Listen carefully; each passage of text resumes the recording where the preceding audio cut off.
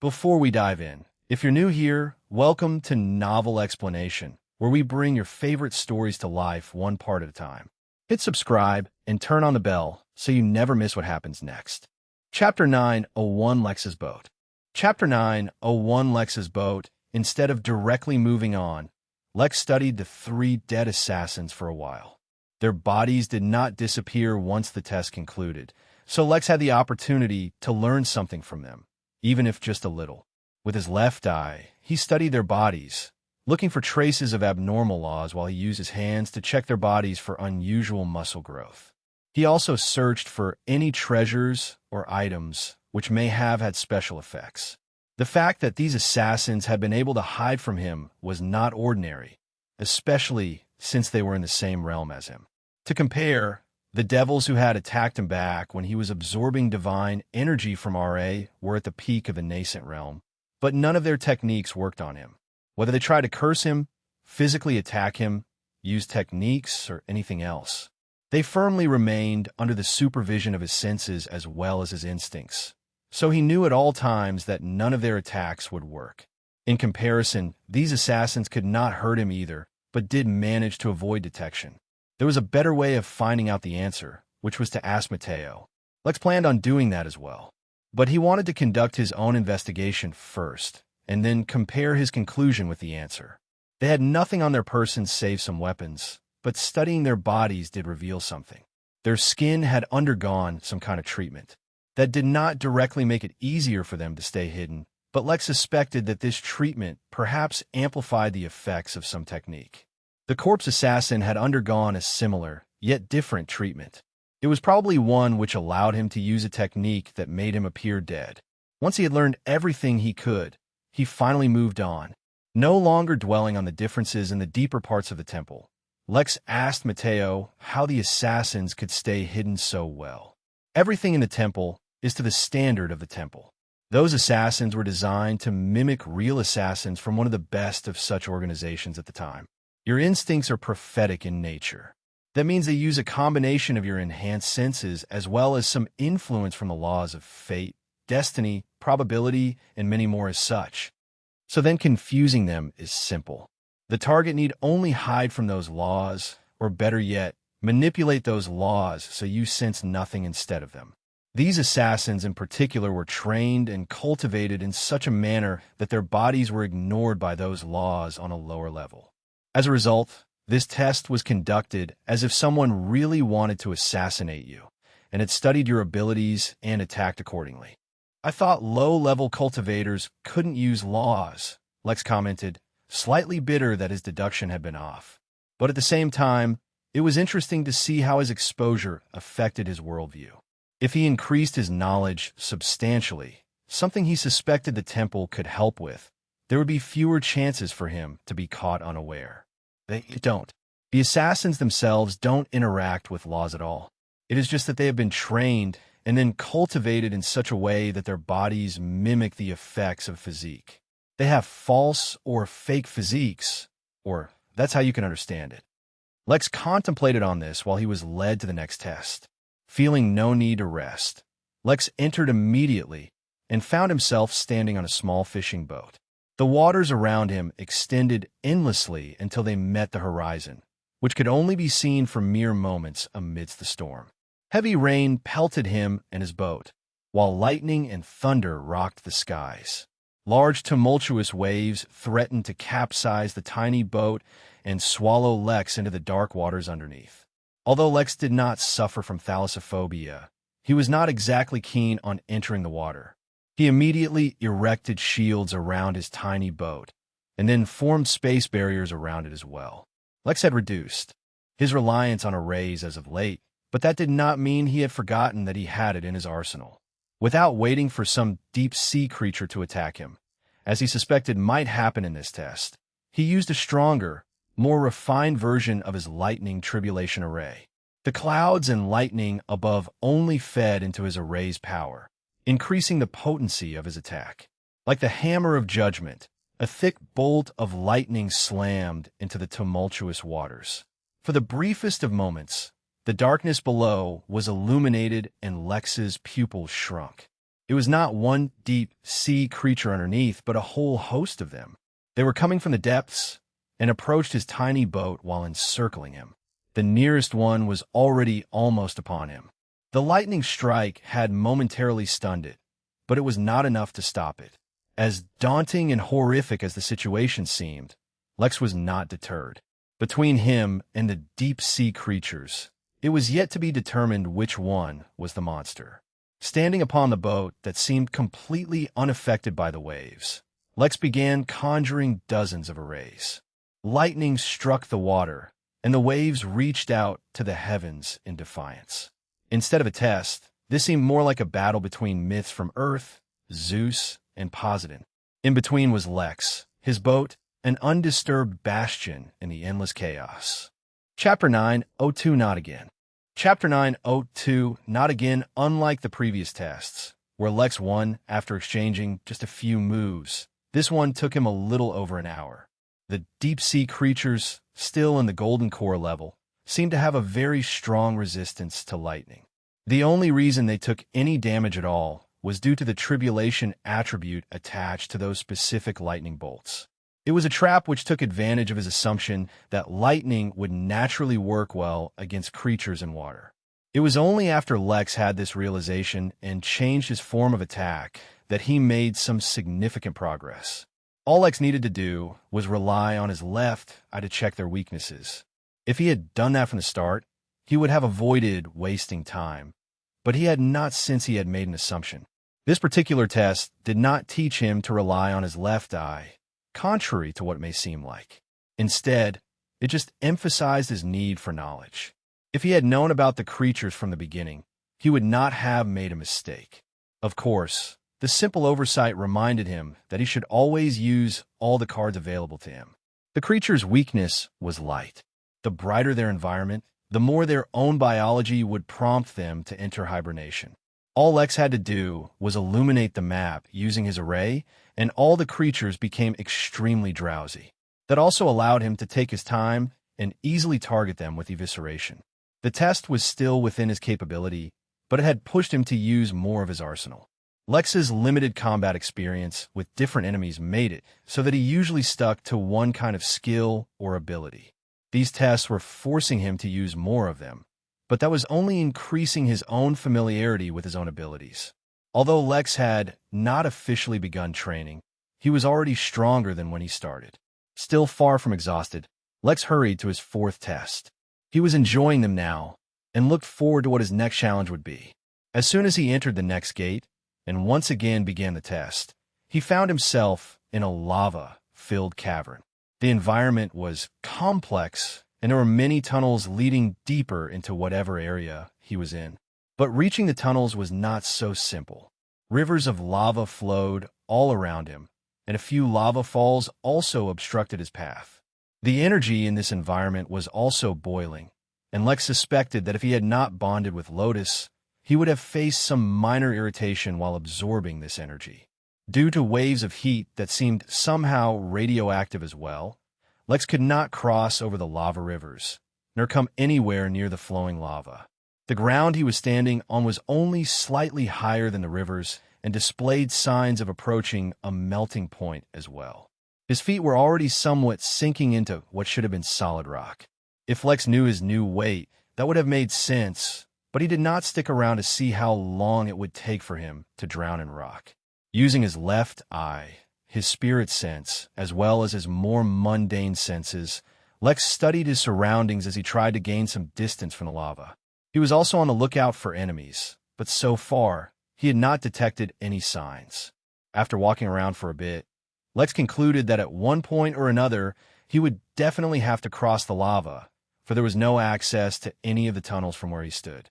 He used Harden and erected a few shields around himself before leaping over one of the rivers. He anticipated an issue while crossing. After all, this was a test, so how could it be simple? But even he was not prepared for the fact that his shields caught fire, as if kindling brought close to a great flame. Since Lex was on guard, he immediately identified the problem. As expected, the lava that surrounded him was far from ordinary.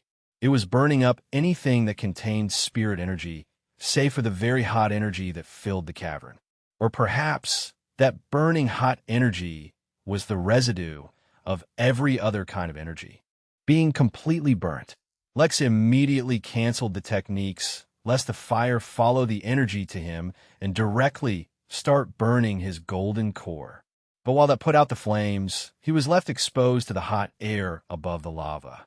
As if composed of the most toxic and corrosive gases, they buffeted him, leaving a fierce burning and irritation all over his skin. His baby hairs, nearly invisible though they were, burnt to a crisp, leaving his delicate skin covered in ash and soot. With watery eyes, Lex jumped forward to build a distance between himself and the lava, hopefully getting closer to an exit. It was unusual that the hot air affected him so badly, even though he had stayed far from the lava, but that only motivated him to keep his distance. As he wiped his eyes and entered a tunnel leaning upwards, he did not drop his guard. This was the perfect opportunity for him to be ambushed. The ground trembled beneath his feet, and a shockwave traveled through the cavern, causing a few rocks to fall from the walls into the flowing lava beneath. Lex froze as a sense of horror filled him. That was not the tremor of a massive creature approaching. No, it was an earthquake, and in such a situation, Lex could not help but think that it was a prelude to an eruption. "No, please, not again," murmured Lex as extended his senses to his utmost and picked up his pace. How many times had he run from a volcanic eruption by now? Why did it always have to be lava? He liked to get caught up in an avalanche from time to time and get some distance from all this heat. Even as he ran, a premonition filled his mind.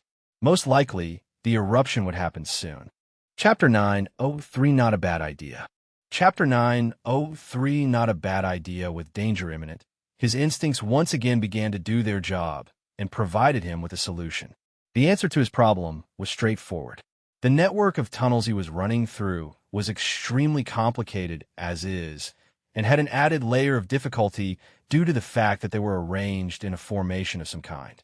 The purpose of the formation seemed to be specifically to confuse him. No matter how much time he took and how he explored the tunnels, he would not be able to find an exit. In such a situation, the answer should have been simple. All Lex needed to do was dig upwards to exit, right? Unfortunately, even that seemed to be a trap. Vaguely, he could sense that gravity was being manipulated within this vast underground network. What he thought was down and up may actually be deceiving. There was no way to determine which direction the exit was in. Although Lex was not out of options, for once he had no way at all to see through the formation that trapped him. When he looked with his left eye to study the laws, he was indeed able to see the ways to make the formation stronger or weaker. His left eye always showed him a way to progress or degrees how the laws behaved contained within anything he looked at. The only difference was that previously, whenever he saw a method to weaken or break through, there was an element of physical weakness to it that he could exploit. But the formation around him was exceptional in ways that were beyond his understanding. If he wanted to destroy it using physical strength, he would have to grow stronger by an order of magnitude. The next easiest way to unravel the formation or manipulate its associated laws was by manipulating some other laws to act on it in certain ways. That was beyond Lex's ability. In short, he was too weak to destroy it and lacked the relevant abilities to unravel it. He was sure that there must be other ways to escape the situation since the test was ultimately designed for Golden Core cultivators. But he was unable to discover that method in the limited time he had available. But this was far from enough to demotivate him. Even if Lex could not escape, there were other things he could do. Despite the fact that he had a new cultivation technique which allowed him to learn offensive techniques and master other things, till now what he was best at was defense. Lex stopped running and studied his surroundings. The tunnels seemed like they were made entirely out of one massive rock with no breaks or joints in between. There was no lava flowing through the tunnel where he stood, but one could easily imagine that this would soon become a path for lava to flow through once the eruption occurred. Perhaps as the size of the tunnel might even increase as the exposed rock slowly melted under the raging heat while the lava flowed. This meant that even the rock around him was not enough to withstand the heat, but if there was enough of it. Lex's eyes gleamed as he summoned his sword and walked to the tunnel wall and began cleaving. His sword, channeling a torrent of his spirit energy through it, cut through the stone piece by piece, leaving behind small, misshapen blocks. His right hand held the sword, but his left hand was focused on drawing arrays. The heated spirit energy in the cavern surged towards the arrays Lex drew, and then seemingly disappeared. For a while, there was no visible reaction. Another tremor spread through the cavern, warning that the inevitable eruption was coming ever closer. Lex had cut out a small tunnel as he kept removing blocks of stone, and he did not seem to have any intention of stopping. Yet a change happened nonetheless. The rocks that he had piled together started to turn red. At first, the color change was not too prominent, but eventually when the whole pile changed color, it could no longer be ignored. Even the new rocks Lex placed on the pile quickly began to change color. Under the influence of the arrays Lex was continuously using, powered especially by the heated energy, the rocks finally began melting. As if guided by an unseen hand, the liquid rock moved towards the tunnel and began to line the wall, at which point it began to rapidly cool.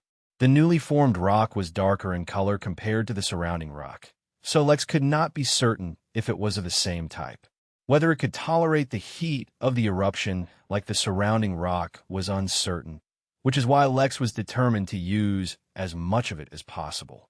In just a few minutes, the tunnel Lex had dug had been resealed, though Lex continued to dig deeper for a while.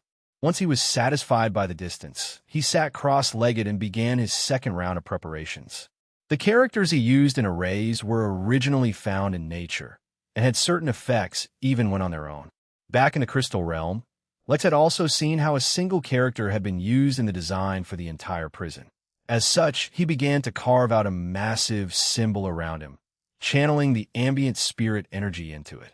This was not an array, but the character was the closest thing to meaning barrier in a single character as far as Lex knew. The purpose of this character was not to protect Lex, but to add a sense of harmony and nature in the barriers he was about to erect. After all, nature was the closest thing to perfection, so he hoped to rely on it for help. Once that was done, Lex began to use his spatial affinity to condense space around him in the shape of a ball. This would not create a space barrier, but would turn what was originally a small distance, such as a few feet, into hundreds of feet. Or at least, it would replicate the effects of that. One by one, Lex put up his defenses. At the same time, he made a mental note to look up techniques to help him absorb the energy from an eruption. Suddenly, Lex froze. Actually, that was not such a bad idea. Chapter 904 Extreme Measures. Chapter 904 Extreme Measures. A plan took form in Lex's infantile mind. His plan was based on the level of confidence he could summon up on his own ability to survive hazardous conditions. After a moment of contemplation, Lex was fairly confident that he could survive, not that these tests would kill him anyway. With his plans set and decided, he continued to put up various defenses while specifically avoiding having any that contained spirit energy. After all, this particular type of lava, or fire, seemed to burn it right up. These defenses included, but were not limited to, arrays that specifically absorbed heat energy to work, space barriers, compressed stone, and walls of supercooled rock, which were cooled through the use of arrays. No sooner had he finished that a massive earthquake came, much stronger than the ones he experienced before. Before the tremors had an opportunity to subside, a massive explosion rocked the entire tunnel network, shaking even the burrow Lex had created. The temperature drastically increased all of a sudden, and a continuous roaring sound engulfed Lex, as if there was heavy machinery at work all around him. Lex could not tell if the ground was shaking because the earthquake was still going on, or because of the heavy, continuous flow of lava in the tunnels all around him. Either way, the fact that his hiding spot had not instantly been blasted open meant that he had a good chance of surviving this test without issue. But that was no longer Lex's goal.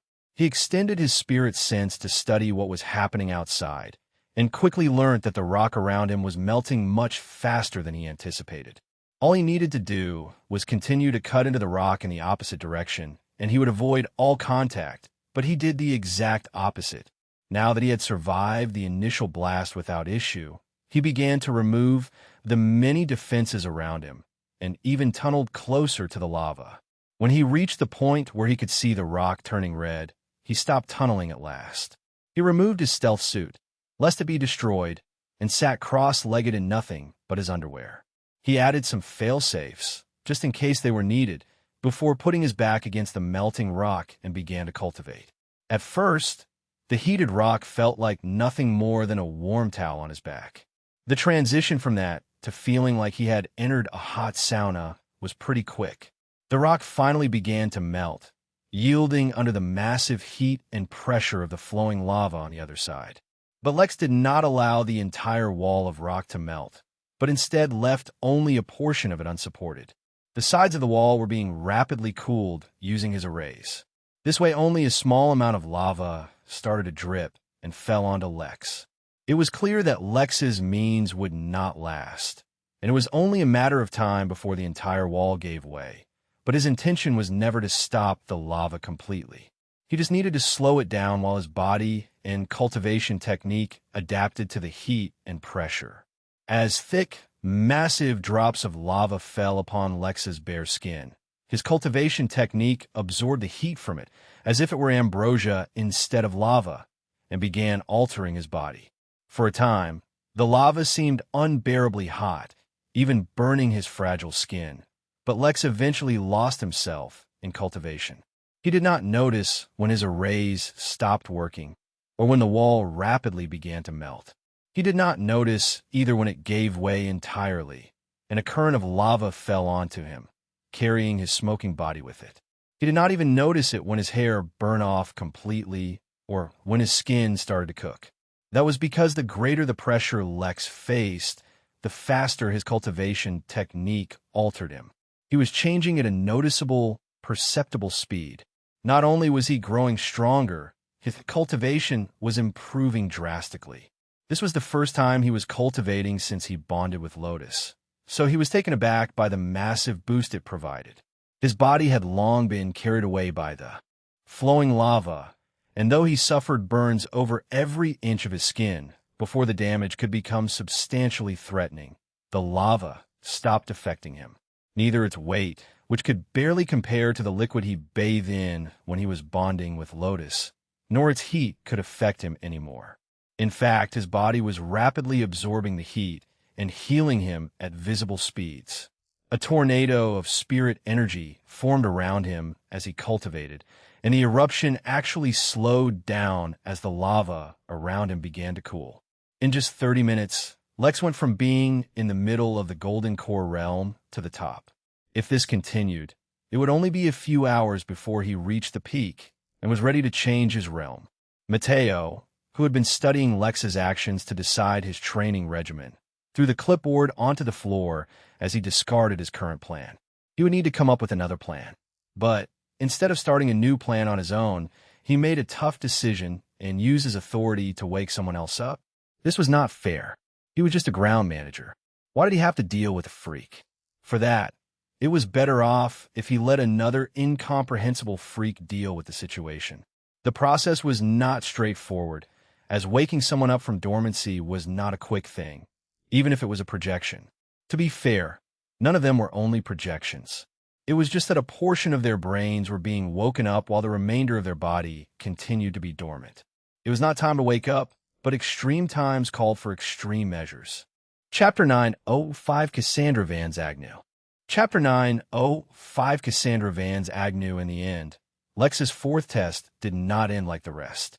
He did not walk out of the test after completing it, but rather, the testing site ejected Lex when he clearly possessed the ability to survive, but would not leave. Seemingly, the test was pretty straightforward.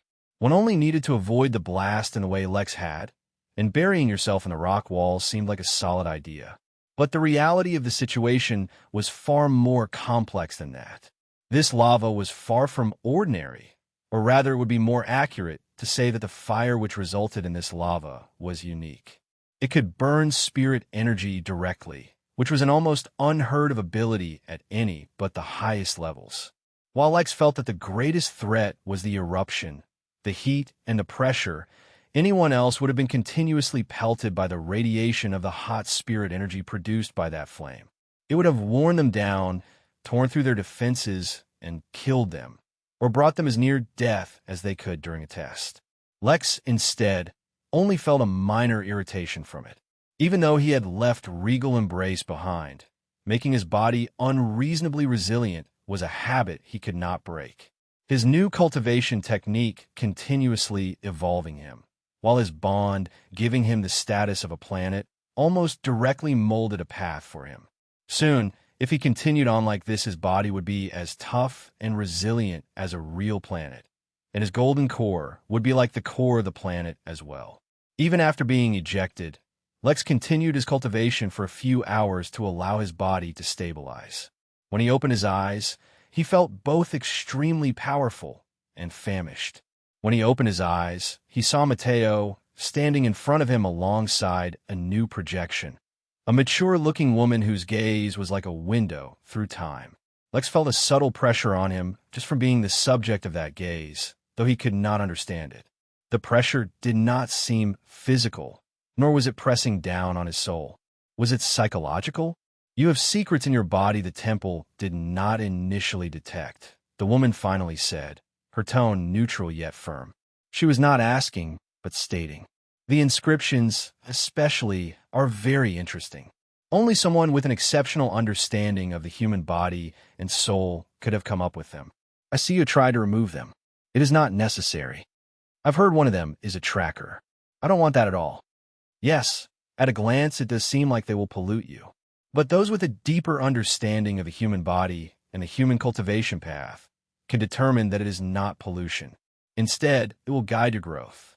The reason your Empyrean physique could be detected by the temple at all is because you've already reduced the potency of the inscriptions. Otherwise, your physique would have stayed suppressed and hidden. Even the tracking serves a good purpose.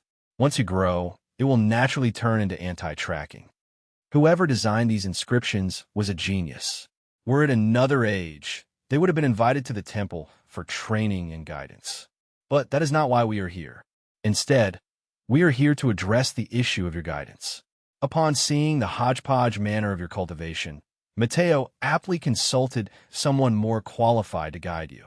Young man, reviewing your scan results, as well as observing you up close, gives me a distinct impression. Your cultivation is like a perpetual stew. Like the ancient ancestors of our race, you continuously add everything to the same pot and continue to blend it together, resulting in a hearty and potent stew. But we are more advanced than that now, and don't need to rely on such methods. Your potential is enormous, and I would like to help you uncover it. Lex, who is unprepared for such an invitation, quickly considered the woman's words. The information she had given him was conflicting with everything he had learned so far, and he had no real reason to believe she was right while everyone else he had met was wrong. Moreover, he did not know her identity, background, or qualification. He also suspected the act of becoming her student contained some ceremonial significance. So why then did he feel such a strong sensation of trust towards her? It was the same feeling he had towards Mateo, only stronger this time. It was as if something deep inside of him recognized the temple as a safe space and did not allow him to raise his guard. Still, he could not dismiss caution based on feeling. Who are you? What can you teach me? Lex asked as he threw on his clothes. He had stripped before cultivating since he did not want his clothes to burn in the lava. Caught up in his cultivation, he had not had a chance to put clothes back on this entire time.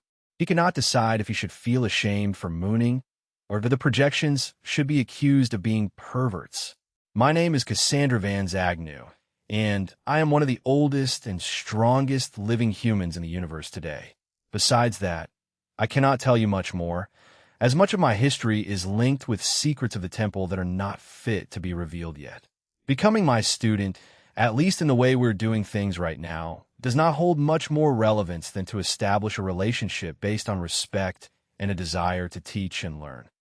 Chapter 906 Get Some Rest. Chapter 906 Get Some Rest. Lex used his sixth sense, his instincts, and his own better judgment, all to determine the veracity of what Cassandra was saying. According to his own judgment, Cassandra did not seem like she wanted something from Lex or wanted to set him up for something. Instead, her entire being reeked of objective neutrality. If Lex were really forced to assign an emotion to describe what she may be feeling, it might be akin to the feeling of a skillful jeweler upon discovering a unique gem, wanting to ensure the gem was polished and attached to a work that will make it shine like it deserves. Ultimately, Lex could not detect any reason to doubt her, and the feeling emanating from deep inside of himself won. He stood respectfully in front of her and bowed slightly. "Please teach me," Lex said humbly. Since he had become the innkeeper, he hardly ever imagined himself lowering himself before someone else. But in this instance, where the other was much more learned than him and was guiding him, Lex did not feel any resistance or hesitation in bowing. Cassandra showed the barest hint of a smirk before returning to her neutral expression. "Before we begin your cultivation or training, we must establish a routine for you. I can see that your body has shrunk to that of a baby's size. Originally, my suspicion was that this was a result of an energy deficiency in your body and that once your energy was replenished, you would grow back.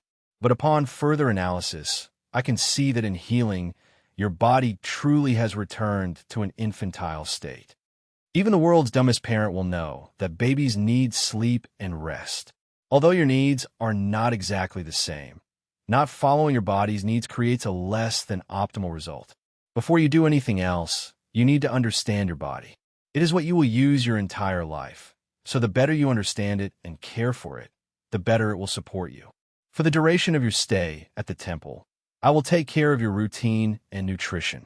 For the next 3 days, you must only sleep, eat, and rest. Although you feel strong, babies should not be overly exerted. Once your condition returns to your peak after 3 days, we will begin your training. Be aware that once your training begins, it will be excruciating. To avoid any accidents, you will only be trained for a total of 1 month before you are led to deal with the deity." Cassandra turned around and indicated that Lex should follow as she led him towards his new bedroom. Lex felt slightly hesitant. Was it really okay for him to be napping around? But then again, Cassandra had been able to dissect the nature of his inscriptions just as a projection, and apparently saw much more than anyone else. If she said his body needed him to sleep, she was probably right. With a shrug, he followed along until eventually he was brought to a strange, oval pod that opened up to reveal a bed submerged in water. The first thought Lex had was that this was a sensory deprivation pod, but that did not seem exactly right. While you sleep, your body will be gently massaged by the bed. The liquid inside is a special healing solution which will not only bring your body to its peak, it will boost your body's ability to heal for the next few weeks. For the next month, you will be sleeping in this. It will help you recover fully after each training session and be prepared for the next day. Now get some rest. When you wake up, I'll have a meal ready for you." Intrigued, Lex stepped into the pod. The liquid was warm and smelled quite soothing and pleasant. He could not help but relax and close his eyes so that he could focus more on the smell. It felt so comfortable, he could not help but lie back down and allow half his body to be submerged in the liquid. It covered his ears, but left the remainder of his face above the liquid, so that he had no problem sleeping. The pod closed, though a dim, warm light filled the inside of the pod. Not that Lex noticed. His attention was on the bed that was gently vibrating and moving. Under his body, parts of it would protrude out in small spherical shapes and move around underneath him, massaging his back.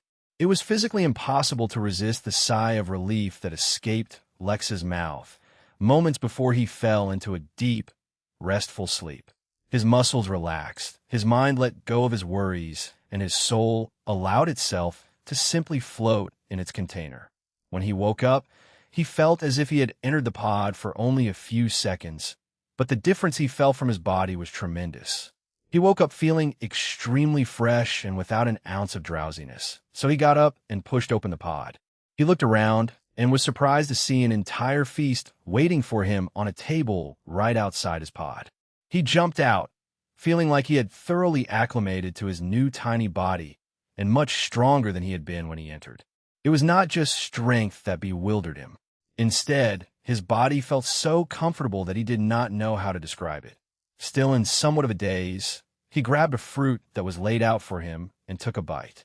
His pupils expanded as the fruit gushed out a sweet, pulpy juice, staining his baby face and overwhelming his senses with sweetness.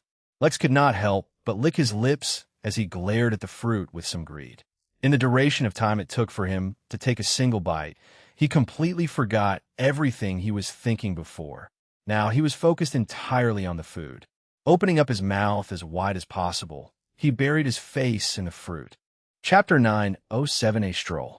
Chapter 9:07 A Stroll. Lex could not help but groan as he looked at the ceiling, a food coma on the verge of descending.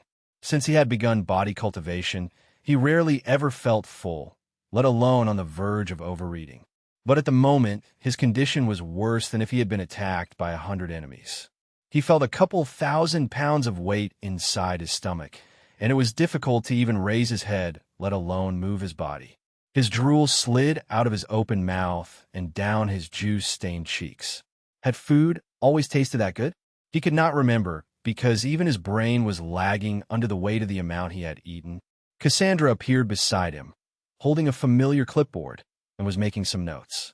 "It seems I overestimated your stomach capacity by 3%, she said out loud, so that Lex could be informed of what was going on with him. "But that's fine. I will make adjustments along the way. The next few days of rest that you will be taking will also allow me to refine the effectiveness of your training plan to a millionth decimal place as I study your body. Some of the food that you consumed is actually supposed to be quite poisonous for humans," she commented, her voice never veering out of her neutral tone. "However, that is not the case for you.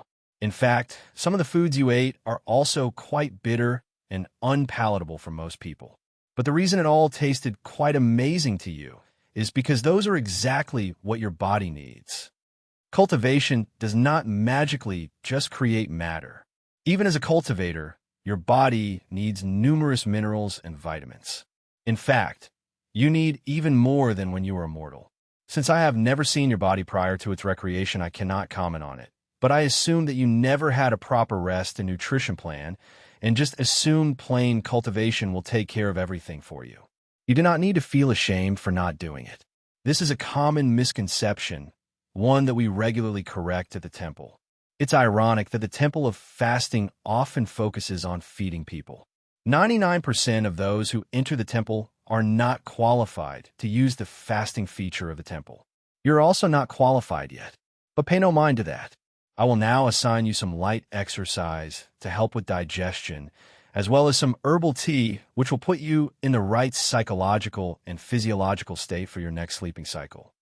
Lex wanted to groan once again, but he could not bring himself to do it with someone else watching. He had never felt so gluttonous in his life, but he could not deny that it felt good. "Where are you getting all these foods from? Can I get some seeds to plant?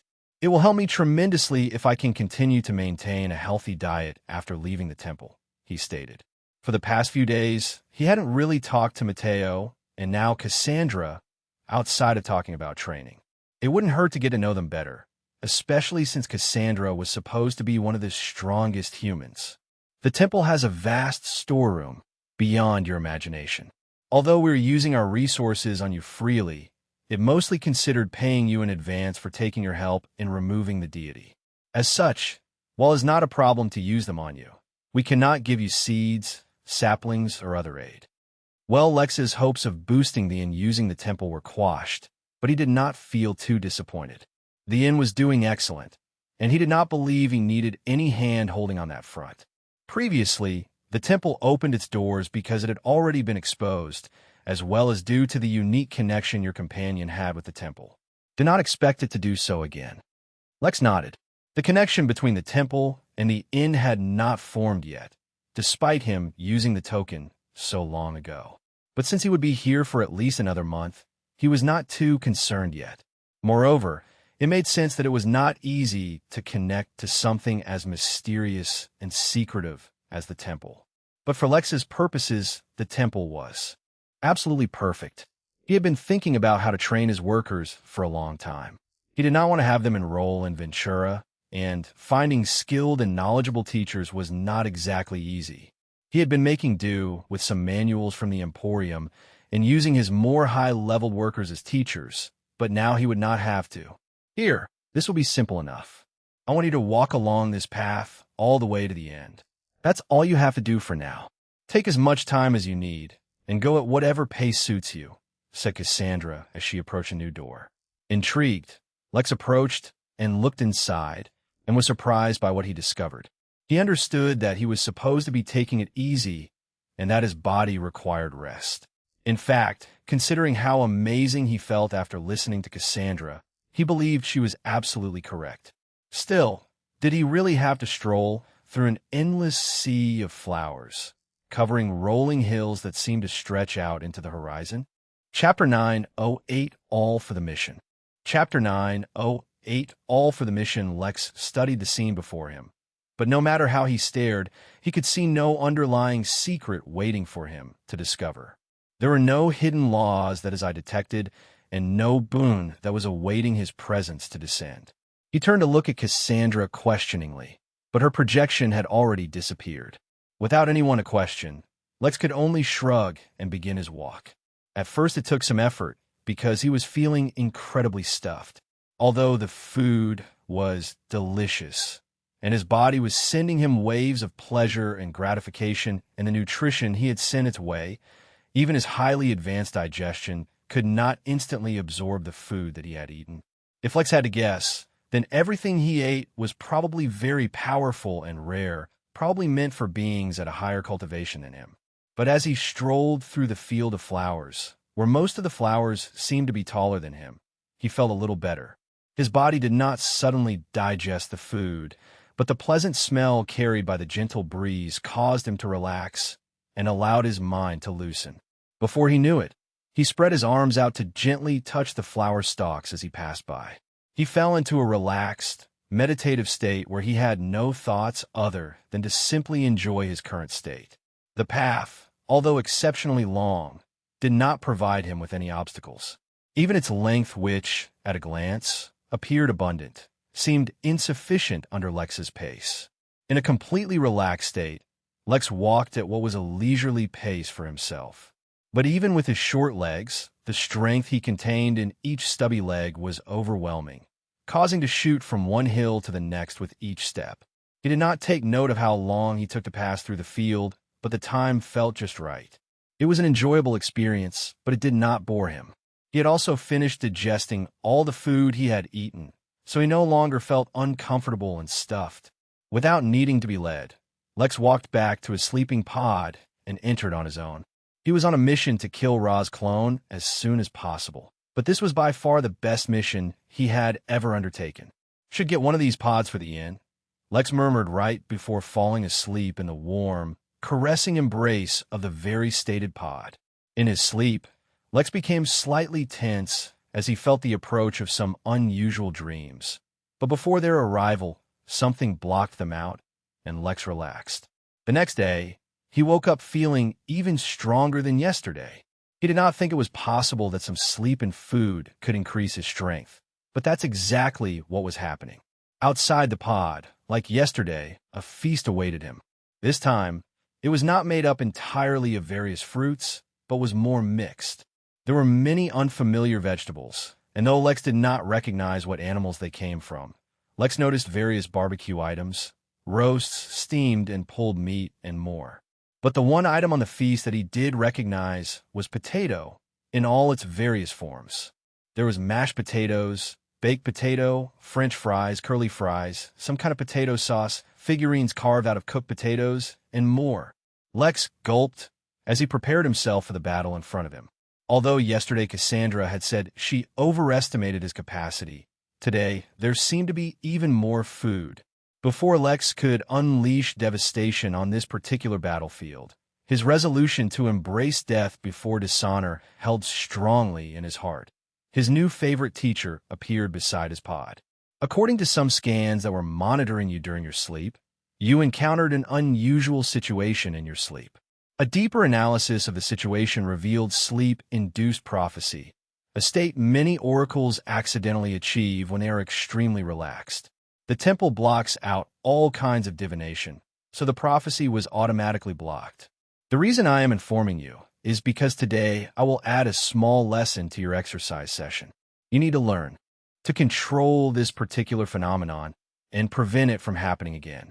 These prophecies will be a great drain on you, regardless of whatever cultivation level you reach. As you grow stronger, the prophecies will also strengthen, thereby creating a vicious loop where you will always be too weak to support the consumption of these visions. This is very important because certain entities can detect the laws associated with prophecies and influence them to send you wrong information. Not a problem. I am a quick learner, Lex assured her. Although his body was already urging him to attack the food, he had enough self-restraint to control himself when it came to important matters. Almost as if she was purposefully checking how he would react given the stimuli of the food and the urgency of the information she brought, Cassandra picked up the clipboard and began taking notes. You can eat. She disappeared, leaving Lex to single-handed face the perils of an all-you-can-eat buffet. He took in a deep breath before launching himself at the nearest dish. His body was screaming at him, as if he had been hungry for 100 years and finally encountered some food. He did not question it, but just ripped out a big chunk of meat from what looked like a drumstick that was larger than his face. He screamed internally. Even his tears began to drip out of his eyes. But he did not stop, or even slow down for that matter. He loved spicy food. Even if he didn't, he would make the sacrifice and eat it all. It was all for the mission. Chapter 909, A Swim. Chapter 909, A Swim. With all his might, Lex slammed down the final pudding cup and let out a satisfying burp, a massive chocolate-covered grin painting his face. When was the last time he had burped?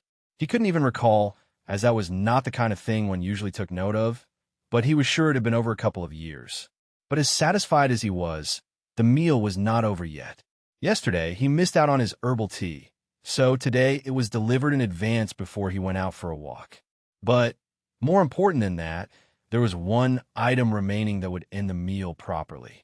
Although filled with a hint of excitement and anticipation, Lex controlled himself and sat cross-legged as he drank his tea. He imagined himself the protagonist in a kung fu movie as he picked up the small bowl with steam rising out from it. The taste was refreshing, but had a mild bitter aftertaste that lingered for a few moments. Normally, Lex would not appreciate the bitter taste, but after experiencing such a rich palate from all the food he had, it felt kind of nice. It was as if his taste buds were being cleansed. He took his time with the tea, and in fact spent some time meditating afterwards once he was done. He did not feel stuffed like he had yesterday, which was curious because he ate more food today. Either the quality of the food was not the same, which Lex highly doubted, or his own capacity had increased today. Either way, when Lex opened his eyes, he saw the last item for him today. To complete his meal, all that was left was a single cigar. Normally, Lex would refrain from smoking a cigar right after a big meal. Not that he smoked many, anyway. But today, since he was given the cigar by Cassandra, he would oblige. After all, as a student, he had to listen to his teacher. With a gentle touch, he picked up the cigar and examined it, its deep mahogany hue hinting at the unparalleled craftsmanship that went into making it. He carefully unwrapped the packaging, revealing the prize hidden within. He ran his finger across the length of the cigar, feeling its texture under his skin, before running it under his nose to take a whiff. Even non-smokers had to agree that cigars smelled great. Once he was done appreciating it, he cut the cap in a neat, clean slice and used the accompanying matchbox to light a flame and caress the cigar with it. A connoisseur would know not to use a lighter for such things, and as someone who had seen the movie Hellboy, he too had gained this sacred knowledge. As wisps of fragrant smoke began to unfurl, he embraced the moment, a symphony of senses intertwining in anticipation of the unparalleled journey that lay ahead. As he took in his first draw, Lex felt extraordinarily indulgent. The complicated flavors, the rich notes of aged leather and toasted oak, the exotic spices and elusive hints of sweetness all delivered an unforgettable experience. Lex opened his eyes and got ready for the next pull, only to find that the cigar in his hands had already turned to ash. Lex could not help but ask, startled. That particular blend was too strong for you, said Cassandra, her projection having appeared beside him at some unknown time. You spent the last 3 hours processing your first puff. But it's not a waste even if you only took one puff. The purpose of this cigar is actually to evaporate some of your cultivation and push it back down a bit, thereby making your foundation stronger. Taking too much of it at your level would have done you more harm than good. As it is, right now, you have received as much benefit from it as you can. Your cultivation, which was growing a little too rapidly, has been tempered off. This way, your cultivation will rise when we want it to, not at every random opportunity. Now, come on, follow me. Today, instead of a stroll, you'll be going for a light swim. At the same time, I will brief you on the technique to avoid divination in your sleep. Cassandra began her instruction right then and there, even as she led him towards a different part of the temple. The technique had 2 parts, one active and one passive. He would first learn the active part and use it before he slept every time he slept. Meanwhile, he would study the passive part and take his time comprehending it. The essence of the technique was to have firm control over his various abilities, so that they would not randomly activate when he was asleep. In practice, it was a little more complicated, but for some reason, Lex kept imagining that he was being taught the cultivation version of not wetting the bed.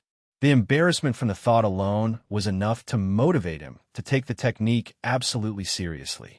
The reason why he was asked to practice the technique while he swam was so that he could practice his control over his abilities in an unfamiliar environment. The technique was not overly complicated for someone who had repeatedly strengthened their mind, so he was able to understand the underlying concept fairly easily. Now all he had to do was practice while he swam. Just like the field of flowers yesterday, his designated spot for swimming was fantastic. It was extremely scenic, and the cool, refreshing water was filled with colorful and interesting little fish who swam all around him. None of them were aggressive, and most of them were friendly enough to come and observe him as he swam past their homes. By the end, Lex was feeling lighthearted and easy, as if he had let go of some stress he was unconsciously carrying with him. Knowing that what awaited him now was a good night's sleep, he could not help but smile. Training should always be this relaxing. Somewhere in the distance, Cassandra was observing him carefully, putting the final touches to the hellish training that awaited him. Chapter 9, Tend the Door. Chapter 9, Tend the Door. When Lex returned to the pod, he noticed a small change in the setup. Now, instead of a warm liquid, the pod was filled with sand. He was hesitant at first to get in, only imagining how difficult his life would be once he got sand in his hair and clothes. But then he recalled that he barely had any hair. Moreover, his clothes were self-cleaning. Ignoring the bitterness in his heart, Lex climbed into the pod and made himself comfortable. Like the liquid, the sand was warm, but it was not rough and coarse or irritating, and it did not get everywhere. Instead, it was soft and welcoming. Feeling the embrace of sleeping approaching, Lex quickly used his newly learned technique to prevent him from using divination and allowed himself to succumb. His eyes closed, and he fell asleep immediately, letting out a light, cute snore. Regardless of whether it was happenstance or his technique was actually working, he had no dreams that night and woke up the next day feeling refreshed and buried. At some point, his body had submerged into the sand, leaving only his face exposed. But he did not feel uncomfortable, and emerging from the sand proved an easy task. He pushed open the pod to find yet another feast waiting for him. This time, the food carried an intimidating aura, as if made from the flesh of terrifyingly strong beasts. That did not stop Lex at all, though he admitted that he had a tough time eating it due to his teeth not yet fully emerging from his gums. The meat was tough and chewy, but to make up for that fact, it was packed full of flavor, and each time he chewed, it gushed out amazing juices. The fruits were wrapped in shells that were difficult for him to break, even with his strength, though some ingenuity resolved any issues he had. If the previous 2 meals were meant to spoil him, then this meal was clearly waiting to be earned by him. Nothing was easy to eat, and if he did not put in sufficient effort, it would not yield any rewards. But that did not deter him, nor did it slow him down. He summoned swords and daggers, and sliced when slicing was needed, and slammed when slamming was needed. Eating became a workout, but after a few continuous hours of effort, he finally ate everything on the table. Feeling both satisfied and somewhat exhausted, Lex looked up at the projection of Cassandra, who had appeared at some point. Today, you will train a bit with a pole staff, and then spend the rest of your time sunbathing. Lex nodded, and tried to strike up a conversation with her again, but Cassandra was not much of a talker. She gave him quick, one-word replies to any questions he asked, and didn't seem interested in his topics of conversation. Eventually, he had to give up as they finally reached the training center. Lex was given a wooden pole staff and asked to mimic the actions of a projection that appeared before him. At first, it only swung the staff once, which Lex copied. Then it added one more movement, then another. After using a few moves in conjunction, the projection reset completely and started with a new set of movements. Lex did not need to think, he only needed to copy. It was simple enough until Lex made a startling realization. His movement with the staff seemed perfect. Whether it was his weight or stability, his positioning, or his awareness of the angles that he swung in, everything was perfect. He even felt like he was on the verge of manifesting a pole staff intent. After so long of trying to master swordsmanship and failing, he nearly mastered the simple use of pole staff in one single session. Was that a reflection of his astounding learning ability or the quality of the training at the temple? Before he could reach an answer, the training session ended. He was brought to another room, this time by Mateo, which was supposed to lead him to where he was supposed to sunbathe. But Lex could not help but notice another door he saw in passing. It was a simple, unassuming door, its humble presence whispering of a timeless charm. If only one could actually notice it. He raised an eyebrow as he detected something strange and examined it in greater detail. It was made of oak and looked like it had weathered through entire eons, yet had not succumbed to time, retaining its graceful dignity. Mateo said something, but when Lex did not respond, he turned around and saw a scene that alarmed him greatly. But Lex noticed none of it. He was stepping closer to the door, his heartbeat gradually beating faster as he approached. The wood boasted a rich tapestry of grains, each etched line narrating a silent story of growth and endurance. Its surface was worn smooth by years of welcoming touch, offering a tactile invitation to curious fingertips. Lex's fingertips. He raised his hand, not reach for the knob, but to touch the door itself. This close, he could detect the faint scent emanating from its frame.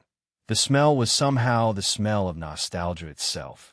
He could hear memories long forgotten, filled with joy and laughter, right on the other side of the door. To swing it open would be to open a portal to warmth and welcome, to sunlight and fresh air, to childhood days without worry or regret. Just as Lex's fingers were moments away from touching on the door, a velvet curtain was dropped on it, and Mateo suddenly appeared in front of Lex, finally catching his eye. He said gravely, "That's a mistake. It was not supposed to be here. It is a forbidden curse let loose by an ancient cultivator named Scorp. No, never mind. The fact that it has appeared here means the condition of the temple is worse than we thought. We might need to speed up your training. Come, let's go." Before Lex even had an opportunity to argue, the velvet disappeared, and along with it, the door. Ancient curse? Lex could not help but wonder. It did not feel like a curse to him. It felt more like love trapped behind a wooden door. Or perhaps it was the door itself. Chapter 9:11, how can this be called training? Chapter 9:11, how can this be called training?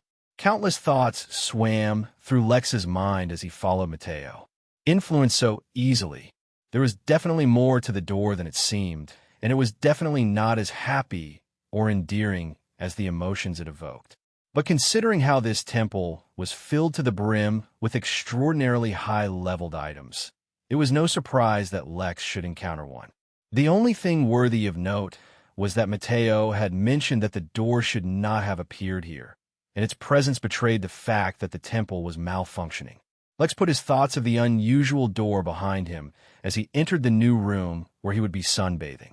A single survey of the room revealed the fact that, unlike his previous two experiences, which were very relaxing, this room most likely had an ulterior motive. It looked like a simple beach where there was a reclining chair spread out for him, as well as a pair of sunglasses.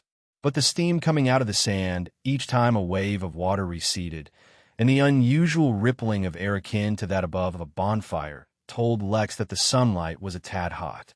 Of course, to Lex it did not feel like anything other than a gentle warmth from the sunlight.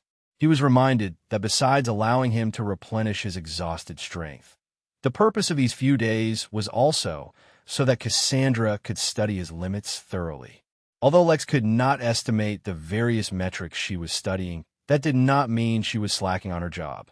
Aware of the fact that his leisure time was bound to end soon, Lex stripped down to his undergarments and lay down on the chair, putting on the appropriately sized sunglasses to protect his eyes. Since he had a few hours to spare and did not plan on napping before going to bed at night, Lex spent the next few hours practicing the anti-divination technique. By the time Mateo returned to escort him back, Lex felt somewhat more familiar with the technique, but was nowhere confident enough to use it passively. He could already tell that reaching such a level would take a long time. The sunbathing gave him no noticeable benefit, although he noticed that by now, even the water was boiling and steam was rising from the sand all around him. Was it supposed to be really hot? It appears that after training in lava, he had a much higher tolerance to heat than before. That was already expected, though. In his bedroom, he was once again faced with a pod full of sand. Already familiar with it, he did not hesitate to get it, use his anti-divination technique, and then go to sleep. He was looking forward to his training the next day. When he woke up, Lex felt a noticeable difference. He did not feel stronger, but rather more comfortable in his own body. Moreover, he had a vague sense that he had barely slept a couple of hours, unlike the last few days where he was sleeping nearly 12 hours. When he exited, he found that Cassandra was waiting for him, though her gaze seemed to be fixed on her clipboard. From today onwards, your routine will change. Although you will still have to sleep and eat every day, the amount will be much less than the previous few days. I've also adjusted the intensity of your training. It seems that I originally underestimated your tenacity. Now that I know your body can tolerate a much harsher beating, I've condensed several individual lessons into single, more demanding lessons. Instead of a feast, what awaited him was a single bowl of porridge, a glass of milk, and what looked like a protein bar. Lex couldn't deny the disappointment he felt after being spoiled the last few days, but he did not let them affect him. He hurriedly consumed his breakfast, not bothering to waste time savoring it. As much as he enjoyed good food, he currently felt impatient to see what kind of training awaited him. Once he was done, Cassandra led him wordlessly to their first training room. Usually Lex would have tried to strike up a conversation with her, but today he decided to let it go. For too long had he been waiting to see what the training of the temple really was. Compared to how grand the temple was, the first training room seemed unusually mundane. It was a square room with dark gray walls and barely any lighting. If not for his improved eyesight, Lex would practically be blind here. "Here, put this on," Cassandra said as she pointed to a gray, leather armband that was placed on a table in the corner. It looked ordinary, but as soon as Lex touched it, he felt a strange, suffocating feeling as his access to all the spirit energy in his body was cut off. Startled, Lex nearly dropped the band, but he regained composure quick enough. He looked towards Cassandra, as if demanding an explanation. "Originally, I was planning to begin your training by helping you sense divine energy. Then there would have been a session to help you control divine energy while keeping it outside of your body. If you absorb divine energy, your cultivation technique will automatically convert it to your unique brand of energy stored within your core, which is why it is important to manipulate it outside of your body. After that, you would have begun amalgamating the external energy into your attack patterns. You already know how to boost and strengthen your weapons using your internal energy, but you can do the same with external energies as well. You can also already control external energies, because if you did not, you would not be able to use your spatial affinity so fluidly After all, it requires manipulation of spatial energy. Considering your familiarity with the concepts, I anticipated that it would take you 3 to 4 days to learn all of this. But considering your inhuman resilience, your ridiculous healing capabilities, and your amazing comprehension speed, we will do all of that today. By blocking off your control over the energy within your body, you will only be able to use external energy. This particular room is designed to filter all kinds of energies, allowing only a specified one inside. As such, I will flood the room with divine energy. Then I will give you a sword capable of enhancement via divine energy, and then put you up against a foe many times stronger than you, as well as more skilled than you in combat.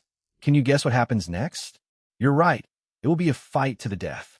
Of course, should you fail, I'll stop before you really die, but don't doubt that I will fully allow you to get hurt very seriously. After all, at the temple, we can heal you and bring you back to a fighting state. But do not worry.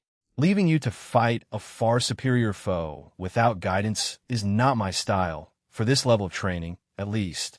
Step-by-step instructions on how to deal with the foe will be transmitted directly to your brain. They will include 2 steps. The first step will be the physical maneuver, and the second step will be the divinity enhancement. If you manage the first and not the second, you will not be able to reproduce the desired effect, but you also won't die too quickly. Now, put on the band and take your sword. Lex asked in an exasperated way. Even Marlowe at least taught him some basic moves, and that fellow was unhinged. This is, of course, not your training, Cassandra responded, her voice and expression completely neutral. This is only the first step. Activating your sense of danger will push your brain into a hyperstate, thereby speeding up your learning process. This is just so you can figure out how to control external energy faster. I don't need the threat of death to do that, said Lex as he put on the armband and grabbed a long sword which magically appeared in the air in front of him. As if to explain to Cassandra what he meant, Lex entered his state of flow. A projection for a simple slash entered his mind, similar to the one had been practicing but never satisfied with, but with minute differences all the same. Moreover, there was a distinct moment right at the beginning of the move when the edges of the sword began to glow, giving off a soft, white light. Devoid of all emotion, Lex tried to replicate the move. Although the sword did not ultimately glow, Cassandra was able to detect a ripple in the divine energy within the room. A faint expression finally appeared within her usually neutral eyes. Chapter 9:12 from outside the syllabus. Chapter 9:12 from outside the syllabus. Since Lex was focusing on the instructions he was receiving in his mind, he did not notice the faint emotion which emerged in Cassandra's eyes. But since she did not make any additional changes to his training program, it did not seem to matter. He was repeating the moves as close to perfect as he could, and he felt himself improving with each swing. The reason why Lex always felt like his swordsmanship was lacking was because although the sword's swing seemed fine, he was able to detect flaws in his body or weight distribution or something else. Sometimes he did not even know what was wrong except that his instincts told him something was missing. Following the instruction in his mind made a monumental difference, though. Even the smallest change, such as the angle at which he turned his ankle while standing in a certain posture, made all the difference. It was the difference between a straight line drawn using a ruler and a straight line drawn by an artist. To the untrained eye, there may not be any difference, or the artist's work may even seem inferior. But someone who could comprehend the complexities involved would see that a straight line, when drawn by someone who had the potential to create a grand masterpiece, held infinite possibilities, while the same straight line, drawn alongside the edge of a ruler, only ever contained the possibility of being a straight line. The ruler could make nothing else. It was a level of comprehension into a subject that teetered on the edge of being measurable and quantifiable, and that of being abstract. In summary, the sword swing now had the potential to become anything Lex could need it to become. While Lex was making no progress on controlling divine energy, he could subtly feel his sword intent forming. He spun, following the instructions in his mind, and swung the sword backwards as if deflecting a silent blow that was coming from behind him. The swing was a perfect replica of the image in his mind, save the glowing edge. But the difference this time was that he actually did end up blocking an attack. But while his form was perfect, the strength of the attack was too great, and Lex was thrown off balance. The image in his mind changed, and Lex, in his emotionless state, followed without missing a step. But while he managed to block his leg from being amputated, the very fact that his sword was not reinforced by divine energy meant that it could not match up in strength. In his flow state, he immediately judged that it was possible to effectively deflect these blows using only skill, even with the difference in strength. It was just that the instructions he was receiving were not meant to do that, which is why he kept suffering. He shifted from his flow state to his overdrive state. The overdrive state lacked the finesse of the flow state, but it forced his brain to operate at a capacity much greater than normal. When he first unlocked this state, Lex discovered that its consumption was massive and that he couldn't keep it running indefinitely. But the energy reserves for his technique were so massive that he more or less hardly ever ran into an energy deficiency issue. When considering the kind of boost it provided Lex, it was almost like a cheat. Lex had been thrown to his side and was lying on his back. He did not even have time to stand up, his mental guide already transmitting the next move to prevent himself from dying. Time seemed to slow down as his mind analyzed the next set of instructions, and through them deduced the kind of attack his opponent was making. He then calculated the difference between the amount of strength he could generate on his own, and that which would be generated if his sword were imbued with divine energy. It was an easy enough estimate to make once he had felt the difference in the outcome that his instructions predicted and the one that his body suffered from. With that, he was able to deduce how much stronger the attacker was than himself. With all the information he had on hand, as well as the template of the movements from his instructions, his mind speculated on the best way to adjust for the difference in strength using technique only. Lex's eyes glowed as his overdrive state worked better than it had ever done before. He swung the sword, deviating from the instructions for the first time, and once again stimulating a reaction in Cassandra. She could tell exactly what the outcome was about to be, which is why she was surprised. Lex blocked the attacker, and instead of receiving the attack head-on, caused it to deviate and hit the floor beside him. Completely unaffected by the previous attack, Lex finally got the time to leap onto his feet and observe his attacker. It was, predictably, a suit of armor, but this one was glowing, no doubt indicating that it contained divine energy. More instructions came, and Lex's mind quickly dissected them to repeat the process it had just undergone previously. It was not perfect, as there was only so much strength pure skill could account for, but it was enough to ensure that Lex was no longer being manhandled. When Lex successfully blocked 3 attacks without being flung across the room, the gleam in his eyes sharpened, and he changed his process once again. Instead of just dissecting his instruction so that he could figure out the best way to defend, he began figuring out ways in which he could attack. This time, when the change happened, Cassandra was no longer surprised, but did pick up her clipboard to make a note. Lex blocked the attack, or rather, touched his foe's sword with his own and gently guided the attack to the side. Meanwhile, he took a step forward, bringing himself closer to the suit of armor. At this distance, the armor could not react in time as Lex flourished his sword, bringing it back from deflection and turning it into a swift attack on its chest. There was not even a scratch on the suit of armor, but it did stumble. Lex's mind worked even faster as he absorbed this swordplay and made it his own, so that he could use it as he wished. 2 more times, Lex managed to deflect as well as attack, causing the suit or armor to stumble. The 3rd time, a silver tinge appeared around the sword, and Lex felt something in the universe around him, responding to his attack. While his previous attacks could not even leave a mark on the suit of armor, this one caused a soft dent and a crack to form. Lex grinned and attacked again.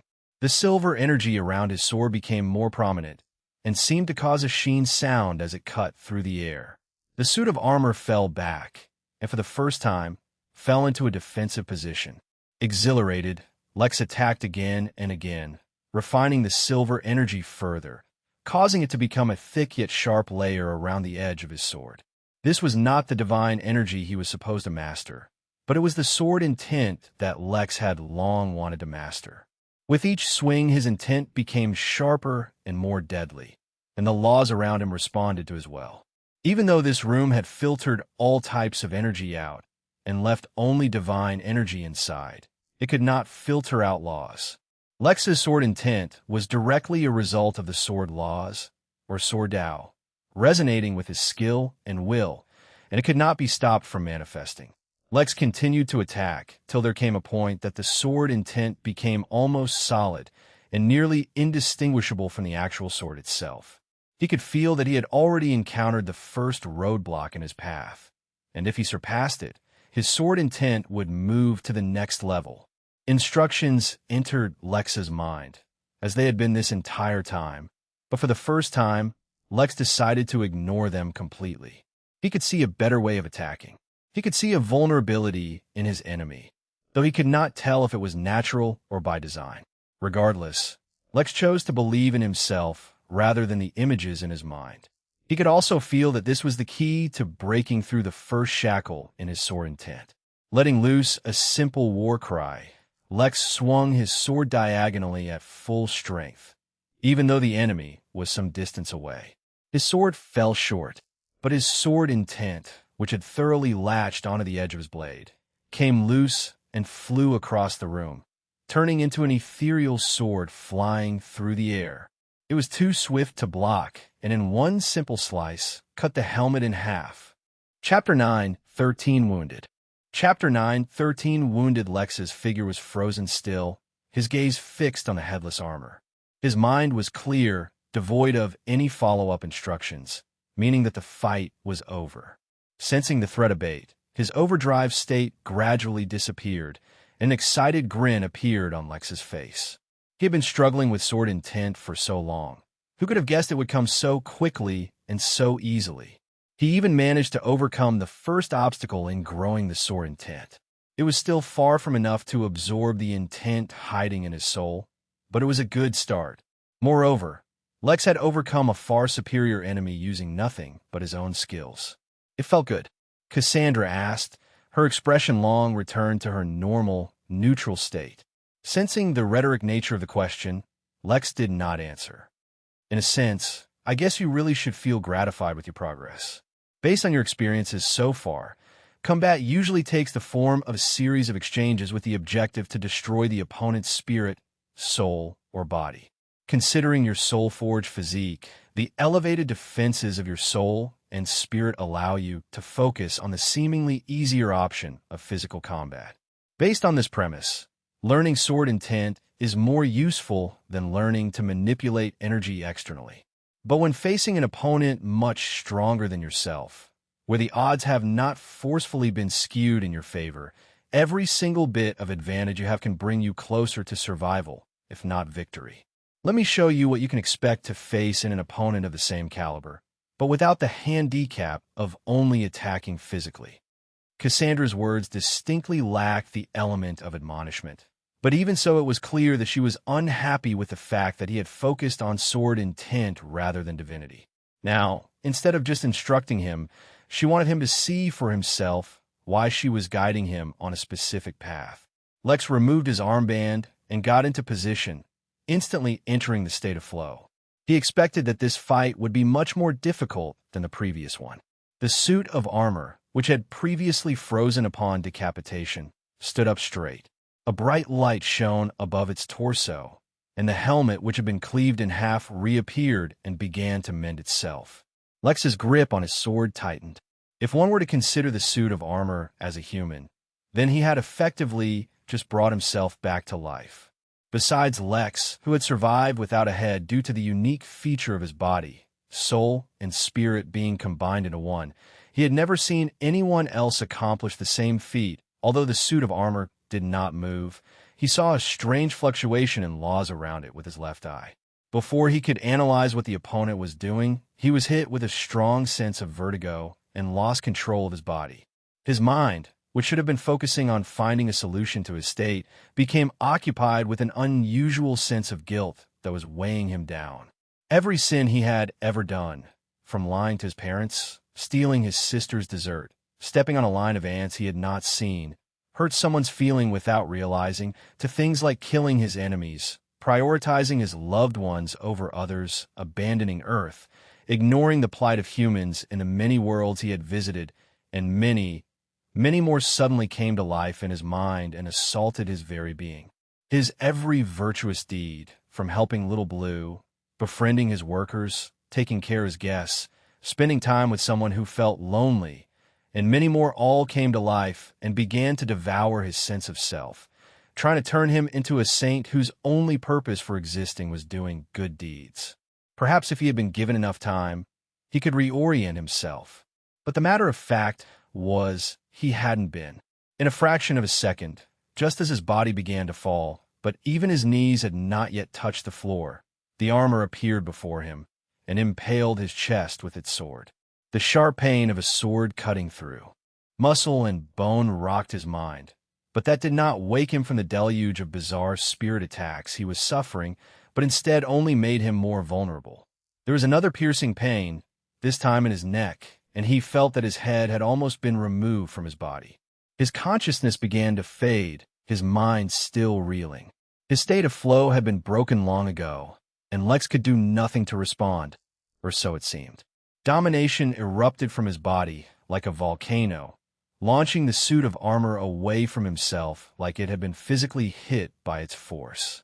All the visions in his mind cleared, his emotions stabilized, his sins and virtues disappeared, replaced instead with the image of himself standing stalwart under the endless assault, even bloodied and battered as he was. The enemy's sword was in his hand. He had grabbed it at the last second before it pierced his eye, his tremendous strength keeping it from inching forward or back. His aura did not suffer any harm due to his bloodied state. Instead, it became stronger. A stronger, more fierce, and more noble aura enveloped him, pushing back against the halo of divinity that surrounded the suit of armor. He was ready to continue the fight, his strength undiminished even in his injured state, but such a display was enough for Cassandra to get her point across. That is just one of the abilities common to all deities once they reach a sufficient level. It is not without reason that deities are worshipped and treated above all other beings. The powers they gain are a blend of the many inherent qualities of divine energy, as well as the domain of their belief. Their more potent abilities all have to do with their belief. You can combat it like you have done now, using a type of brute force to push them back. But there are better ways. It was slightly difficult to calm down when your body was in so much pain, and you were all geared up for a fight, but Lex managed.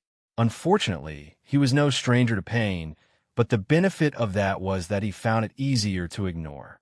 He also understood what Cassandra was saying, much in the way that he used pure technique and skill to overcome his stronger foe in the sword fight.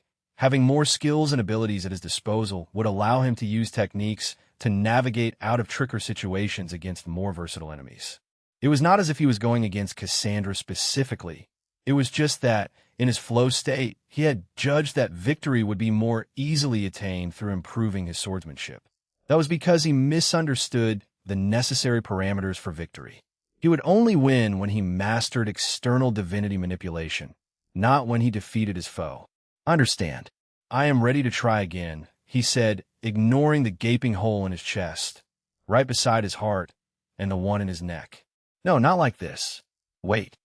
The suit of armor, which had only a short while ago attacked him with the intention to kill, raised his hand and projected out a bright, white light which fell onto Lex's body. His wounds began to itch, but the discomfort lasted only a moment. A warmth filled his chest and traveled through his body to the wounds, which began to heal rapidly. In a matter of minutes, both his injuries vanished, his dried blood and torn clothes the only proof that he had ever been hurt at all.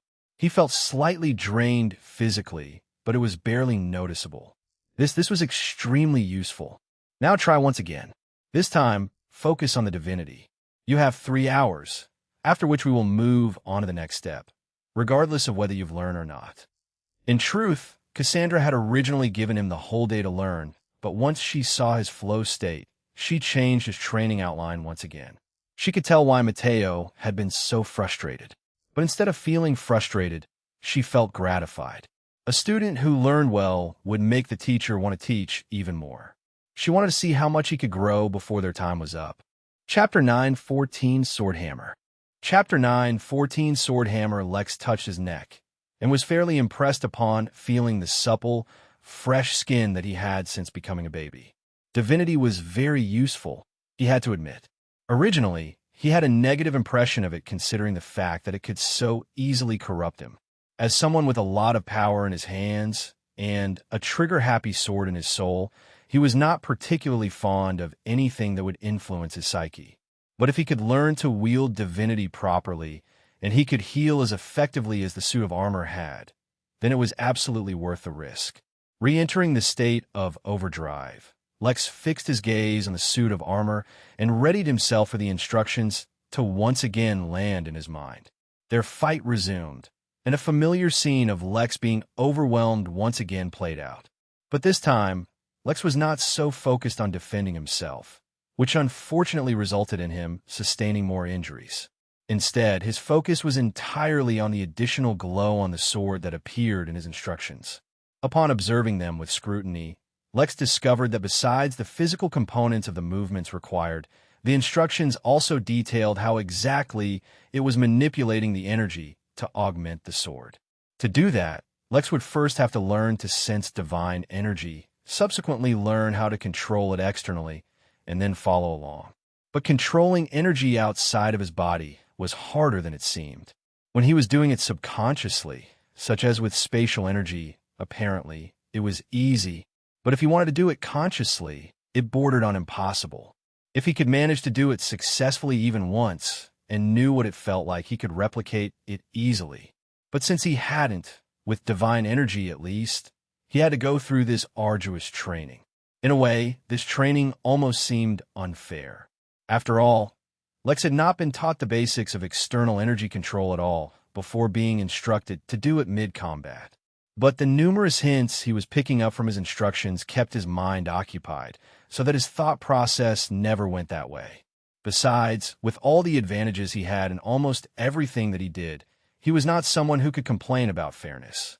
Little by little, as time went by, even as he sustained numerous injuries and once again became covered in his own blood, he began to grasp the minute details of external control. Without overdrive, it would have taken him much longer, and if he hadn't mastered sword intent, he would not have survived the onslaught for so long.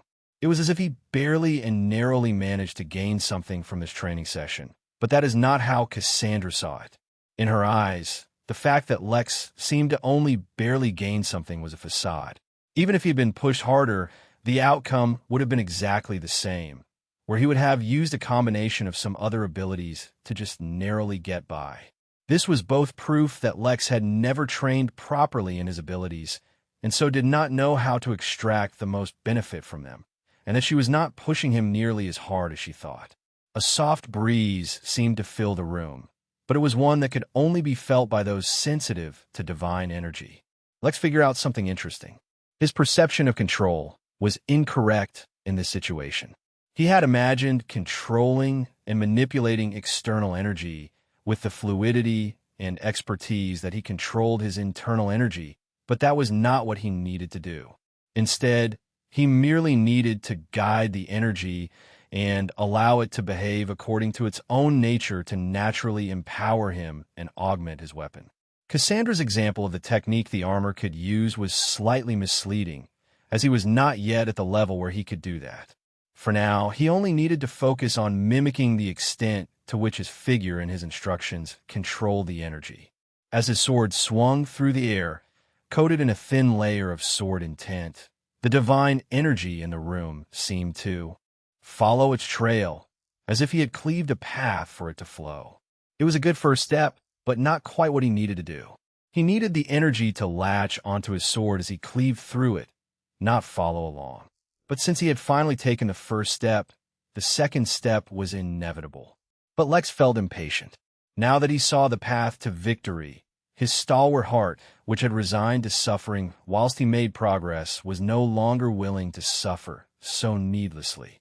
Lex deviated from his instructions a bit to push away the suit of armor and give himself a few moments to prepare. He gripped his massive sword with both hands and blasted his domination in full. He wanted to see if he could force the energy to behave a certain way. That way, he would skip to the part where he could experience what it felt like and just directly replicate that in the future. He visualized the result he wanted, doing his best to perfectly replicate all the subtle nuances exhibited by the figure in his instructions, and swung his sword, this time attacking the suit of armor instead of defending. The sword seemed to glow, though that glow faded long before the sword itself struck the suit of armor, and hence the augmentation did not have an effect. Lex did not let up and continued to bash the suit of armor. A small, teeny tiny part of him may just be venting his frustration at the armor.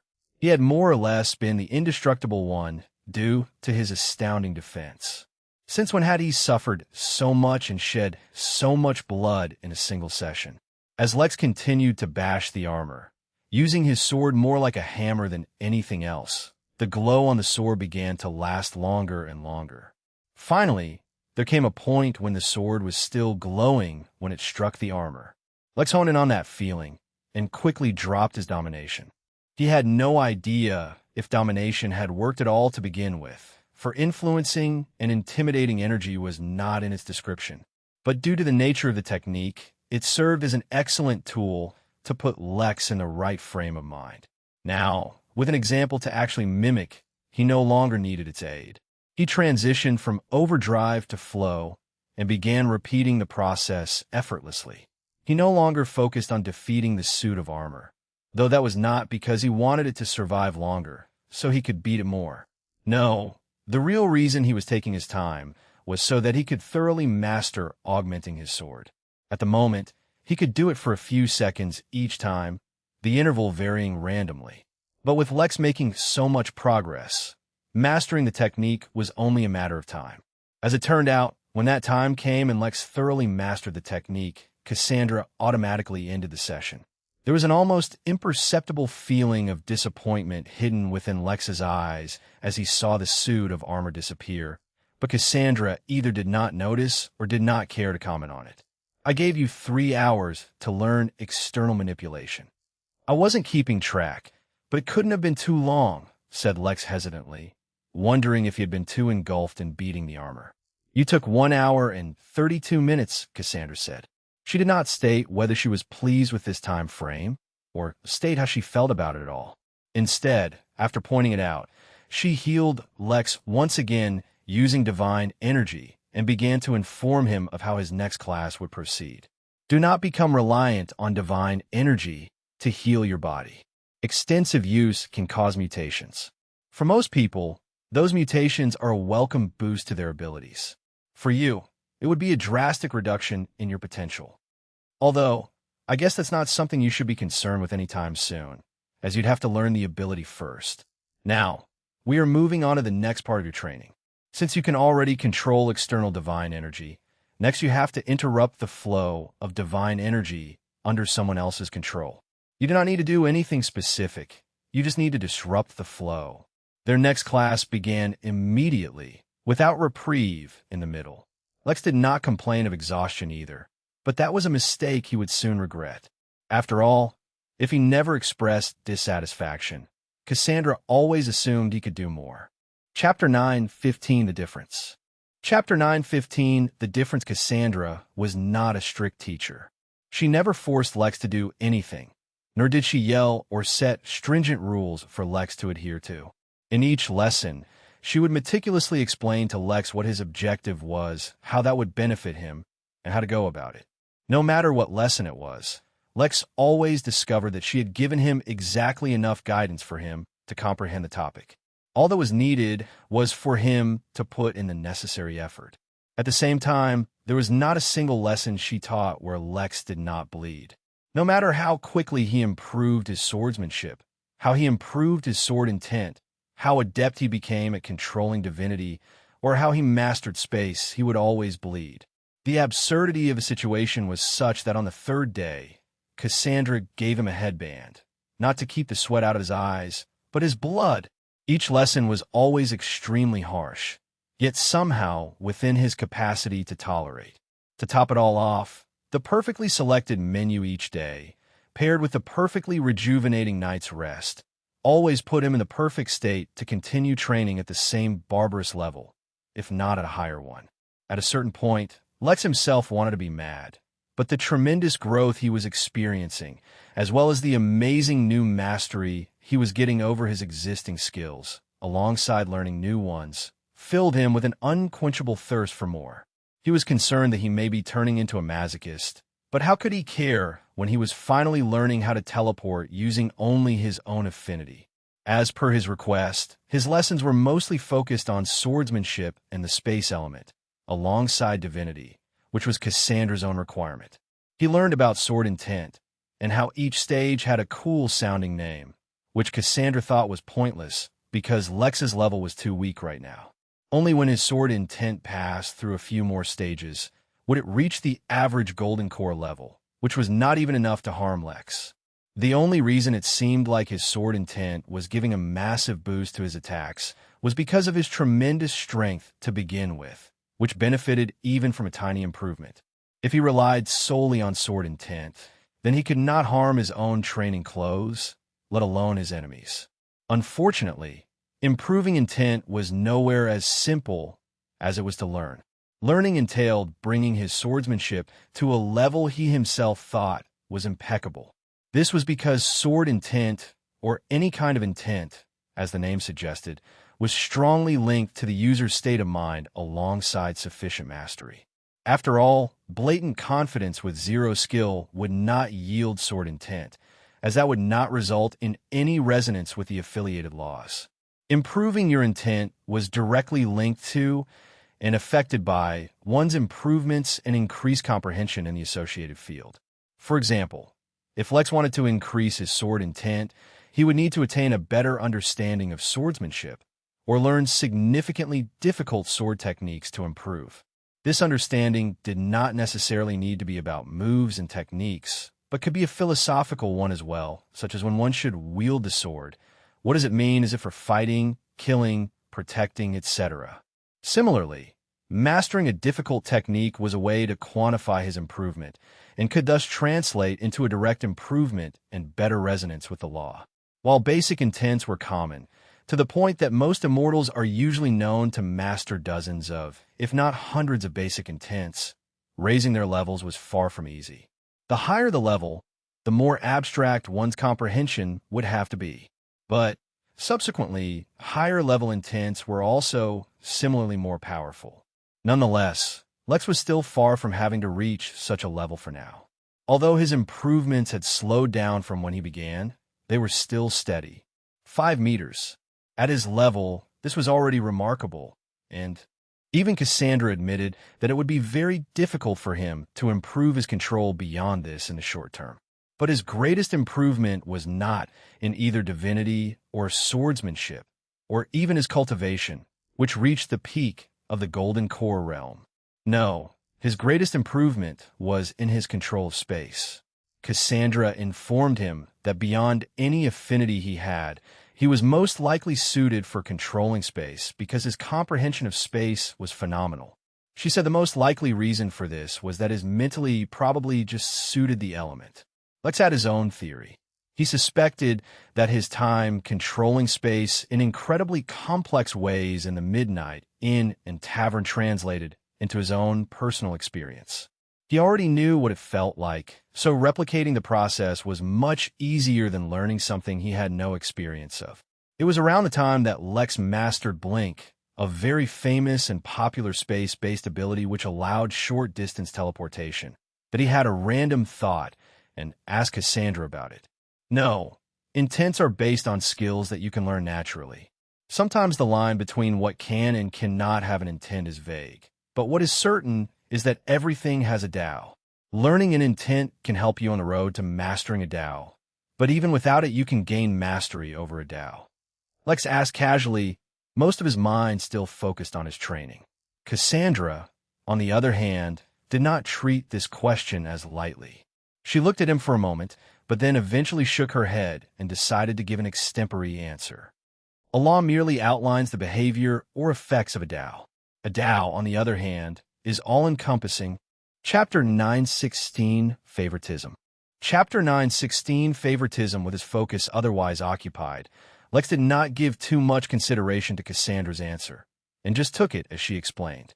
In the few weeks that followed, Lex was often in such a state of mind, which was not an easy feat. Multitasking had become considerably easier for him with his elevated mental capacity. So for his training to occupy his entire capacity for focus was a testament to how difficult it really was. But while it lasted, for all the pain it caused him, Lex felt extremely gratified. He always felt like he was at a disadvantage, despite his many cheats, for never having experienced a formal education and training in the cultivation world. But now, that itch and, to some extent, insecurity was finally addressed. But since Lex did not have anyone to compare with, he did not know how the quality of his education and training as compared to the norm. But since he had gained from it substantially, he was satisfied. About 4 days before his month was supposed to be officially over, Cassandra suddenly woke him in the dead of night. Sleeping cozily in his pod, now with a relatively normal pillow and blanket instead of water or sand, he was filled with reluctance to wake up. But ultimately, he did not linger. Yet when he got out, he was surprised to see the solemn expression on the usually neutral face of his teacher. Considering only a few days were left for his training, he assumed that they were about to embark for an unusually difficult lesson, but that seemed not to be the case. There's a situation. The deity has somehow tapped into the energy network of the temple. If we give him too much time, not only will he become too powerful for you to face, but he could compromise the operation of the temple itself. There are many in the temple who are currently in dormancy. Should they awaken due to an issue in the temple, well, the deity will no longer be a problem, as he will surely be killed immediately. But the subsequent problems will be extremely grave. This goes for you as well. Whether you like it or not, you're now associated with the temple's karma. That means the enemies of the temple are your enemies, and that if they sense the temple and search for it, you too will be locked on. Lex was not treating this matter lightly to begin with, but being targeted by someone even this supposedly extremely amazing temple was hiding from was not something he could afford. Most of the time he could bluff and get away with stating that the innkeeper was at a Tao Lord level, but if someone challenged that someday, he would be done for. That was why he could not afford to have any on such a level. Let's go. I was beginning to miss RA anyway. After your next test, you'll be able to enter the region with the curse. Due to your elevated nature as a result of your bond with Lotus, you won't suffer the passive curse the living curse is exuding. Originally, I was going to teach you how to seal the curse, but now I suggest you just avoid it and move on. As they walked, their actual speed much faster than it appeared, Fenrir appeared next to them. Lex had summoned the loyal pup long ago, and Mateo had taken it away immediately to help it train. Lex hadn't seen him since, but the pup looked completely relaxed, and not at all like he had undergone strenuous training the way Lex had. They were supposed to train together as well, but never got around to it. Perhaps Cassandra had saved it for the end. When they finally reached the gate for the next test, Lex found it wide open and waiting for him.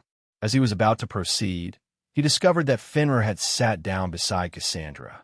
He asked, looking at the pup, "As your bonded beast, Fenrir does not need to take the test. When you gain sufficient authority to move forward, it will automatically accompany you." Lex's lip twitched, but he said nothing about the blatant favoritism going on. Without wasting any time, he walked into the test. Cassandra had told him that she used her own authority to change his tests to one-on-one. Kumba. They were comparatively more difficult than what he normally would have faced, but it was straightforward. Besides, with Lex's strength, neither of them were worried about him having a tough time in a fight. He entered and was transported to a familiar arena and an all-too-familiar suit of armor. As much as Lex would enjoy getting his revenge for all the times he bled to a suit of armor, this wasn't the time. The test generated by the temple would be according to Lex's cultivation level, which meant that even with the greater difficulty level, it was much weaker than the ones he had been training with the past few weeks. As soon as the temple asked him if he was ready, and he answered yes, the armor attacked. Its speed was exceptional, its strength phenomenal, and its technique amazing. A few weeks ago, Lex would have had to go through a few exchanges to win. Now, he just blinked behind it as soon as it swung, and with a speed far surpassing the suit of armor, cleaved it in half with his 8 feet long massive sword. For him, the test was easy, but he was still annoyed that Fenrir didn't have to go through it. Grumbling to himself, he moved on. Chapter 9, 17 Hot Dogs. Chapter 9, 17 Hot Dogs. Although Lex looked extremely confident in himself as he walked out, perhaps even arrogant, the truth was that he had not lowered his guard one bit, even when he technically defeated the suit of armor. If there was one thing he had learnt during his training with Cassandra, it was that he always had vulnerabilities in her eyes. Although he had grown tremendously, aided not only by his own efforts, but by the boost in comprehension provided by his cultivation technique, in her eyes he always had room for improvement. It was like she had her own version of his left eye, just that instead of seeing the vulnerabilities due to laws, she saw his weaknesses. The problem was, if she could do it, who was to say that others who had even a modicum of her experience couldn't do the same? They wouldn't even need to be as good as her. Just identifying one weakness was enough. No matter how he tried to convince himself that it was due to special circumstances and that his cultivation technique would eventually make him invincible, he had been wounded too many times to continue to believe it. After a certain amount of punishment, he even began to doubt the veracity of the claims of his cultivation techniques. Regardless, while he looked smug holding an 8 feet long sword on his shoulder as he stepped into the new level, in reality, he was ready for a fight to the death at a moment's notice. He emerged to find Fenrir and Cassandra waiting for him. He walked over and rubbed the pup's head, not letting his dissatisfaction show. At least Fenrir had not made any comments on his new baby form. Not that he was insecure about it. Little did he know, in Fenrir's eyes, such a thing was only normal. After all, it regularly shrunk and grew its size, so it only made sense that Lex could do the same. If it returned to its normal size, as of right now, it would be as large as an elephant from Earth, or 135,316 hot dogs stacked upon one another. Fenrir turned his head and scratched it. That was a specifically odd number. Why did he know it? The pup did not have long to ponder, and Lex put away his sword and climbed onto its back. "Use your stealth to get us to the next entrance," Lex said, reminding the pup of its mission. Cassandra, who knew exactly where the curse was and what route to take to avoid it, led the way. The only reason there were being stealthy ways to avoid detection from the curse through some other means. Since they had not interacted with it yet, they did not know what it was capable of. Lex remained silent the entire time, ready for something to go wrong, as it usually did. He had begun to develop a theory about why he got caught in so many problems so frequently, but there was no way to test it for now. But for once, there were no problems. Fenrir's incredible stealth was as reliable as always, prompting Lex to stare at its fur for a while. Last time, he had used Orion's scale to help give his suit stealth properties. He wondered if adding some of Fenrir's fur would make it even better. Putting that thought aside, Lex entered the next test. Since Cassandra had already set the format, there would be no unexpected situations. But the difficulty of the test scaled significantly. This time, the suit of armor he faced radiated an aura at the peak of the nascent realm. Moreover, it was particularly heavy, as if it was strong even among its peers. It also did not hold any sword or any other physical weapon, meaning it likely would use some other means of attack. Summoning his sword, Lex selected yes on the option to begin the test, and this time attacked first. He solidified space around the suit of armor and blinked above it, swinging down to cut it in half. But the solidified space seemed to return to normal at the last moment, and the suit of armor evaded the sword with a single step. Before Lex could react, his surroundings changed, and he was pulled into some kind of illusion. But before things could progress further, the illusion broke on its own, and the suit of armor reeled back. It was not so easy to cover an entire planet in an illusion, and acting on Lex was now basically the same thing. The suit of armor suffered a backlash from his failed technique, and Lex did not give it a chance to recover. His sword cleaved it apart with one hit. With the test over, Lex did not immediately exit to the next level, but stood over the suit of armor and took a deep breath. If the previous win had been a result of his own skill, this one relied on some of the various cheats he had accumulated on his person. That was not a good sign. He still had 2 or more tests to go through. A couple of thoughts ran through his mind. First, were there really so many people this skilled back when the temple was running? He got so far due to a number of boosts to his strength, cultivation, and skill he got, but he knew that such things weren't really replicable. So how did ordinary cultivators get through so many levels back then? This was keeping in mind that the temple members were actively trying to help him pass the tests. It was, quite frankly, both baffling and humbling. But that was just a fleeting thought. Since Lex had the resolution to be the best, he was ready to work hard to slowly and steadily become stronger. If others were as strong as him, he would surpass them eventually. The second thought was about employing some of the new sword techniques he had learnt, as well as his other gains. Chapter 9:18 Inferno Blade. Chapter 9:18 Inferno Blade. Lex was too used to simply smashing his enemies with his fists, or now that he was using swords, hammering them, or cutting them with simple swipes. Randomly cleaving and swinging his sword was easier, but sword techniques were ultimately better and stronger. He sighed and then moved on. This time, when he exited, Cassandra and Fenrir were waiting for him, just as last time, but the difference was that Lex detected the subtlest hint of an amused look on Cassandra's face. No doubt she took notice of the fact that he took dozens of seconds more to pass this test than the last one. Clearing his throat, Lex moved on, pretending as if he didn't notice. Among the many things he experienced in the past few weeks, one of the most significant events was when he gave up his accumulating divinity. There were 2 divinities focused on his person, though all the divine energy granted through belief was funneled away by his system and stored to power his wish. Nonetheless, while unaware of how the belief-tainted divine energy was being channeled away from him, Cassandra informed him that separating those 2 divinities from himself was a beneficial thing for him. After inquiring about what it would entail and what he stood to gain or lose, he eventually agreed, and Cassandra helped him through the process. First, they identified the 2 divinities he had on his person.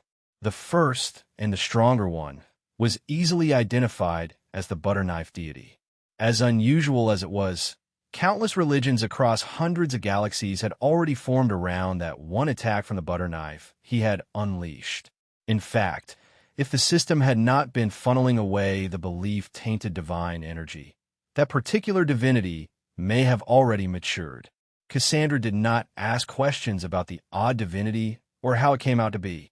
Instead, she helped him fashion a ceremonial item in the form of a butter knife and helped him transfer the divinity over to it. The butter knife was incredibly weak and would slowly grow stronger as it accumulated the power of belief. But in this case, it was not slow at all. With the divinity removed from himself, the system could no longer funnel it away, and the knife absorbed all of it. In a matter of days, it had already reached a level that was comparable to the average weapon used by a golden core cultivator. Given time, it would grow even stronger. But there was a shortcut to strengthening it. Once he killed R.A., he could channel the divinity from his corpse into the knife, devouring his divinity to make his knife stronger. But Lex was not planning on doing that. Instead, he planned on strengthening the item fashion from the second divinity. He pulled out a devilish mask and looked at it. This mask was the ceremonial item associated with his second divinity, the invincible tyrant. The number of believers in this were very few, but for some reason, their belief was strong enough to form a trace of divinity on him. The mask looked a lot like the one he wore when he used notorious anonymity. Lex had a strong guess over who his believers were. The few devils who had run away from him after trying to hurt him for hours. The fact that this currently incredibly weak mask continued to accumulate power meant that some of them, at least, were still alive. As he approached the next door, he put the mask on. These ceremonial items were linked to him, so others could not use them. Or, to be technical, they could not use them unless they killed Lex first. Divinities could be stolen by deities who attacked and devoured other deities. Therefore, these ceremonial items which contained divinity and were linked to him could also have their ownership transferred if he was killed first. Or he could give up the ownership of his free will, but he had no interest in doing that. The butter knife was promising to become an extremely potent weapon in the future, and the mask was born of his own achievements. Both were good reasons to keep them to himself. But the mask had a potential which he liked a lot. Notorious anonymity was ultimately a low-level technique. Eventually he would outgrow it. By then he could just get a new technique to hide his identity, but if this mask of his grew strong enough, it could simply take over that role. Moreover, the mask had a few other benefits as well. Since the divinity it was formed from was invincible tyrant, it augmented his domination to a degree and boosted his strength and defense. Theoretically, once it grew strong enough, these side benefits could overshadow the original purpose of the mask, which was to hide his identity. That was why he had decided that when he killed R.A., he would strengthen his mask, not the knife. Without a word, he stepped through the door of the sixth test. His aura changed to that of the invincible tyrant, or rather, the invincible baby tyrant. The suit of armor he faced this time looked different compared to the ones he saw before. It was sleek and nimble, while at the same time exuding a strong deterrence. He knew immediately that this one was finally strong enough to break through his defenses and hurt him. Lex had no doubt of his own victory, but what he was focused on right now was a quick and efficient victory. He decided to go all out from the very beginning. The moment he began the test, Lex blasted his domination in full and displayed the latest addition to his arsenal of techniques, Inferno Blade. The sound of thunder accompanied his attack as his sword, now turned red from its usual silverish gray due to heat, cut through the arena. Though the enemy was far away, it was still within reach of the attack. At the apogee of its swing, a red energy seemed to shoot out from the tip of the blade and cut through the armor before it could even react. By the time Lex completed his sword swing and looked over, the suit of armor was already melting. Chapter 919 Inner Temple. Chapter 919 Inner Temple. Lex heaved a little and swung his right arm in the air, as if trying to stretch out his muscles. Inferno Blade was not a single attack, but a collection of 6 attacks, each one adding fire component to the attack. The one Lex had used right now was the only long-range one he had learned so far. It could not be mastered without knowing at least some basic sword intent, as it relied on the intent to carry the attack forward. Of the 6, Lex immediately learned the first 3 as if they were completely natural. The next 3, however, Lex was used to studying. He'd been homeschooled and then went to college. After he became a cultivator, he studied all kinds of things, as he was aware that he lacked a foundation in them. One could even say he was good at studying, especially now that his brain had undergone a few upgrades. But he was used to studying concrete things. He studied math, science, programming, and the like. Heck, even art and music had symmetry and patterns, so although he never studied them much, he could comprehend them. The Inferno Blade's last 3 moves, however, were an entirely different matter. Unlike the first 3, which only relied on a certain level of swordsmanship, sword intent, and technique, the latter were strange and relied on things that Lex could not comprehend. The technique description sounded almost philosophical, and the instructions included things like the feelings of the blade as the fire within it rises, the beginning, end, and middle of an inferno as being a living being and that engulfed the evils of the world. Lex read the descriptions multiple times and then asked Cassandra again, just to be sure his translator wasn't malfunctioning. Cassandra found his reaction amusing, and she almost seemed relieved that there was something he struggled with. In her words, if everything came too easily to him, it would weaken his willpower. So, mastering the remaining 3 would have to wait. It was not as if Lex was unfamiliar with using techniques in battle, but so far the techniques he had used were more or less straightforward. They either blocked or hit something. Impervious hands seemed to be the only exception to the rule, as it became something else entirely when he used it. But for some reason, he felt a kind of resistance while using sword techniques. He suspected that the sword in his soul might be responsible for that. Besides Inferno Blade, Lex had also learned a defensive sword technique called Stalwart Guardian. But unlike Inferno Blade, Lex mastered that in its entirety. It seemed that even with the regal embrace gone, he was still influenced by it, as the vague and philosophical lines did not deter him at all, much to Cassandra's regret. Lex put the sword away and exited. Next would be his 7th test. Unless RA broke through the layers in the next few minutes, Lex would finally face him after passing the next test. He was not nervous, but he took it quite seriously. Cassandra had told him that RA was regaining power rapidly, which wasn't good.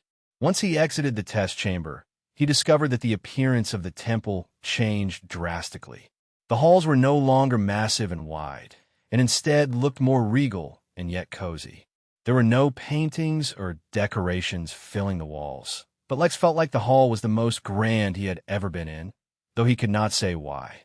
He felt reinvigorated by just breathing the air, and the soft, pastel colors of the walls seemed to soothe his mind and fill him with a cool sensation. He felt like his body was subtly growing stronger just by standing there, and that his cultivation was increasing as well. Most of all, he felt like his soul itself was growing stronger. Wow, Lex could not help but utter, and then was surprised to discover that his voice was different. It sounded better somehow. You are now entering the inner portions of the temple. Do not be surprised by just this. By inner portion, I do not mean you are reaching the core of the temple, just that you are reaching a slightly better furnished corner of the temple based on your location. Lex followed Cassandra, and in only a few steps felt like he had already replenished whatever energy he had expended so far. Every subsequent step he took gave him surplus energy, as if augmenting him. He could not resist asking. It's due to something called ether. It's one of the more pure types of energies alongside divinity. At your level, you don't need to worry about it. Your voice, this is just the best version of your voice that you can achieve. Lex did not fail to notice that Cassandra's voice did not change. When they finally reached the entrance to the next test, Lex was stunned. He sensed an aura that was all too familiar from the door. It was emanating dragon's might, albeit the aura was weak. The aura is there to deter others from taking these tests lightly. They are not easy. Take this one seriously, or you won't escape unharmed. Lex nodded and walked through the doors that seemed to open on their own as he approached. Somehow, Lex felt like the doors were reacting to his domination. The test area also looked different. Instead of a small arena inside a closed room, Lex found himself standing in the center of a massive stadium, though there was no crowd. The sun hung directly overhead, marking it as midday, and the faint smoke rising from the ground told Lex that it was probably searing. He did not even feel warm. A suit of armor appeared in front of him, though this one was taller than the last one by a few inches, and looked much more intimidating than the last one too. It almost looked like a humanoid dragon. Chapter 920 Space Techniques. Chapter 920 Space Techniques. Lex wore a solemn expression as he looked at his foe. The suit of armor emanated an aura that felt quite dangerous to him, and his instincts were subtly warning him that his enemy was dangerous, something that had not happened even against the suits of armor that made him bleed when he was training. The armor looked lean and yet extremely powerful and durable. Its curves were satisfyingly smooth, and in certain places such as his shoulders, elbows, and the top of the helmet, it grew out as if replicating flames. The armor was a soft shade or red, though on the flames the color was more intense. Unlike the previous suits of armor, this one did not wield a massive, double-handed sword, but instead carried a sword and shield combination. Somehow, Lex doubted he could melt this one so easily. A smile grew on his face. Fighting was only interesting when it was challenging. He had improved a lot in the recent past. He was eager to see how strong he had become. Lex summoned his sword and got into position before beginning the test. Lex actually struggled to see the armor move, but his training and instincts guided his movements. Their swords clashed, ushering forth a rain of sparks and the sounds of thunder. Before Lex could do anything else, as he was already reeling from the absurd might packed into that sword attack, the shield bashed him in the face. But, unexpectedly, Lex was not sent flying back. Lex hardened the space around his legs to hold him in place and bashed the shield back. Who said his face was weaker than equipment? Lex's brain, which was working at full speed, made an observation that if he had blocked using Stalwart Guardian, he would have gained the advantage in the previous exchange. It was a reminder to rely on his techniques. But while he had a momentary lapse with his sword techniques, he did not fail with others. He blinked up into the air above the suit of armor.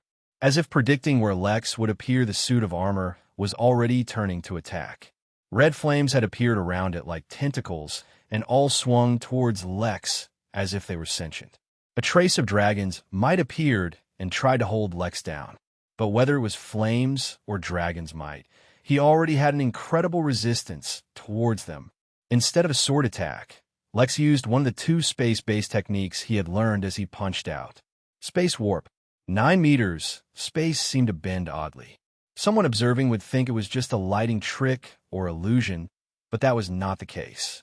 This incredibly lethal technique, which Lex could only employ in a very limited range for now, drastically warped space in a small region.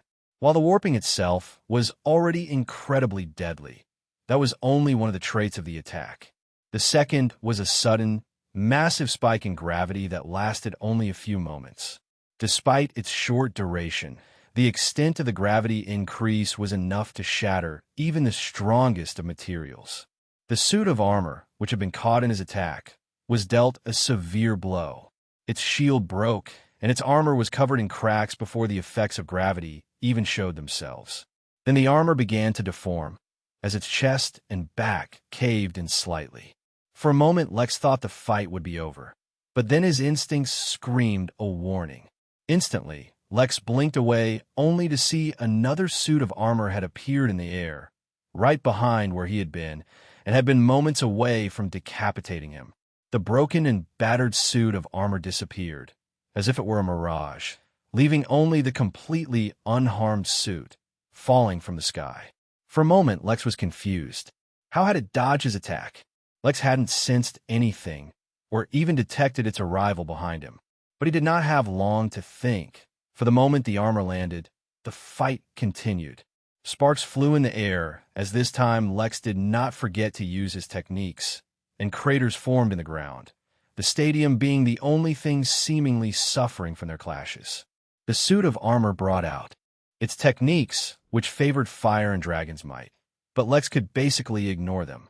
But oddly enough, the suit of armor could also ignore all his space-based attacks, and was skilled enough to dodge or parry all his sword attacks. They fought and fought and fought some more. Lex risked sustaining injuries to attack, but never actually suffered any damage or managed to hurt the armor. They seemed to reach an impasse. When the fight kept on continuing like this, and 5 minutes passed, Lex decided he could no longer afford to wait. Every moment he delayed RA was getting stronger. He had to use the second space technique he mastered, which he was trying to avoid using. Not only did it exhaust him mentally and drain a truly massive portion of his energy reserves, but Lex himself also suffered when it was used. He entered his berserk state and blared his domination in full. His berserk state increased his physical abilities tremendously, which is exactly what he needed. Taking the armor by surprise with his increased speed, he body slammed it and immediately put it in a bear hug, ignoring the flames that covered its body. Space unraveling. Although a moment ago the two had been hurtling across the stadium due to Lex's body slam, they suddenly froze in place. The space around them slowly began to break down, as if turning to ash. But as the ashes fell, they unraveled and turned into something else. Whether it was Lex's clothes, Lex himself, or the suit of armor, all were cut through as they were touched by the transforming ash. It was not the void behind space, which would eventually be revealed if this attack continued, that was dangerous. No, it was the extremely potent, powerful, and dangerous energy that space was made out of, that it unraveled into. That was the danger. And if that energy touched Lex's golden core, he would basically be crippled. But Cassandra had already taught him how to avoid that, so all that remained was for him to mutually suffer some damage with this accursed suit of armor. Chapter 9:21 No Easy Prey. Chapter 9:21 No Easy Prey. The suit of armor struggled with all its might, but the grip Lex had around its arms and torso did not let it muster much strength. It used various techniques, but since they were mostly fire-based, they did nothing to Lex. Lex had not figured out how the suit of armor made a clone and disappeared despite the fact that it had repeated the move a few times already. But Lex had figured out that as long as they were touching, the technique wouldn't work. So despite all its effort and resistance, it turned out to be nothing more than its dying throes, or it would have been if Lex continued to use the technique the entire time.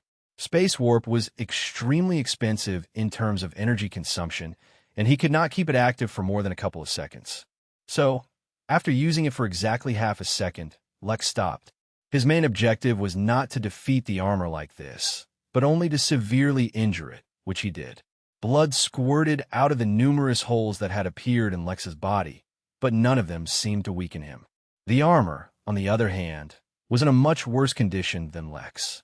After all, Lex had made sure that the armor bore the brunt of the strange ash that space broke down into. Weakened, but not defeated, the armor looked at him as it seemed to be preparing a counterattack. But Lex had no intention of giving it such an opportunity.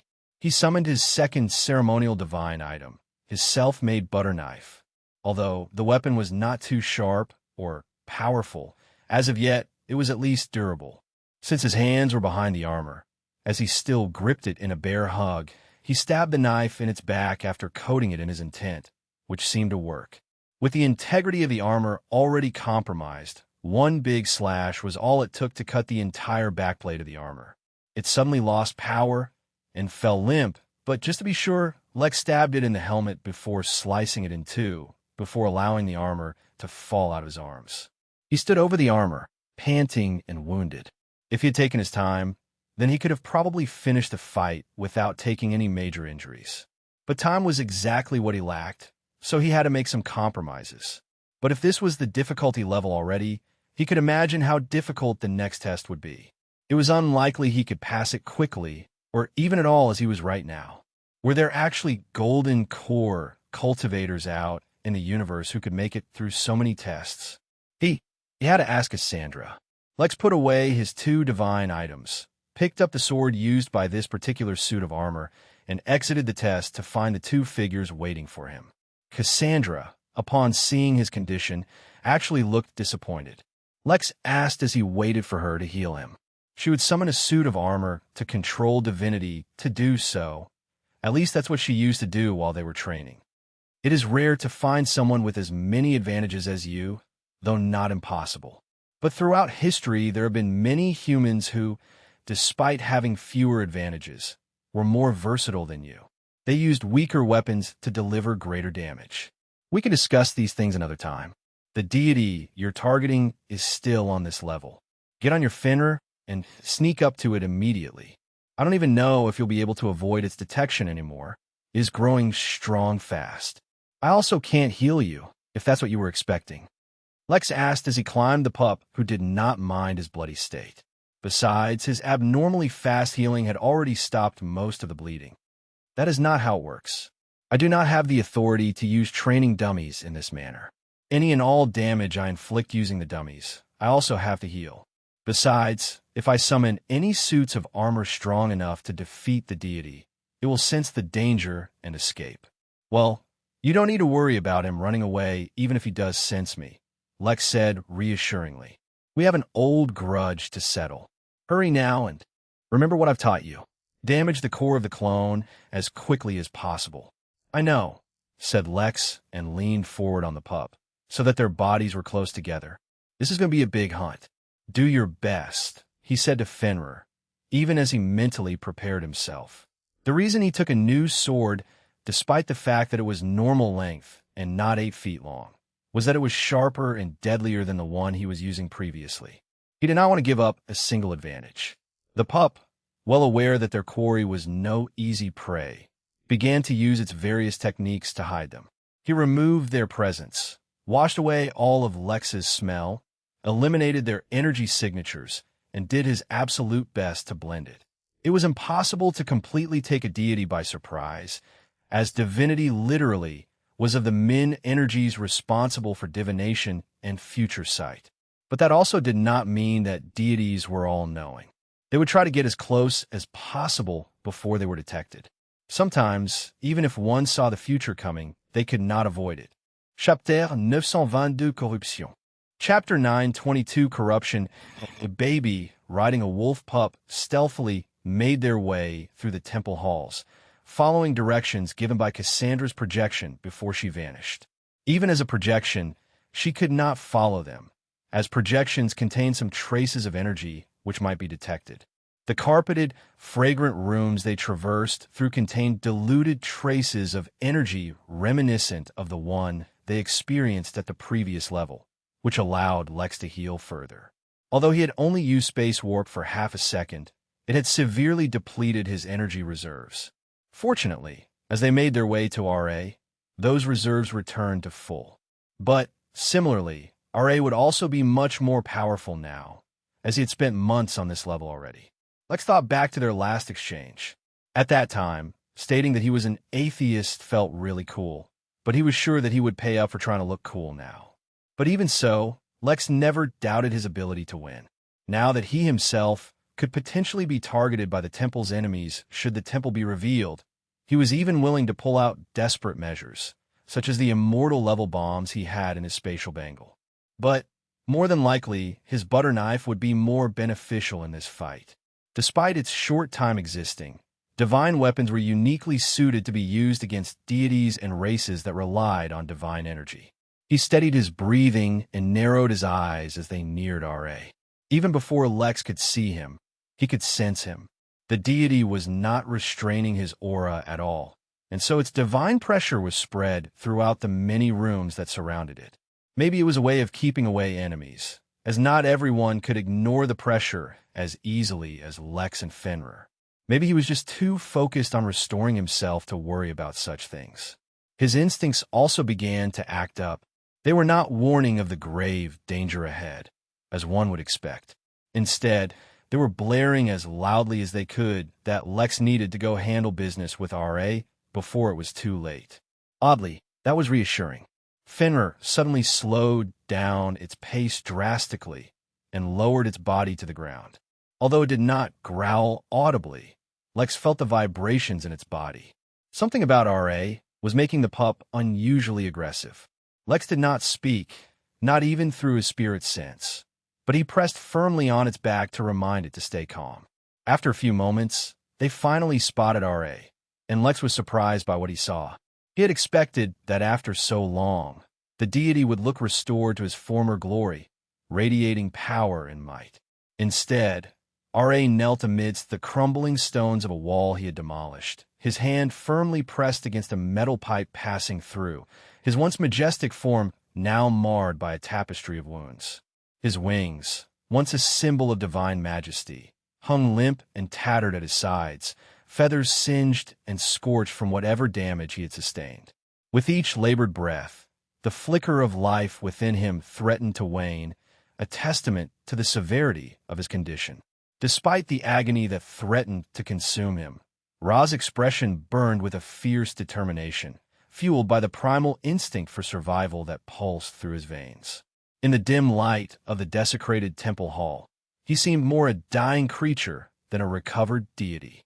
He seemed to be absorbing energy from that metal pipe, but the process seemed more painful and labored than reinvigorating and restorative. Up close, Lex could even tell that there was something wrong with the aura he was exuding as well. It was not the pure and divine energy he was expecting. Instead, it was sickly and polluted. It would be more apt to call it corrupted energy rather than divine. When the world had RA gone through. As Lex and Fenrir neared the once great RA, Lex could hear an insidious voice grunting and grumbling in his mind. It was as if, in close proximity, the energy from Ra's body acted akin to spirit sense. That wasn't good, but fortunately, the deity was too, focused on whatever he was doing to notice them. Lex heard words, but even his universal translator failed to translate them. Or perhaps they meant nothing at all. He recognized Ra's voice, though, as well as the copious amount of fury packed into the voice. The closer they stepped to the deity, the more strange things began to happen. It started to become darker, and the air smelled like the sensation of nausea. Lex felt something brush past his body, but he resisted it. A curse. He knew what it was instinctive, but could not latch onto him. Fenrir, 2 seemed immune, though he was vibrating more and more. Lex did not summon his sword yet, as the threat of a weapon could alert RA, but he set his eyes on the deity's body. Their plan was set. They were already much closer than they had initially expected. Fenrir took one more step, and both of them saw an unnatural tremble pass through the deity's body. He had sensed them at last, but it was too late. Fenrir, having long suppressed the revulsion it felt deep in its bones, suppressed himself no longer and leaped at the battered body, his teeth digging deep into its neck. Lex's tiny body had also leaped forward, the butter knife appearing in his hand, and plunged it into Ra's chest where his heart should have been.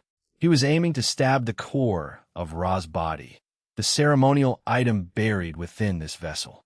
But instead of the ceremonial item, he found a distinct lack of anything.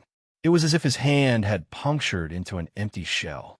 Roared a broken, grating voice as Ra's body crumpled to the ground, clearly a distraction. Chapter 9, 23 Ruler of Heaven versus Invincible Tyrant. Chapter 9, 23 Ruler of Heaven versus Invincible Tyrant. Surprise, surprise, said Lex, his voice tinged with sarcasm as he watched the broken and battered body on the floor. A trap. Everything about Lex, from his posture to his tone of voice and his words, spoke of the fact that he was displaying a very cavalier attitude, as if he did not take his current situation as a threat at all. The truth was the exact opposite. Lex had, in fact, spread out all his spirit and soul since the moment he felt something odd about Ra's body. But while he heard RA screaming, he could not detect the deity. Unless he found RA, there was nothing he could do to him. So, the best solution he had was to bait him. The two of them already had animosity, and based on his experience, Lex judged that RA was either not in his best state mentally, or he was just a very careless deity. Either way, aggravating him was the best way of luring him out. Things are different now, vermin. You will not catch me unprepared again. I control the cycle of life and death. An eternity of torture is much preferred to hearing you moan, Lex said, surveying his surroundings. Even his left eye was active, yet he could not locate him. The nauseating, corrupt aura that had been emanating from Ra's body crashed down on Lex. Lex was almost amused. Was RA trying to use aura to pressure him? That's cute, Lex said, smirking. Before he could continue taunting RA, Fenrir growled. It was no ordinary growl, as it was laced with some kind of power. Their surroundings rippled and then changed. The glamorous yet damaged hall they were in changed and was replaced into what looked like destroyed ruins. There were no lights on around them, no walls or doors. Everything had been destroyed and cleared out. In the darkness, Lex saw the vague outline of RA, and behind him stood hundreds of suits of armor, each reeking of corrupted divinity. But that was far from all. Twisted, tainted figures stood in the dark, vaguely resembling Ra's original form. The resemblance was vague because while RA originally looked befitting a deity, these creatures looked like tormented souls dragged from the deepest hells. They were misshapen and horrid, with many unusual joints, decayed feathers, and an aura that was even more corrupt than RA himself. RA, I think you've been hanging out with the wrong crowd, Lex said as he summoned his sword. The situation did not look good. There must be hundreds of corrupted armors behind him. How could RA achieve this while hiding it from Cassandra? Lex did not believe that he could, which only meant that she had been lying to him or hiding information from him. Lex was not surprised. He was incredibly wary of anyone who wanted to give him rewards and gifts at no charge. That was the primary reason he could never bring himself to trust the system. Even if deep down, he felt that he should trust Mateo and Cassandra, Lex just could not. After all, if his parents could keep secrets from him, why couldn't others? But even so, there was a reason he played along with everything. Even now, Lex did not feel like he was losing control of the situation. If the worst comes to worst, he could just abandon the temple and run. But for that, he would have to rescue Z first. But all of those things would only matter if the situation went out of control. For now, Lex did not feel like it had reached that point. As for whether Cassandra and Mateo had been hiding things from him, he could always question them later. The corrupted deity did not seem as affected by Lex's words as he had assumed. Now that the reality of the situation had been uncovered by Fenrir, instead of bellowing at him in anger, the deity stood at the forefront of his small army and looked down on Lex with a demeaning grin. Lex said, gathering his own aura as he prepared for the upcoming fight. Guess what? Half the reason I put up with so much stuff for so long is because I'm not completely satisfied either. Even though currently Lex was only a foot large, the pressure he was giving off was nothing short of gargantuan. Notorious anonymity covered his face and domination spread out across the floor. Lex did not leap forward. He did not run or charge either. Step by step, he began to approach R.A., his momentum rising as he approached. Behind him, a vague image appeared momentarily, but dispersed too quickly, and no one could tell what it was. But no one was looking behind him to begin with. Short though he might be, the bloodlust Lex was giving off was not little. He had been biting and suppressing his remaining anger in his mind for too long. Now, he finally let it all out. Kill him, R.A. commanded, undeterred by the display. As a deity, what kind of warrior had he not already seen? In his long life, Lex would not even be worthy of being remembered.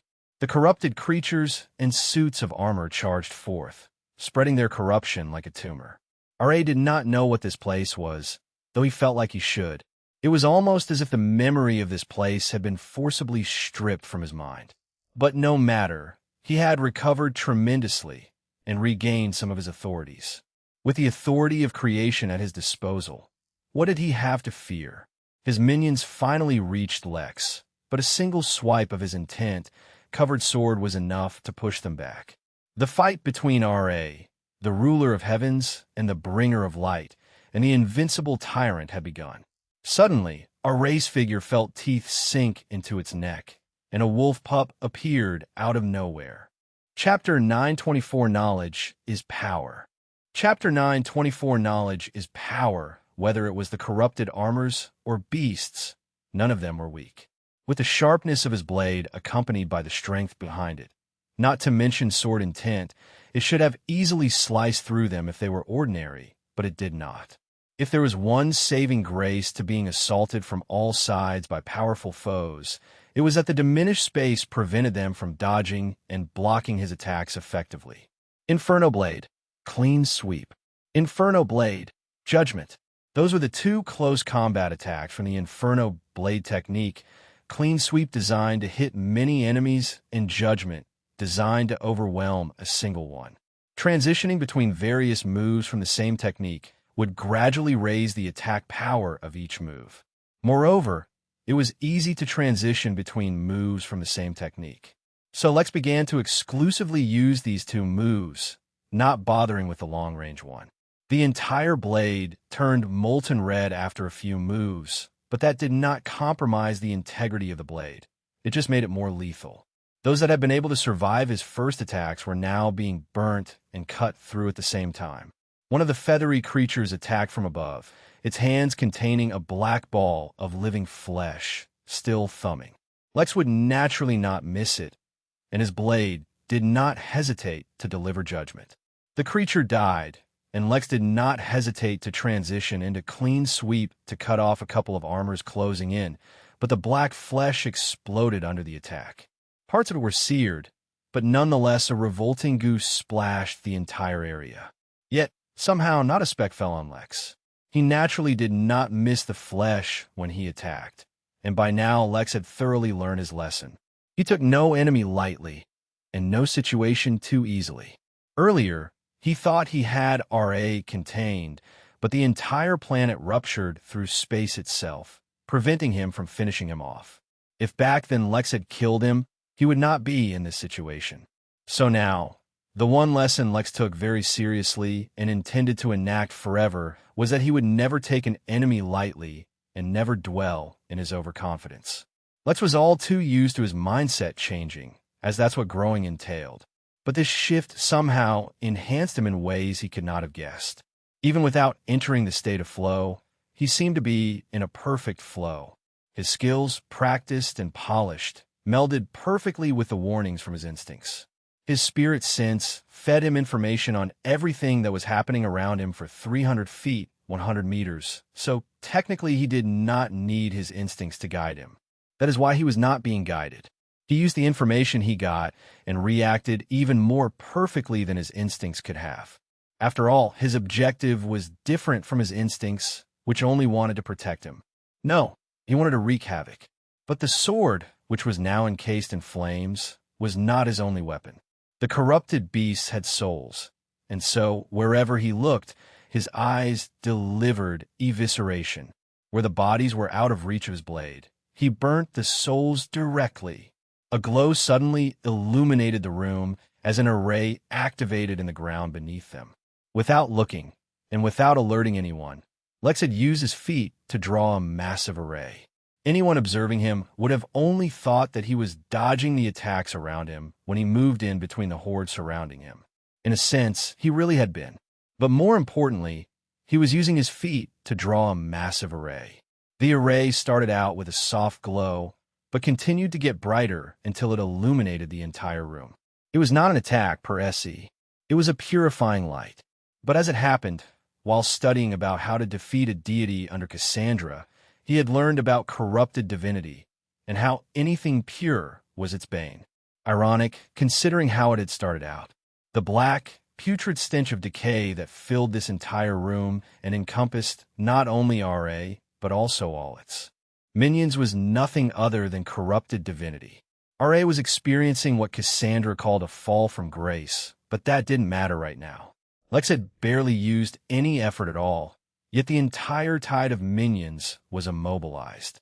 The few dozen he slayed personally lay in broken, burnt, and melted pieces around him, while the rest fell to the ground and began to writhe under the purifying light coming from his array. Knowing the enemy's weakness made such a massive difference. If Lex had not studied, he would have relied on his lightning tribulation arrays, as he always did. He ignored the cannon fodder and looked towards RA. Its body was more easily visible now, so it was much easier to tell it had been corrupted. Its once graceful feathers had been shed and replaced by sickly flesh and jagged bones. But that did not make it look weaker, no. Falling from grace only made the fallen stronger. After all, some considered this the true manifestation of divinity. Nonetheless, even with its newfound power, RA was nowhere near his peak. On top of that, his existence aggravated Fenrir in a way Lex had never seen before. The result was a massive Fenrir, returned to its original size, fighting barbarically against the avian deity. Fenrir took a lot more damage than RA, but that did not mean RA was uninjured. For whatever reason, Fenrir's claws were especially potent against RA unhurried. Lex stepped forward, dragging the flaming sword on the ground behind him, his left eye forever focused on RA, searching for a weakness. With his left hand now free, he began to draw another array. Simple tricks, such as a purifying light, wouldn't work on a full-fledged deity, so Lex would have to be more creative. Chapter 925 Throne. Chapter 925 Throne, there was a reason RA was so confident this time around, even if Lex couldn't see it yet. With his left eye, he observed the fallen deity, and though he discovered certain weaknesses, most were beyond his current ability. Purity was an obvious weakness, but it would not work as well against RA as it did his minions. Pure divine energy, ironically, seemed to be a weakness as well. Besides that, Lex also looked out for its strengths. Lex was sure that RA knew that his minions could never hope to defeat him, but he sent them forth anyway. Perhaps he wanted to use the black sludge coming out of their bodies to poison him somehow, or maybe they were just a part of a greater setup. If Lex could determine the deity's plan beforehand, he could work against it. Unfortunately, he could learn nothing of note. That left him only one option: to defeat RA before he could pull whatever trick he had in mind. Just as Lex had that thought, the array he was building was completed. A beam of intense white light shot out towards RA. The deity, although occupied with Fenrir, had enough awareness to dodge the beam. He even turned and showed a smug face. But it was pointless. The beam was never an attack.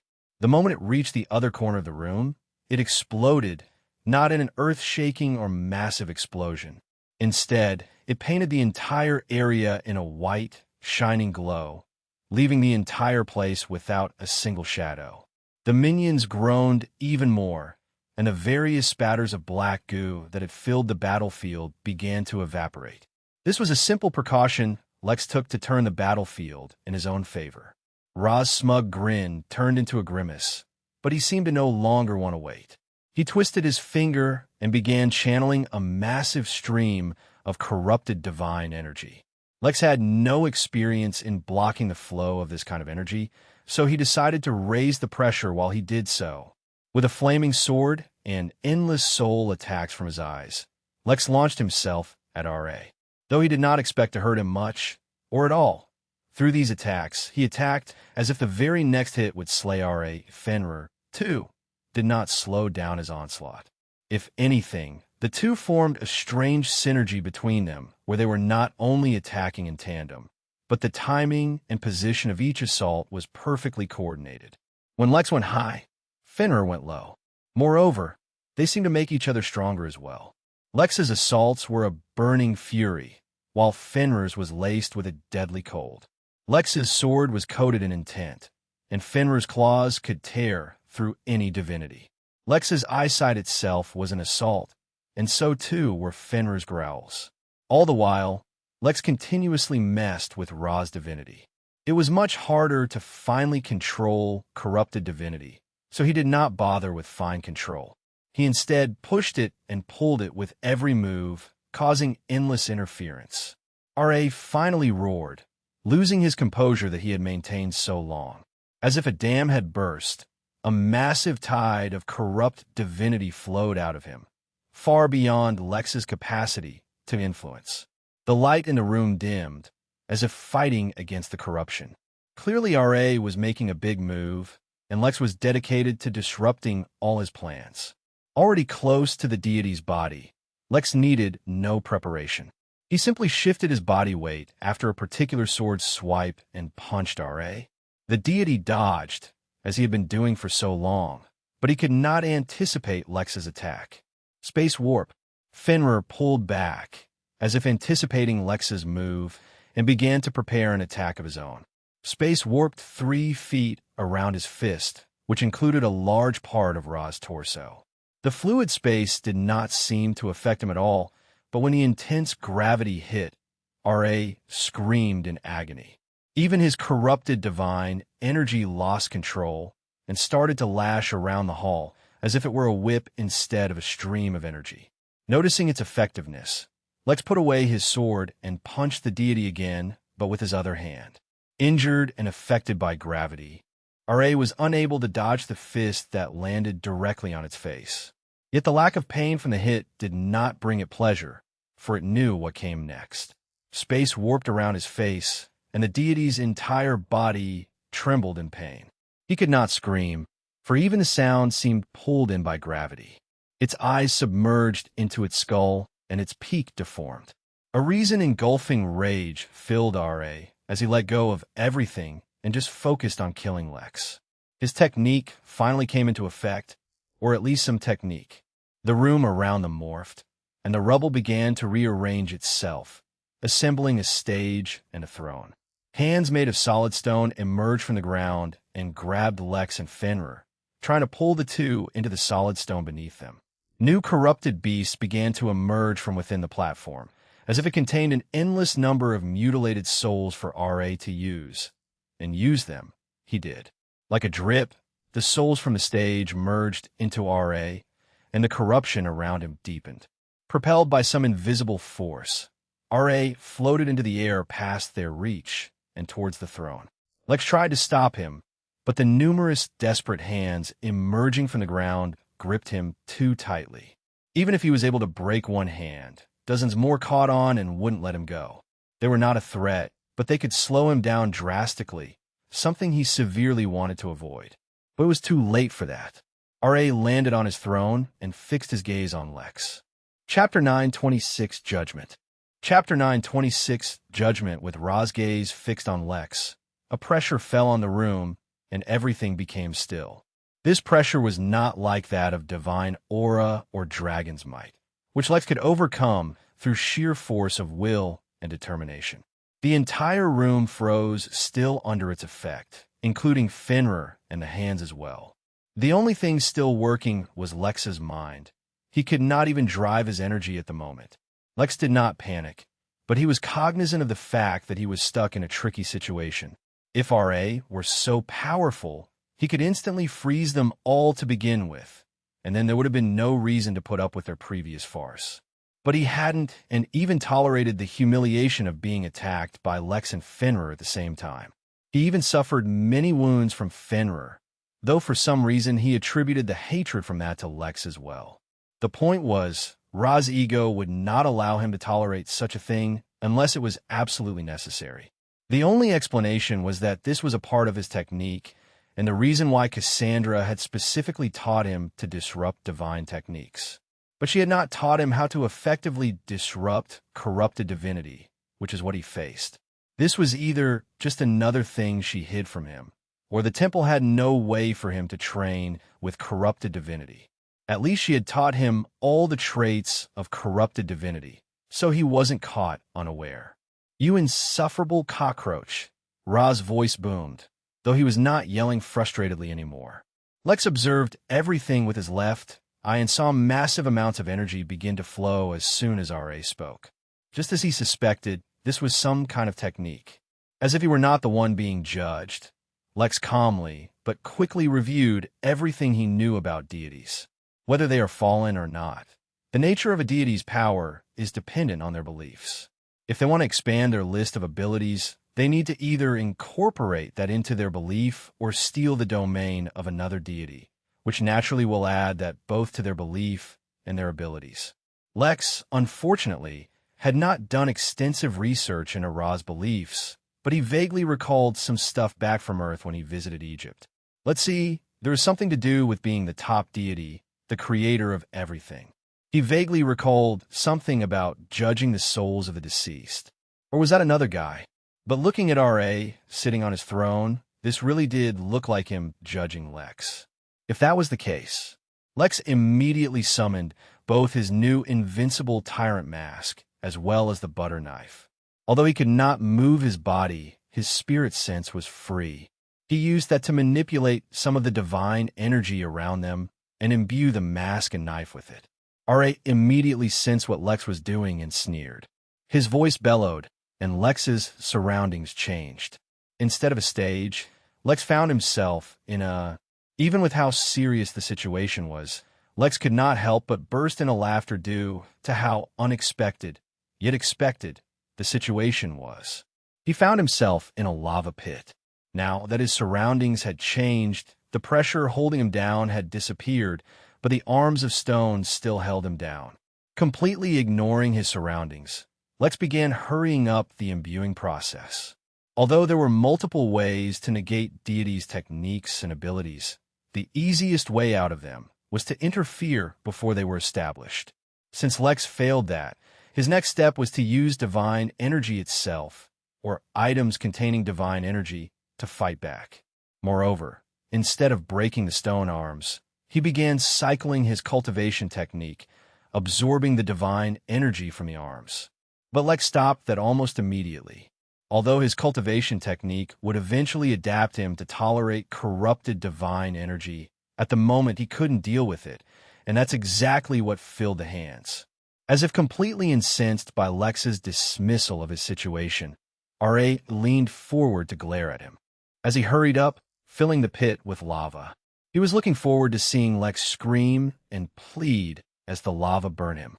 This was, of course, not ordinary lava, but a special kind that directly burned the soul instead of the body. Yet Lex seemed to completely ignore the lava, even as it inched closer. RA sneered at his attempts to put up a brave front, but even as the lava finally touched his feet and began to surround his body, Lex did not even flinch.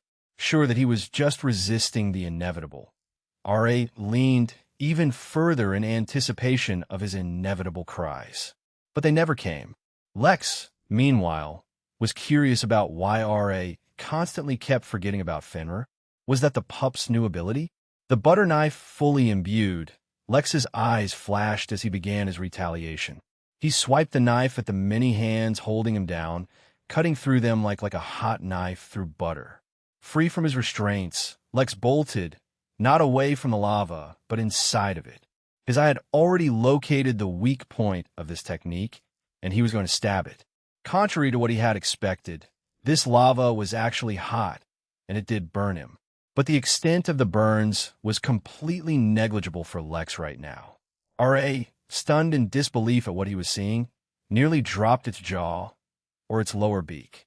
But since his focus was completely fixed on Lex, he seemed to have once again forgotten about the existence of Fenrir. He did not even notice when the pup broke out of his restraints, and was reminded of it only when he once again felt teeth sink into his neck. Chapter 9:27 Guilt Trip. Chapter 9:27 Guilt Trip. This time, Fenrir had learned his lesson. Although Ra's body may seem like it was solid, it was actually just a shell made entirely from corrupted divinity. Hidden somewhere within the shell was the ceremonial item that kept his clone active. So unlike last time, when it bit Ra's neck with the intention of cutting through his vitals, this time Fenrir gripped tightly and injected its own energy deep within Ra's body. The force from Fenrir's tackle pushed him off the throne, and suddenly his ability deactivated. Lex, who was about to cut through the weak point of the technique with his knife, suddenly found himself back in the hall. Ra's voice roared as his body disintegrated and reappeared behind Fenrir. Every time the pup attacked him, R.A. was reminded of him. But every time he focused on Lex, he seemed to forget about this wolf pup. But having suffered numerous attacks, he no longer avoided Fenrir in favor of punishing Lex. "It's time to end this," he murmured, more to himself than anyone else. The odd forgetfulness he was experiencing caused him to raise his guard as he detected some kind of hidden danger. He still did not know where he was, and if there were any more enemies waiting for him. As much as it wanted to feel the satisfaction of watching Lex suffer, it was safer to just kill him. R.A. reactivated his ability, once again summoning his throne as well as the stage where he could judge Lex and Fenrir. Corrupted divine energy rose in the air like a tidal wave, ready to swallow the stage as R.A. retreated to the throne. New hands jutted from the ground, ready to grab Lex and Fenrir once more, preventing them from following R.A. But repeating the same trick would not work now that Lex knew what it entailed. Long before R.A. could get anywhere near the throne, Lex, ignoring the hands around him, blinked directly over. The tiny Lex, wearing his ceremonial mask that looked like notorious anonymity, sat down on the throne and looked at R.A. He tried to hijack the deity's technique, although he was fairly certain he wouldn't be able to use it. Unfortunately, he was right. Sitting on the throne didn't give him the power to judge R.A., even if he used domination to replicate the intensely oppressive aura he had felt when the deity sat on the throne. "Oh well," he muttered and stabbed his butter knife into the throne. Despite being assembled from the rubble nearby, the throne's durability was from the stone it was made of, but the energy which held it up. His knife precisely cut through that energy, breaking the technique.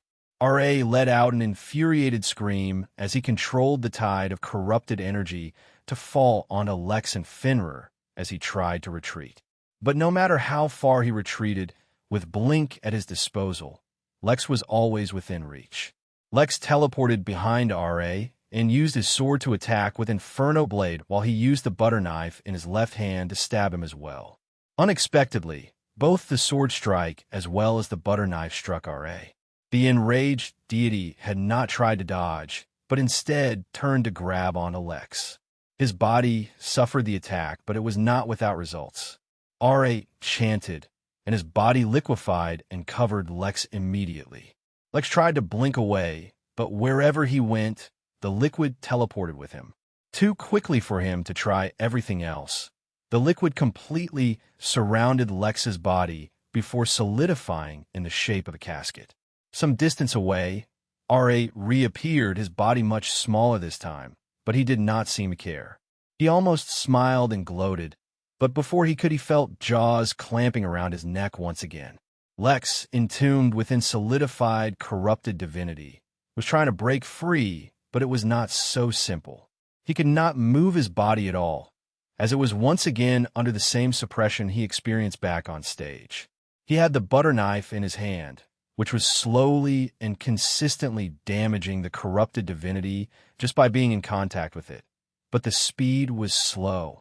The mask around his face, instead, was not damaging the divinity, but somehow protecting Lex from some of its effects, though he couldn't tell what they were.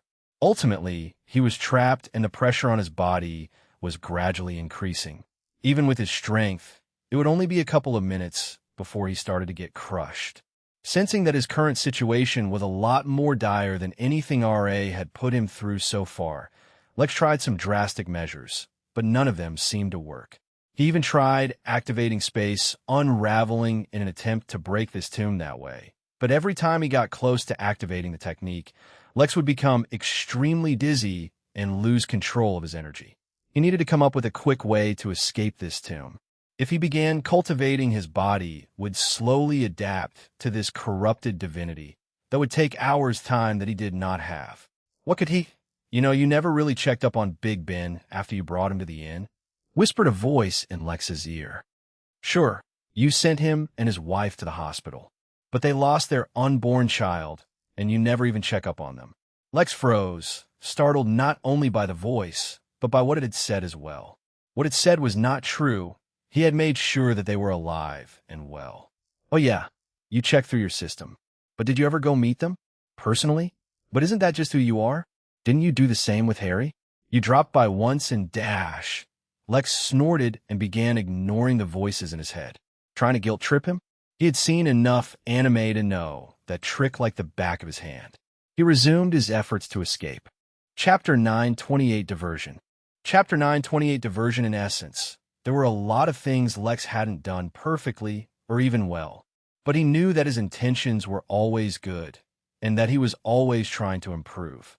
If despite that, he messed up somehow, he just learned from that mistake. As long as he was alive, he could do something to make up for it. With a mentality like that, it was difficult for Lex to get pulled into feelings of guilt and shame, especially during a situation like the one he was in. Perhaps there was more to the technique, and his mask was blocking out key factors which would result in him falling victim to it. But while the effectiveness of the technique dropped, it didn't change the fact that Lex was slowly getting crushed to death. Lex tried a number of different things, from his various techniques to teleporting away by first creating a barrier between himself and the tomb, but none of them seemed to work. Either the tomb could tolerate the damage from his techniques, or his techniques would fail to execute. The voices in his head were also getting louder, so that even if he was not affected by them, he was certainly distracted by them. Lex entered his overdrive state to consider possible solutions to his situation, and suddenly something clicked. He recalled a moment during his training when Cassandra mentioned that his mask seemed inherently predisposed to enticing negative emotions. Although the comment seemed harmless, it triggered an idea.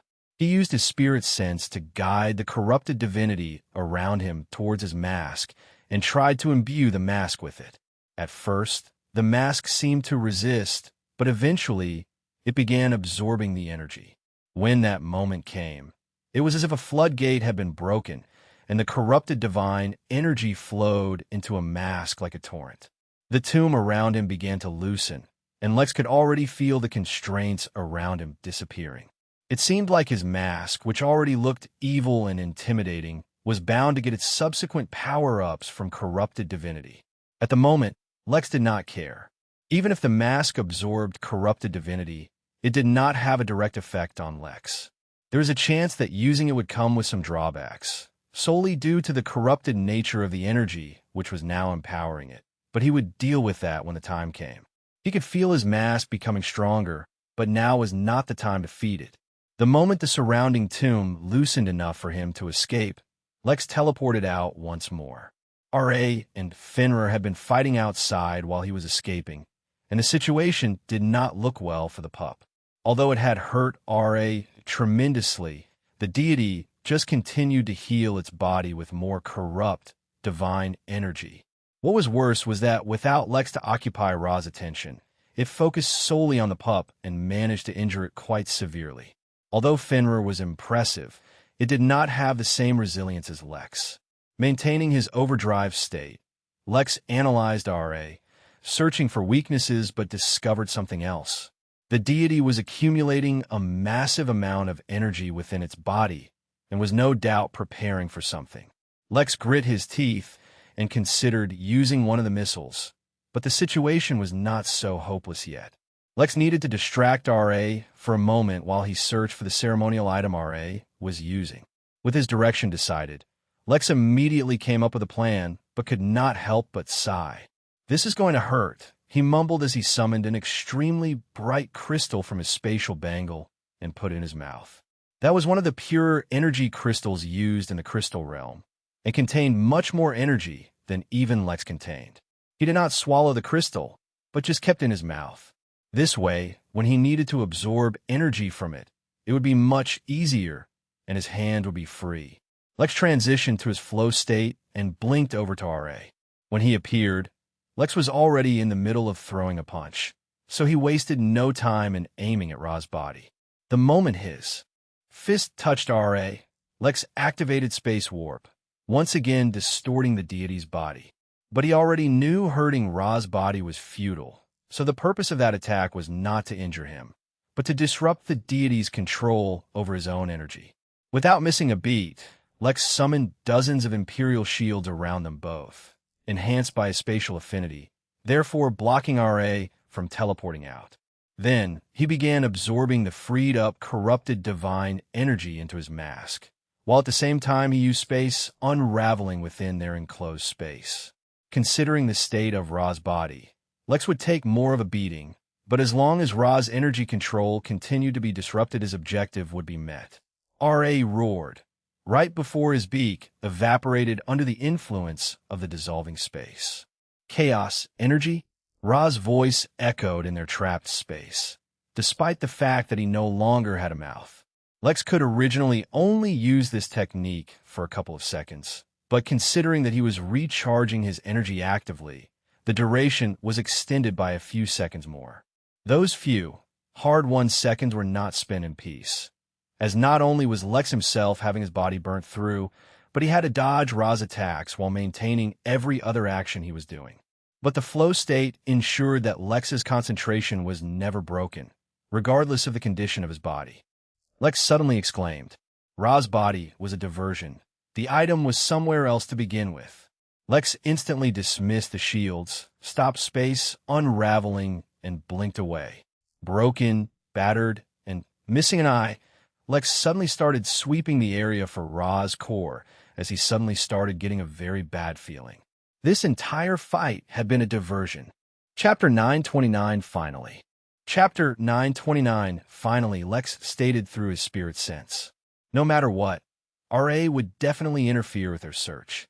After all, if the deity had gone through so much pain and effort just to distract them, he was either plotting something sinister or was incredibly weak at the moment. Regardless of whichever one it was, they could not afford to wait. The only thing in their favor at the moment was the fact that the item itself was probably not so far from them. After all, it had to maintain its control over the body made from energy as well as its numerous techniques. Between the two of them, Fenrir was more likely to succeed because he could somehow make RA forget about him. Lex's plan was to search for the item, but most attract Ra's attention while he searched, so Fenrir could investigate freely. RA roared, having realized that his ploy had been seen through.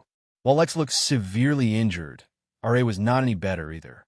His body could continuously heal using the corrupted divine energy, but the more of it he used, the less he had in reserve. That meant Ra's body was continuously decreasing in size. By now, after its previous vicious beating, its body was barely larger than Lex's. Lex, of course, had no interest in obeying RA, so the miniature deity chased after him. But a game of tag with someone who could use blink was bound to yield no results.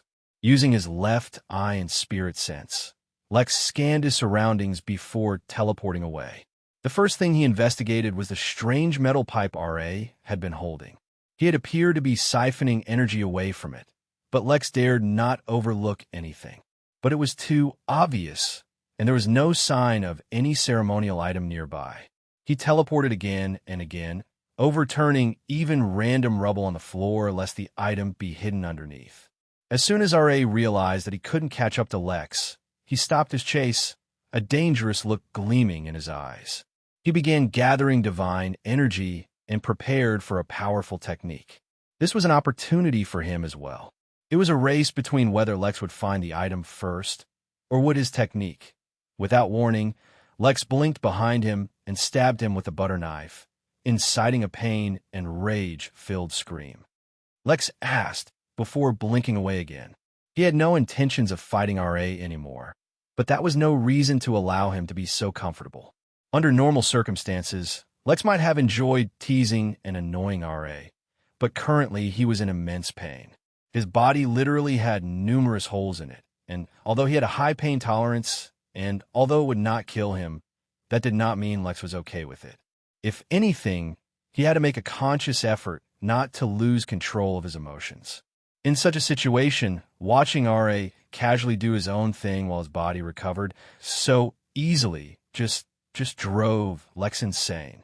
So, to vent his feelings, Lex stabbed him a few times. Conveniently, since the blade would cut through divine energy, it would interfere with his techniques. After succeeding a few times without any meaningful retaliation, Lex made a mental note to employ more hit-and-run tactics in the future.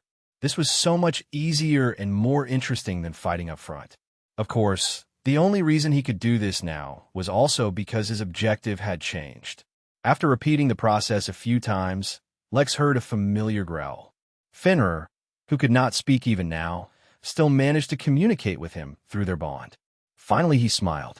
With Fenrir's assurance, he decided to keep R.A. occupied.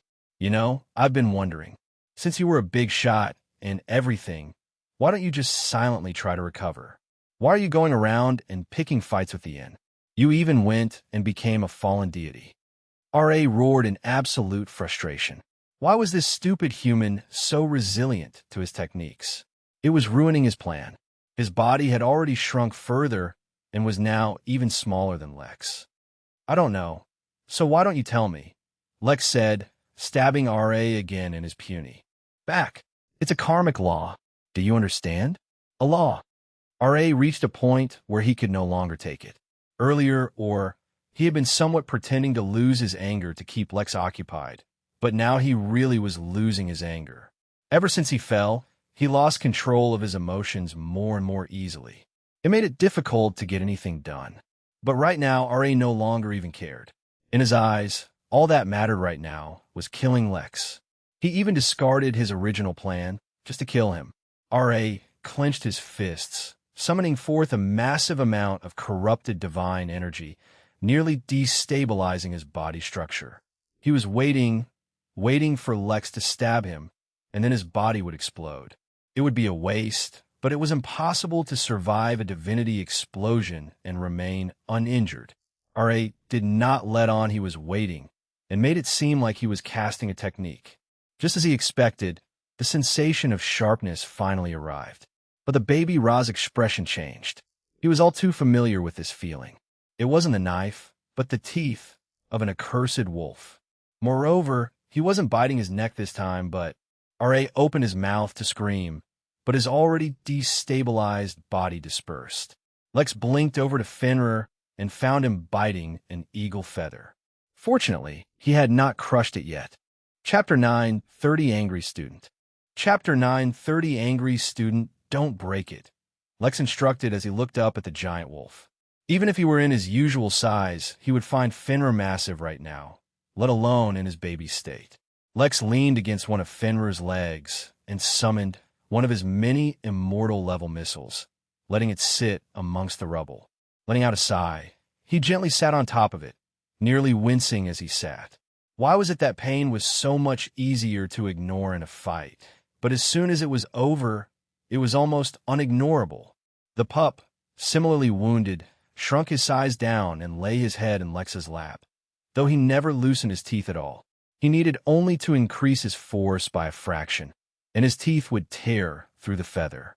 His instincts were practically begging him to do so, but since Lex had asked to wait, he would wait.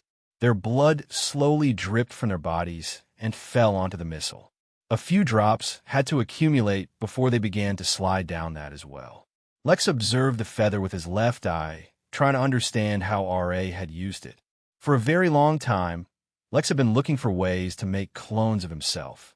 How cool would that be? But every technique he discovered came with massive drawbacks. It was never worth it. He wondered if Ra's technique was any better. You know, I don't really appreciate being lied to, Lex said out loud, though his gaze never left the feather. Asked Cassandra, her projection appearing in front of him.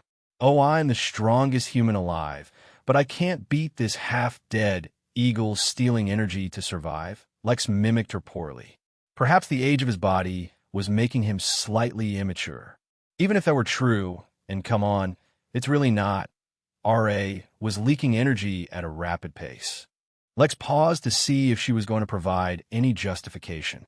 When she didn't, he continued his list. There's also no way you didn't know he had fallen, but I'll ignore that one since you at least taught me about corrupt divinity. The thing that really peeves me, the one that really gets to me though, is the attempt at emotional manipulation. And when that didn't work, or at least didn't elicit much of a response from me, you shifted the danger from the origin realm to me directly. Like I get that by stating the entire origin realm is at risk, you wanted to motivate me to fight RA. Honestly, I was going to fight RA anyway. But when I didn't make a sweeping declaration to die, fighting for the sake of the realm, you trained me, and then said it's too late. You have the aura of the temple on you now. You're in danger too. Lex was even skeptical of the system providing him benefits. So how could he not doubt others? The only difference was he did not so blatantly fight against Mateo and Cassandra as he had with the system, because he still needed something from them, the training. Also, just in case he was wrong about them being able to fight RA on their own, then at least until that point they needed him as well, so he would be safe. But now finally they had arrived at the crossroad, and Lex could no longer afford to pretend to be stupid. In case they had ulterior motives, should he not protect himself first, then he would be at their mercy. He really liked the idea that this temple was the perfect place for him to secretly train his employees, but he could not send them to the temple if there was any doubt about it all. Given your young age, I just thought you were just naive, Cassandra said casually. Most people who lack experience more or less believe whatever they hear. People with experience often drop their guard after experiencing some benefits and begin to doubt their own original suspicions instead. I'm glad to see you're not so foolish. She waved her hand, and an imperceptibly thin shield appeared around the missile, isolating it from the rest of them. Even Lex could not detect the shield, but he could tell that he had lost contact with the missile. She also summoned the projection of a chair and a table before taking a seat. Cups and plates appeared on the table, filled with various foods. Cassandra only grabbed what looked like a teacup and took a sip before continuing. Help yourself to something if you need it. I feel like this is going to be a long talk. Let's begin with your fight with the little bird. Your performance was not bad. Clearly, you have been hiding the extent of your skill, as you performed a lot better than projected. You also got a little lucky because you inadvertently protected yourself from the deity's schemes. Instead of giving you all the answers, let's do a question and answer session to see how much you picked up. Lex got up from his missile and stepped up to the table. But instead of pulling out a chair, he summoned another missile and took a seat. Cassandra was not the only one who could make a silent statement. Cassandra clicked her tongue and isolated the new missile again. These things weren't toys to be left around like that. This student of hers really had a temper. He was definitely planning something, otherwise he would not have used an energy body to distract me for so long. Wrong. That's not what happened, Cassandra corrected. Chapter 9, 31 Possession. Chapter 9, 31 Possession. Before Cassandra could explain what she meant, Lex summoned another missile. This time, he did not sit on it. Instead, he summoned an imperial shield behind him on which he could lean back and place his legs on the third missile.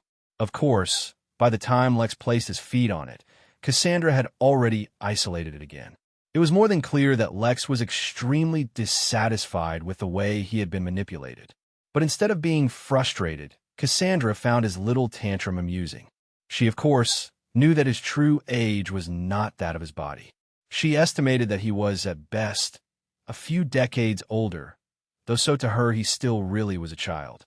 The fact that he was showing his dissatisfaction and complaining, even if his form of complaint was to threaten the temple with a missile containing a heavenly immortal attack, meant that their relation was not pushed to the point of no return. Cassandra did not allow the appearance of the missile to pause her explanation. The assessment you have given me is the one you formed while you were fighting RA. If you take a minute to think back and look at everything that you know now, you may reach a different conclusion. But allow me to skip over your introspection and bring the correct conclusion directly to your attention. From the very first moment you fought the deity, his intention had not been to kill you, regardless of whatever you may think. Cassandra paused to see Lex's reaction, but he sat completely unashamed. Blood was dripping down his face from the massive hole where he used to have a right eye, but it had mostly stopped. Even if he did not seek healing from her, within a couple of weeks, he'd be back to brand new based on his own regenerative abilities. If you think back, the deity claimed that he would never be able to step foot in the origin realm. Someone had affected the laws of the realm, making them attack him as soon as he revealed himself. Quite an ingenious, yet dastardly punishment that. The deity must have really antagonized the wrong person for something like that to happen. Nevertheless, as a result of that, the deity is in hiding and actively trying to change itself so that the law no longer applies to that. With this information in mind, if you think back to your fight, you will notice that the deity never really tried to seriously harm you. It merely tried to incapacitate or trap you. The reason for that is simple. Lex raised an eyebrow. The revelation made sense now that he thought about it looking back, but it hadn't occurred to him at the time. When he sent his minions after you, he was just trying to stall you and infect you with a parasitism enabler, the black goo that you so easily dodged. Time and time again, after that, the deity did not employ its most powerful attacks, but instead tried to hold you still. If Fenrir had not been constantly disrupting his efforts, you may have seen his subsequent preparations while you fought off his attacks. That time you were entombed, he nearly even succeeded. But I don't know whether it was out of sheer luck or perhaps the influence of your prophetic intuition. The invincible tyrant mask you wore, while entombed, blocked the effects of the technique which would allow RA to possess you. Of course, even if you had not worn the mask, due to your new bond with Lotus, it would not be so easy to possess you. It would be like possessing an entire planet.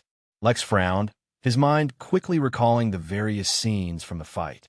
At first, Lex had thought that RA was a has-been deity who was losing his mind due to the corrupt divinity. But then he later proved that he had been acting to lure Lex into thinking things were going his way. If that were really the case, and RA had the ability to divine the future, since how long ago had RA been planning this? Cassandra only guessed this much because she only saw the exchange within the temple. But what about their exchange prior to that? If Lex looked at things more critically, even back then on that planet where RA first appeared, capturing him had been easy, too easy. Lex had assumed it was due to being underestimated, and had subsequently used Ra's body to absorb divine energy. He used his own cultivation technique to improve his body using divine energy. Back then, he felt like he was taking advantage of RA. But if the same scene was looked at with a different lens, wasn't Lex altering his body and thereby making it the perfect vessel for RA to possess later on? He got chills as he reached such a conclusion. He may feel like he had escaped Ra's clutches already, but what if that was also part of his plan? What if he was lowering Lex's guard and would find a way to possess him at some other point later on? Lex frowned as his thoughts reached this point, but then he calmed himself down. He was not exactly helpless, and even if a deity wanted to possess him, it was not so easy. Even if he ignored all his other numerous benefits, just dragons might alone would protect him from that. Then there were his bonds, as well as the system, the sword inside his soul, and so many other things. He suddenly imagined his soul like a bar where numerous powerful people, entities, and phenomena gathered to have a drink. Pushing away the random thoughts, he turned to look back at Cassandra. That's not exactly helping your case, he said, still waiting for the explanation for why she had lied. Chapter 932, Lost My Trust. Chapter 932, Lost My Trust. I genuinely could not have anticipated that the intention of the deity was to possess you, Cassandra explained. Under normal circumstances, there would be not much to gain and plenty to lose. But, regardless, due to his intentions and your many, overwhelming advantages, your encounter with the deity fell short of my expectations. She stated her feelings quite freely, as if uncaring that they might further aggravate Lex. But she didn't keep him stewing either. She quickly continued to the next part, which contained her reasonings. As you correctly guessed, it's not a big deal for me, or even Mateo, to deal with the intruder. Outside the temple, we have no authority. She paused to look at Lex in the eyes, and then towards the missiles. Nothing, she repeated as if to emphasize the point. But instead of getting the message she was trying to convey, Lex just summoned another missile. He was rich and outlandish. What could they do about it? Cassandra sighed and nearly rubbed her head. Despite her endless patience, she had never worked with a baby before. It was a novel experience. The plan was Mateo's, but when he informed me of it, I agreed wholeheartedly. Regardless of anything else you may or may not believe, there should be no room for you to doubt that the purpose of the Temple of Fasting is to train humans. It is to help them overcome difficult personal trials, hence the name fasting. After your initial assessment of exceeds expectations, Mateo devised a plan to train you. That included giving you a strong enemy to overcome, which was naturally the deity, as well as strong motivation to push yourself, which would be the threat to the realm. Only, while you did train diligently, no matter what reason we have you to fight RA, I never sensed desperation from you. No matter how tough you had it, no matter how much you bled, or how spent you became, I could not sense any desperation from you. Normally, that's a bad thing, but sometimes it can be good as well. Now, I'm not claiming that your life has been easy, not at all, but I can tell you've never faced true desperation. You've never faced the dire hope that clings to your chest as you wish for something, even knowing it will never come. You have never faced a defeat that stripped you of everything. I went along with the plan to train you using RA because I was hoping to have you go through such a situation in a controlled environment. If you thought that no help would come and you were overwhelmed, it would be a good, growing experience for you. But I've noticed you're too calm. You're always in control of your emotions. It's not easy to elicit such a reaction from you. So I altered the plan a bit and created an emergency situation to unsettle you. As things stand, although you did not go through what I wanted, I must admire your ability to stay calm and collected. With that, Cassandra paused once again. She had given him a clear enough answer. The reason she had not been completely forthcoming was because she was treating it as a part of his training. It was so unexpectedly cliché that Lex had not even considered it. But that did not improve his mood in the slightest. For a few moments, Lex sat in silence as he gathered his thoughts. He was on the verge of a very important decision, and he didn't want to make it in a rush of emotions or be blinded by benefits. Before he could make any decision, though, he needed to first establish his baseline. Cassandra Van Zag knew, Lex said, as he sat up straight and looked her in the eyes. When you first appeared, you asked my permission before becoming my teacher. I did not know much about you, but if I take things at your word, then you are one of the strongest humans ever. For someone of your level, to show any attention towards me at all should be my honor, let alone asking me for my permission. I realize that. I am grateful, for your training has helped, and honored that someone of your level would pay attention to me. But, Cassandra, I am neither your subordinate, nor your subject.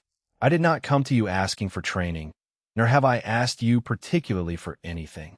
Do you know what that means?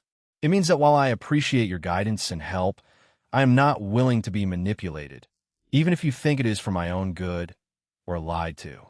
I am not willing to compromise on certain things, and I do not owe your temple anything, regardless of your intentions. I only came here to take Z back with me, and you are the ones who delayed it. Now I cannot help but think what kind of torture or mistreatment you put him through in the name of training him. What are the lengths you are willing to go to fulfill your role, despite the will and interest of the person involved? Lex could not hide the aggression in his voice or in his eyes, but he ultimately calmed himself down. Things had not gotten to the point of no return yet, and it was true that he was in their territory. It was not good to push things too far. The gist of the matter is, I no longer trust you, so how can you regain my trust? If you cannot, then please take me to Z, so we can leave you in your temple to continue to hide from your enemies. Chapter 933 Realm War. Chapter 933 Realm War. Not a flicker of emotion appeared on Cassandra's neutral face as she heard Lex complain. Should she say he was too privileged? Or that his backing was so strong that he couldn't appreciate the opportunities he had been given? Faster than Lex could process, she leaned back in her chair and rubbed her forehead. How long had she been asleep so that Golden Core cultivators could just ignore her guidance? Had the realms really progressed that much? She found it hard to believe. She got up from her chair and paced around, all of this still happening with such a small frame of time that Lex would not be able to tell anything happened at all. For a moment, she considered if she was truly in the wrong, but then just concluded that Lex's situation was unique, which is why he had the option to not tolerate such methods of training. He could afford it. Was it worth it for her, then, to humor him? She thought for some time, but then concluded his potential was too great to waste. She sat back down and slowed down her perception of time back to a normal level. Lex was staring at her, as if waiting for her to give him an explanation. Truly dealing with babies was a hassle. How had she ever dealt with her own? The truth of the matter is, you do still trust the temple. You trust it in your gut, even if you don't understand why, said Cassandra as she poured herself another tea. Unfortunately, she was right. Lex could feel it in his gut, in his very soul. The temple would near harm him, and he could trust him. That feeling came from his core, but the feeling did not bind his actions, since he did not understand it. He could choose to ignore it, something he was very much contemplating. But the problem is you don't understand the context of that feeling. You don't understand the purpose of the temple. You don't understand why the temple would even suffer losses, and it has very much suffered losses due to the actions of that deity just to train you. I can explain it to you so that you understand. But first, I want to understand you a bit more. It will help with my explanation. Despite everything you have personally experienced, despite the investment you have seen, though admittedly you might not even understand the scope of that investment, you never seem impressed by anything the temple offers. Lex pondered. That was worth a whole lot more than what he had accumulated at the inn. Maybe, honestly speaking, he did not know the value of a living heavenly immortal dragon. It should be more than that, right? See, that is exactly the expression you make, Cassandra said. That expression, as if you were comparing the cost of things. This is not about resources. It is about trust. I already said that I don't doubt that you'll do whatever it takes to train me as long as you think it is worth it, including allowing a crazed deity to run rampant in your temple. But the question is, do I think it's worth it? How do I know that you won't manipulate me further just because you think it'll help me down the line? What's to stop you from locking me in a basement and training me for 1,000 years against my will? For all I know, that's exactly what you're doing to Z. Sure, I have access to some valuable resources. I mean, I use the forehead of a living heavenly immortal dragon as my cultivation mat. But I don't always have the right resources or the right guidance. I would love for there to be a magical place that trains me and gives me stuff for free without asking for anything in return. Cassandra's forehead twitched. Training on a, did he say living? How is that even helpful? Suddenly, she could understand what Mateo felt when he woke her up. Lex did not answer, but just kept looking at her as if wondering why she was asking him such a question. I truly wonder what kind of place you come from, where you can get so much but not understand basic things. Yes, responded Lex, hoping that this would eventually lead to a proper answer. You already know about the origin. Realm. The answer is it does not matter. What matters is how many mature realms there are in the universe. That is a much more finite number compared to the total number of realms. More importantly, what matters is why there is a difference between mature and non-mature realms. You see, child, everything in existence has a life cycle. The life cycle of our universe is right at the start. Our universe is young, you can say, and like all things young, the universe is growing. That growth allows new realms to be formed and for them to mature. The origin realm is an example of a realm that is about to mature. Lex guessed, based on the theme of her explanation. It makes sense that you would think that, but no. The most valuable resource is time, and it's running out. You see, the universe is approaching the end of its youth or early life phase. Once that happens, the universe will reach an equilibrium. That means the number of mature realms will be fixed, and all other realms, which have not reached full maturity, will be stuck at the level they've reached. Now, why is this important? I'm going to gloss over a lot of things and get to the point. Technically, you're still too young and low-level to learn about such things. Heavenly Immortal Realm would be the ideal realm to get in contact with this stuff, so I'll be brief. Although time is running out, that is only on a universal scale. In practice, it means there are billions of years left for this phase to finish. But this phase will not be spent in peace. The most valuable thing about mature realms is their ability to support high-level cultivators and nurture them. You see, once the level of a cultivator reaches a certain point, they no longer need mundane resources. Instead, they need a deeper comprehension and mastery of laws. For Tao Lord to grow, entering new realms that have not yet matured, but are nearing maturity, is the most ideal experience. They can feel the new laws being formed, which allows them to gain a deeper understanding of the Tao. As for cultivation realms higher, well, it's best if you don't learn about it yet, trust me. But as a result, all mature realms and realms nearing maturity have been embroiled in a war. Different factions want control over realms that are maturing so that their Tao Lords can grow before the universe's growth period ends, because after that it will become exponentially more difficult. Not all realms have the same rate of time flow either, so realms in which time passes more slowly are exceptionally valuable. Now that you understand this much, you should also understand that control over mature realms provides massive benefits to a race. Have you heard of the cosmic ascendant spectrum? If a race gains control over a mature realm, then the benefits of that are felt by every member of that race across the entire universe. Which is why those who control important realms don't want to give up control, and those who don't have control want to take it. The human race is also very much embroiled in this war, and in fact very recently lost control over a majority of the realms they controlled, even if they were not mature ones. The temple, though it is in hiding for the moment, is very much a strategic resource designed to nurture generations of warriors for the realm war. But due to certain losses, the temple was hidden. There are forces out in the universe acting to bring the temple back, but there are also forces doing their best to ensure it doesn't come back. There are too many things that I cannot tell you right now, but I hope you understand. Chapter 9:34 Enlighten. Chapter 9:34 Enlighten. Baby Lex felt contemplative as he heard Cassandra's explanation. He had learned a lot of new information that was more relevant to him than she knew, all in the hopes of explaining something that she never said explicitly. The understanding was that in the fight to control already established mature realms, or maybe gain control of realms nearing maturity, so that the Tao Lords of each race can grow, the temple of fasting trained warriors who would go and fight in that war.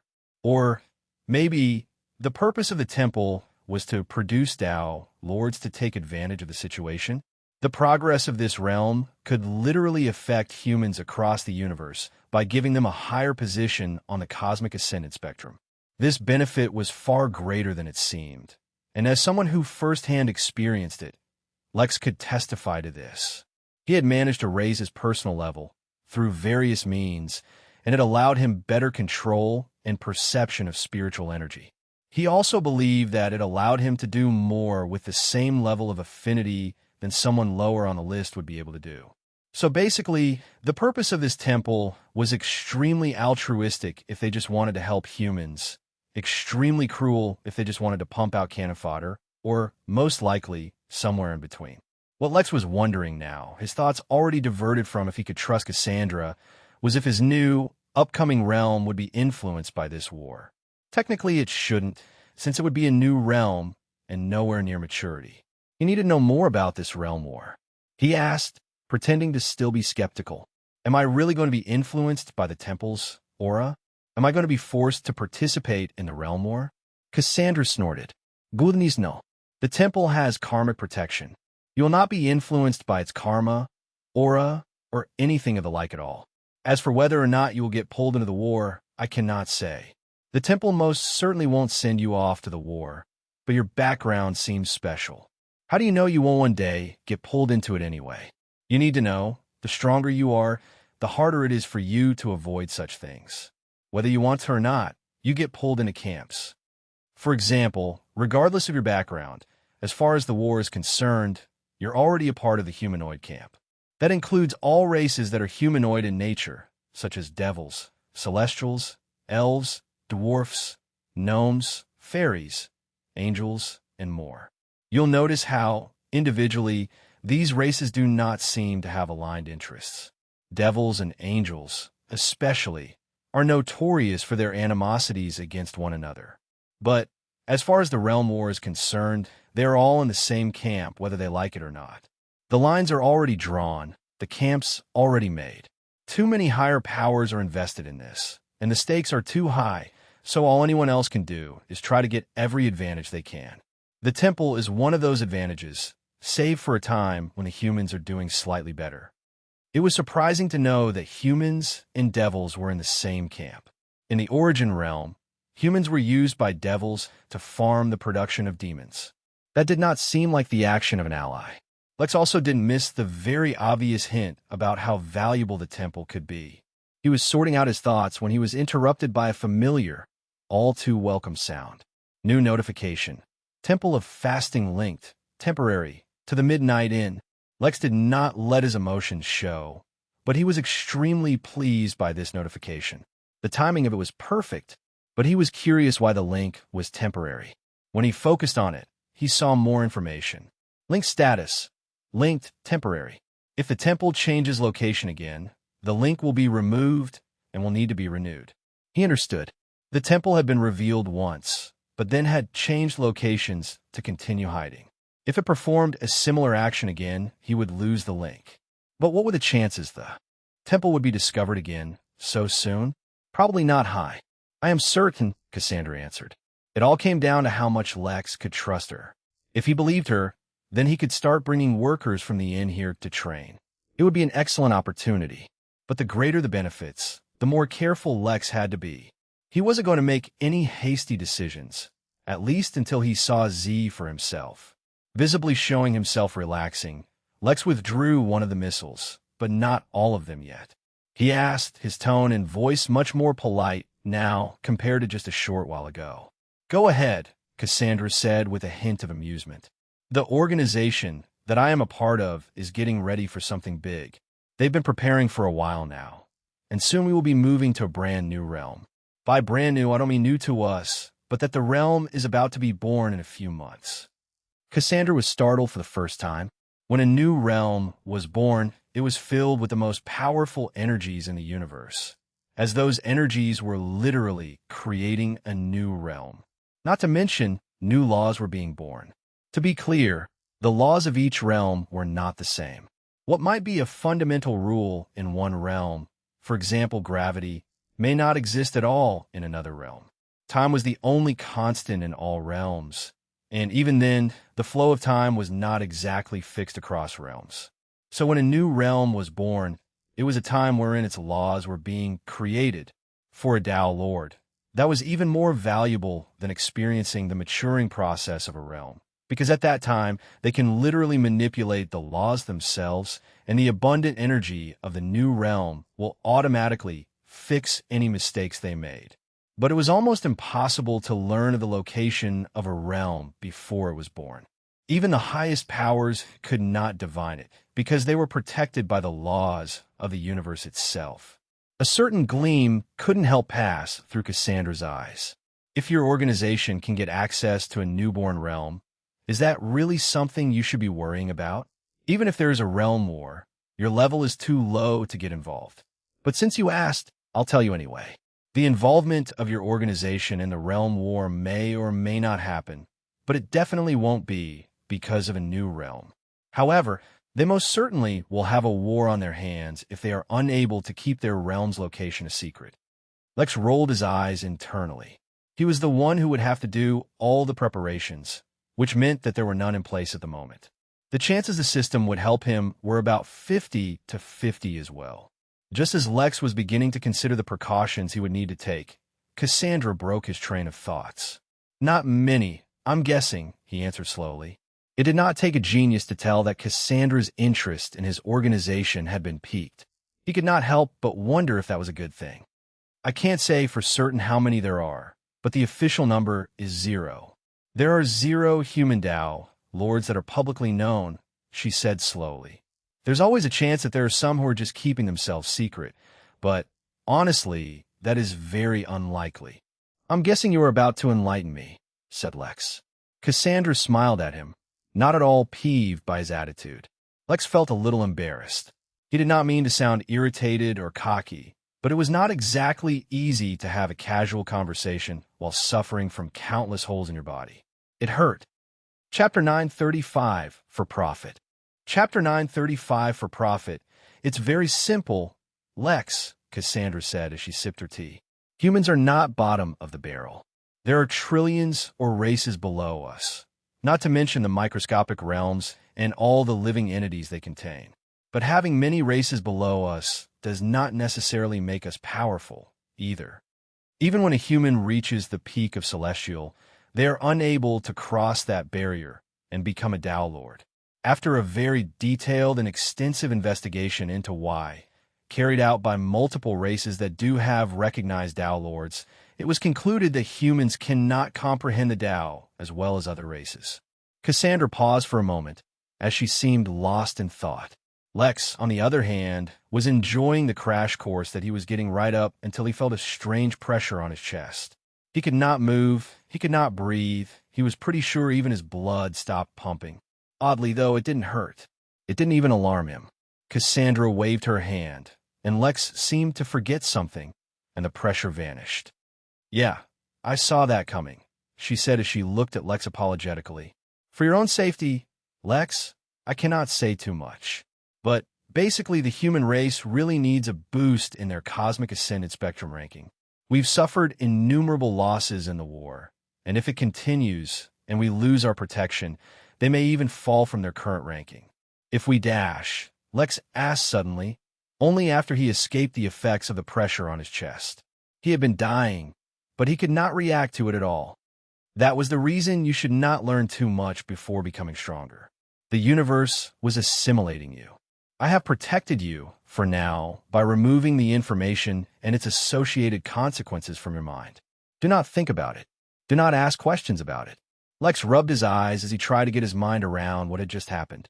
This innkeeping business was going to get harder and harder. He was going to keep it closed for a few centuries, at least. He just needed to figure out if that could, in any way, keep his new realm hidden as well. Lex, I'm going to be upfront with you. I want to talk to one of your superiors. If I can visit a newborn realm, even briefly, it will drastically improve my chances of becoming a Dao Lord. It will be a huge boon for humankind, but I won't try to guilt you using the fate of humanity. Lex was not surprised by her request. He more or less expected it. In fact, a part of him even wanted it, which is why he had mentioned everything so openly. Since he had reluctantly decided to trust her and the temple, then he now had to consider maximizing his gains. Just training his workers was not enough. The same way, just hoping that the inn and the new realm would never be discovered was not enough. He had to maximize his profits, the same way he had to build a relationship with a peak human cultivator. Moreover, if she were to become a Dao Lord with the help of the inn, would that not mean that the inn would be backed up, or at least have the favor of another Dao Lord? The first supposedly being the innkeeper. Pushing aside the fact that he nearly died because of overhearing some celestial gossip, Lex thought about how to handle the situation in the best way possible. There were some questions he could not ask as the innkeeper, so it was best that he asked them now as Lex so that he would have context later on. Just so that I know, how soon after the birth of a realm do you have to enter? Typically, when a new realm is born, for many thousands of years, it won't be inhabitable at all. I'm sure your organization will be expediting the process somehow. if you plan on moving in. But even so, the time period I can benefit from will last a while. But the earlier I enter, the better. You see, there's a reason I'm asking. Normally, bringing you along would not be an issue. In fact, the organization I work for is called the Midnight Inn. It's an inn, and anyone can come and spend as much time as they want. But due to the relocation some time ago, the inn stopped accepting new guests. I cannot say when the doors will be reopened for new guests, but I can bring you the innkeeper's business card. Cassandra did not show any reaction to the name, though she spent some time trying to recall if she knew any powerful entities that associated with the name Midnight. She could not. For some reason, now that he had some kind of leverage with Cassandra, Lex felt a lot better. Dealing with someone who wanted nothing in return was oddly unnerving. It did not sit well with his capitalistic sensibilities.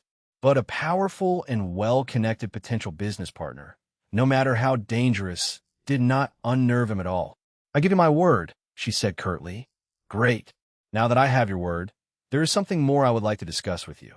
The Midnight Inn has many workers who, like myself and Z, could benefit from the training of the temple. I would like to bring them over to train for a time. They will all have to return when we are shifting realms, but perhaps you and the innkeeper can work out a long-term deal to train its workers." "This innkeeper you mentioned, he mostly employs humans?" I don't know what you mean by that, but the inn does not usually participate in external events. I will have to discuss the details with the innkeeper. You can keep the temple safe. The workers can come here directly without the need for the temple to reveal itself. Cassandra narrowed her eyes as she thought about what Lex said. The innkeeper could somehow access the temple, even as it was? Was it because of Lex and Z being here? Did that create a risk in their security somehow?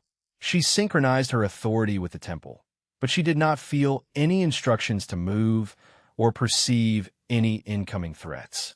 Interesting. In that case, I don't mind. I was going to have you deal with the curse and another matter as a part of your training as well. Excellent. But I need to see Z first. Sure. Mateo will take you to him now, though do not disturb him. He is undergoing a very delicate inheritance process. It will be a great loss if he misses this opportunity because of external disturbance. Also, leave the deity's feather here. Mateo reappeared, ready to lead Lex to Z. With their immediate actions decided, Lex left the feather behind and followed Mateo. Cassandra did not move even after he left, her gaze fixed on the feather for a long time. She asked, her voice a lot more sinister than when she was speaking to Lex.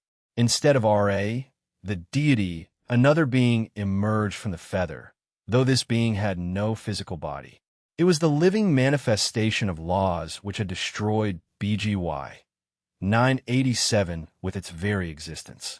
In front of Cassandra, it looked like an awkward child who knew they had done something wrong. If you know someone who'd love this story, send them this video. Sharing is honestly the biggest help you can give a small channel like this. Now let's get back to it. Chapter 936, Totally Not a Villain.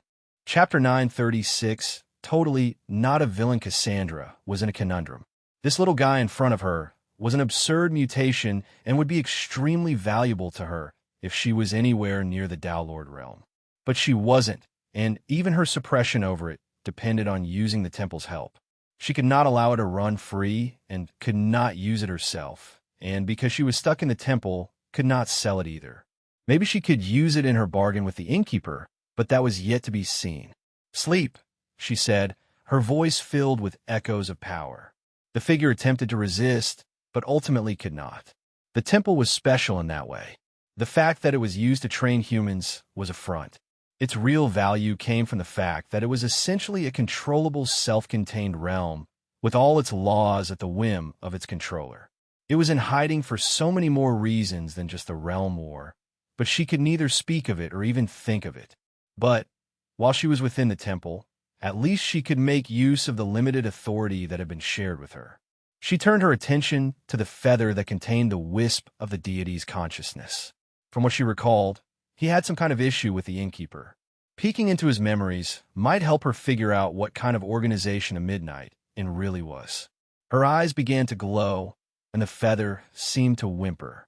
Lex was laying on Fenrir's head as they followed Mateo. Instead of heading directly to Z, they were first going to a rejuvenation room, which would allow both of them to heal. Considering the nature of the attacks that caused the wounds to begin with, Mateo recommended they avoid healing via divinity. I thought my plan was really good, Mateo said after a very long, awkward silence. In truth, Mateo was the only one feeling awkward. The other two were in too much pain to focus on anything besides. It was a good, moral motivator for growth. According to the temple scans, your disposition is leaning towards good, with only a few strands of chaotic tendencies in it. Lex raised an eyebrow. Was Mateo feeling guilty for how he confronted Cassandra? Well, she did say that the original plan was his. Considering how much effort they put into training and guiding him, he guessed it would be mean to leave them feeling as such. The plan was good. On anyone else, it might have been even more successful, and it's not like I can't see how I might have benefited from it if I weren't so skeptical the entire time. But I just hate being lied to. Lex could not help but wonder if those were the words he wanted to say to his parents. But at the moment, he could not muster up enough energy to care. He had moved on from that. My apologies. They entered the rejuvenation room, which had a massive pond in it, filled with giant lily pads, lotus flowers, and other plants floating atop the water. Here, let me help you, Mateo said, as he lifted both Lex and Fenrir up from the ground using some form of telekinesis. They landed gently on the pads, and Lex felt the leaf gently wrap itself around his body. The feeling it gave him was one of warmth and relief, and did not trigger any claustrophobia despite covering his entire body. Lex closed his one good eye and allowed himself to relax. Due to the fact that his bloodline was categorized as unknown and mutated, they never trained it in specifically. But the temple was supposed to study it so that they could figure out how to train it. Lex was not impatient to train with, but he was curious.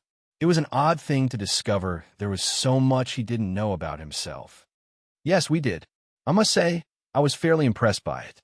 It's not an easy bloodline to use, but it is very, very useful. In fact, it has been categorized as one of the best bloodlines for the human race, just because of its potential benefits. That was all before it underwent mutations, most likely due to your physique. Due to its undeveloped nature, I cannot comment on what you can achieve with your mutated bloodline, but we were able to trace the original. I believe it is called gelid anima, a name we trace from the very core of the bloodline itself. In its inferior states, which is what you might be able to access right now, it can affect your state of mind, making it easier for you to learn new things. It can also affect your body, somewhat allowing you to tap into greater power. In essence, it allows for a series of passive augmentations. But if that were all, it would not be enough to get such a rating from the temple. No, its true awakened state will most likely be unlocked when you enter the immortal realm. At that point, gelid anima will allow you to suppress the influence of your emotions and directly study laws. It is a much more versatile version of the ability in your left eye, and its possibilities are endless. It can allow you to learn techniques faster, grow your realm faster, become the best oracle in your realm. Most importantly, it makes up for one of the fundamental weaknesses of humans, which is that they have trouble studying laws to begin with. Lex was silent for a time. If he understood Mateo correctly, his flow and other states were a result of his bloodline. It made sense. The tangible benefits he received from each state had to be coming from somewhere, and he had not seen other humans do it, so it wasn't as if it was just a human thing. But his bloodline was so powerful, his ancestor William must be pretty great as well to have created such an ability. Yet, he was weaker than Jotun. For some reason, Lex did not care as much as he thought he would. It was just an interesting little tidbit of information to him. Can you tell me more about the inheritance Z is getting? What's so special about it? I recall the first time you told me about it. It is more or less the same thing. Your companion was detected to be the descendant of a very prestigious human bloodline, long thought to have gone extinct. In fact, it is a little strange because the bloodline he has is not even the one he should have gotten from his ancestor, but that is also explainable. A more recent ancestor's ability will overwrite a more ancient one. While his bloodline cannot be changed or altered in any way, the dominating traits of his original ancestry are being awakened. You're probably aware that humans, too, have many subraces, right? For example, the Nico or Draco subrace types. Well, his original race type is being stimulated, which is why I said he is undergoing an evolution. But such a change cannot happen overnight and will progress over many decades. For now, the stimulation is already done. What's left is to arm him with the knowledge that comes with his race, as well as some of his original ancestors' heritage. Trust me, this will not harm him in any way. Lex did not respond immediately. Instead, his mind wondered a few different things. He knew that his workers were all clones, and in fact he could genetically modify them quite a bit, to the point of even choosing their bloodlines. In that case, chances were that Z was actually a clone of this so-called descendant. What interested him more was the fact that Mateo claimed his line was supposed to have ended. So how did the system have access to it? Was there another cloning system out there, with countless DNA strands from countless races, just waiting to be used? Or was the owner of that system using them for their own purposes? The oddly sinister nature of this entire thing was the reason Lex distrusted systems so much. Then again, he was the one who kept buying more workers, so he couldn't really complain. Was that immoral? Should he stop? After a moment of pondering, Lex decided the more moral thing to do was get his own hands on the cloning system, so he knew for a fact that it wasn't being misused. Unlike him, who did his best to provide his workers with the best life possible. Yes, Lex totally wasn't a villain. Chapter 9:37 Overwhelmed. Chapter 9:37 Overwhelmed. The healing process this time was nowhere nearly as quick as what Lex experienced previously, but at least he was numb to the pain. At first, Lex spent some time conversing with Mateo, but the longer he spent wrapped in this leaf, the drowsier he got. Suspecting that sleep would shortly arrive, he practiced the technique to keep himself from divining anything, and then allowed himself to drift off. The gentle sounds of the water around him kept him company, lightly rocking the lily pad he was in, and allowed him to fall into an exceptionally deep sleep. By the time Lex woke up, he felt incredibly refreshed and ready to seize the day, but the leaf had not unwrapped itself. He considered whether he was supposed to open it on his own, but fortunately reached out and asked Mateo first. Apparently, he was feeling great not because his body had finished healing, but because the leaf had subdued all his pain. The healing process was taking longer this time because the effects of corrupted divine energy were not so easily removed, and to avoid any hidden injuries, they were being extremely thorough. Lex could have gone back to sleep, but instead he decided to cultivate instead. He had decided to break through to the nascent realm when the new realm was born, taking advantage of all the rare and potent energies available at the time. For that, he would need to be at the peak of the Golden Core realm and make sure he was in the best condition to move up. Lex had expected that by cultivating now, he may pick up some immunity to corrupted divinity, but instead, his technique started adapting to the lily pads. It started to mimic their conditions as well as its effect and began absorbing them.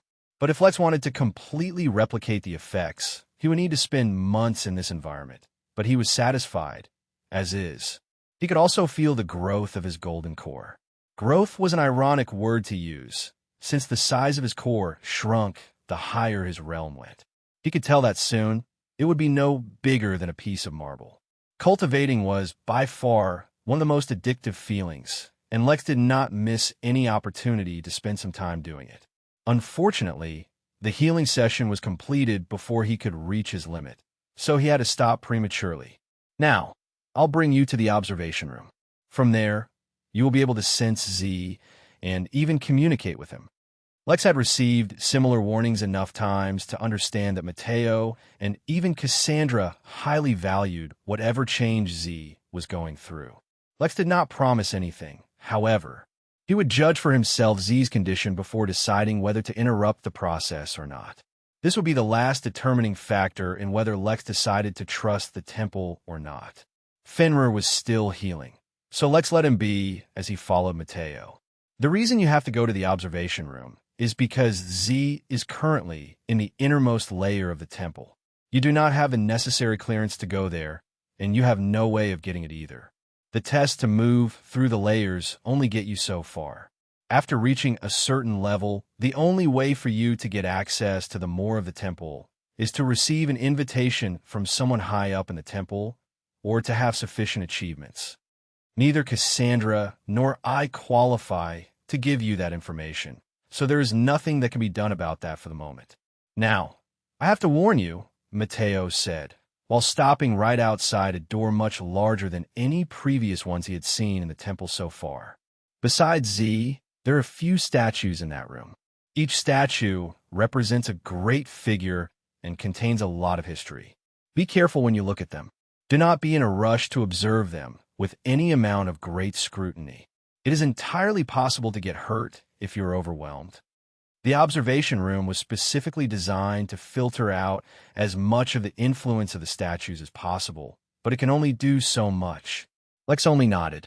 He understood that they were trying to impress upon him the importance of this room, and more specifically, of not disturbing Z, but he was only beginning to get exhausted from the repeated warnings.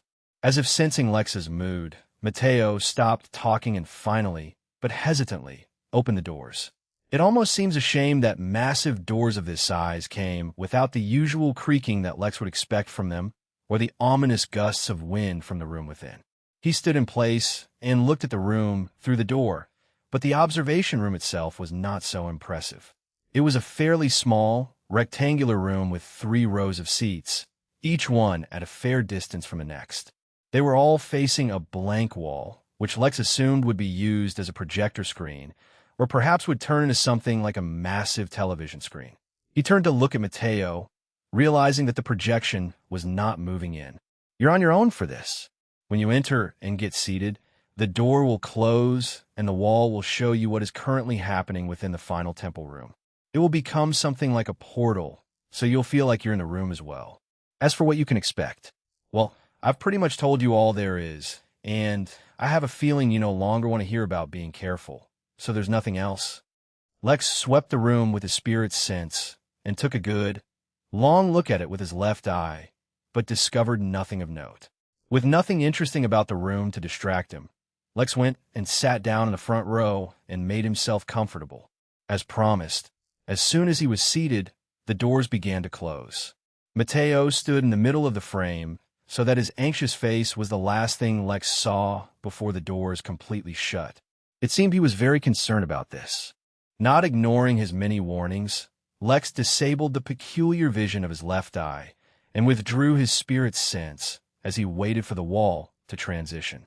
But before the wall changed, a number of formations were activated around the chairs, creating a soft barrier.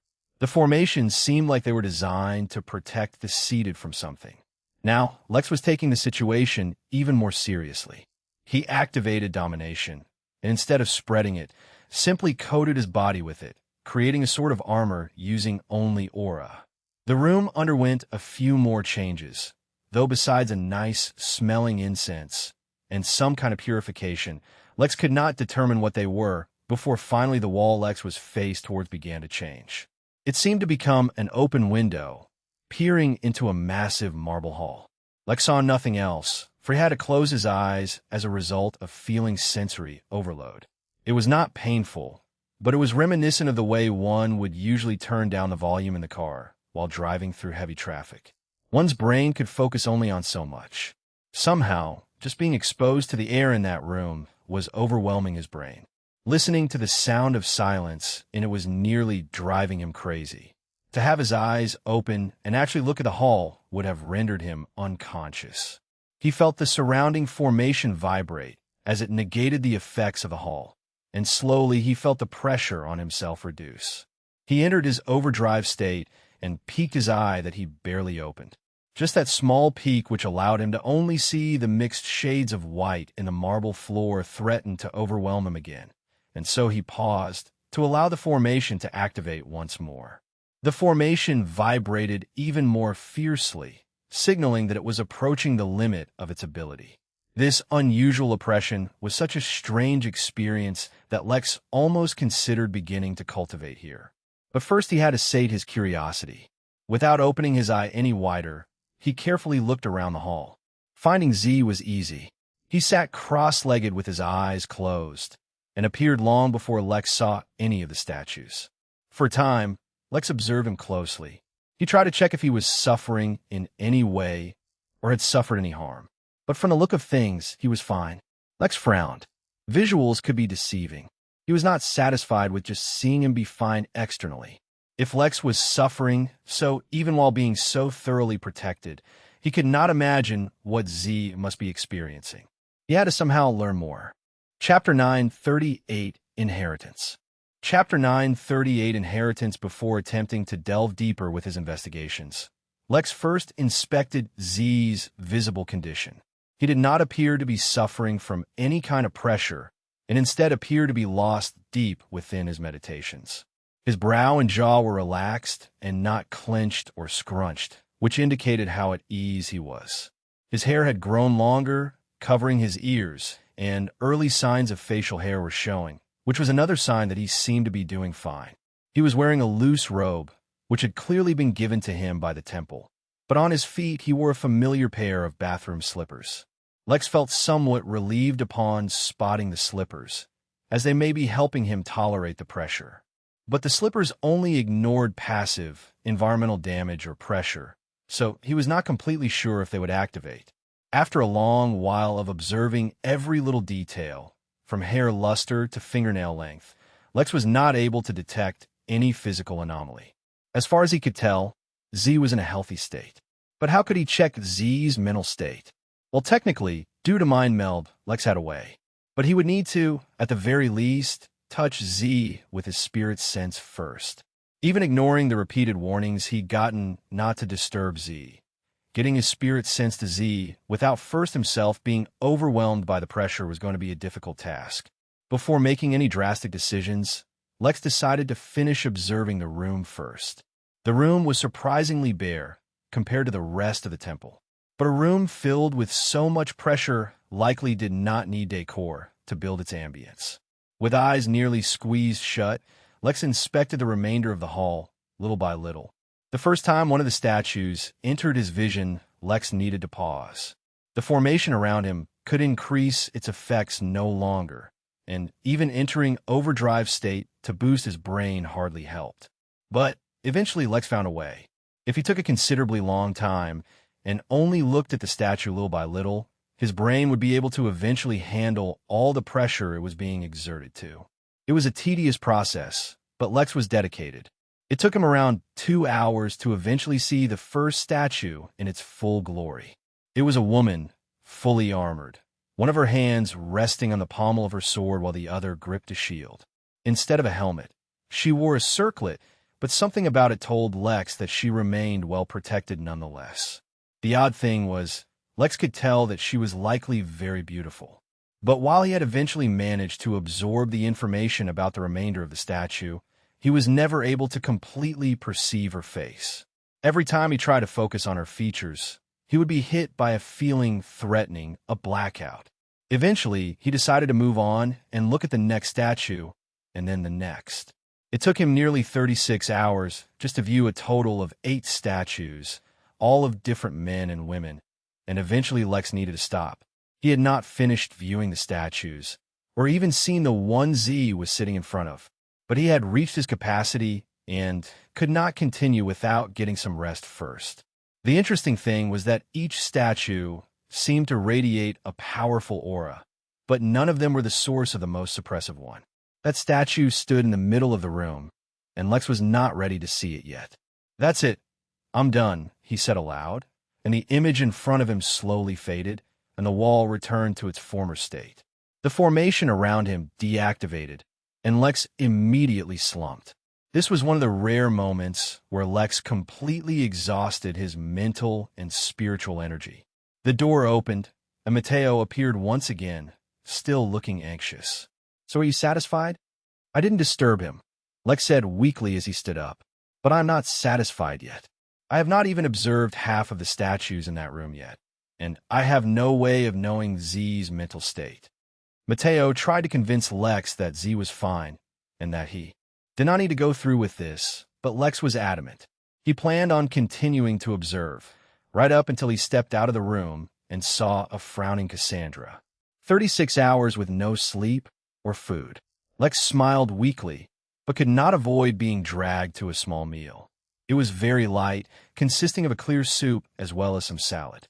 Despite how delicious it was, Lex just wanted to sleep, which he eventually got the opportunity to do, but only after Cassandra made him take a small walk to help with digestion.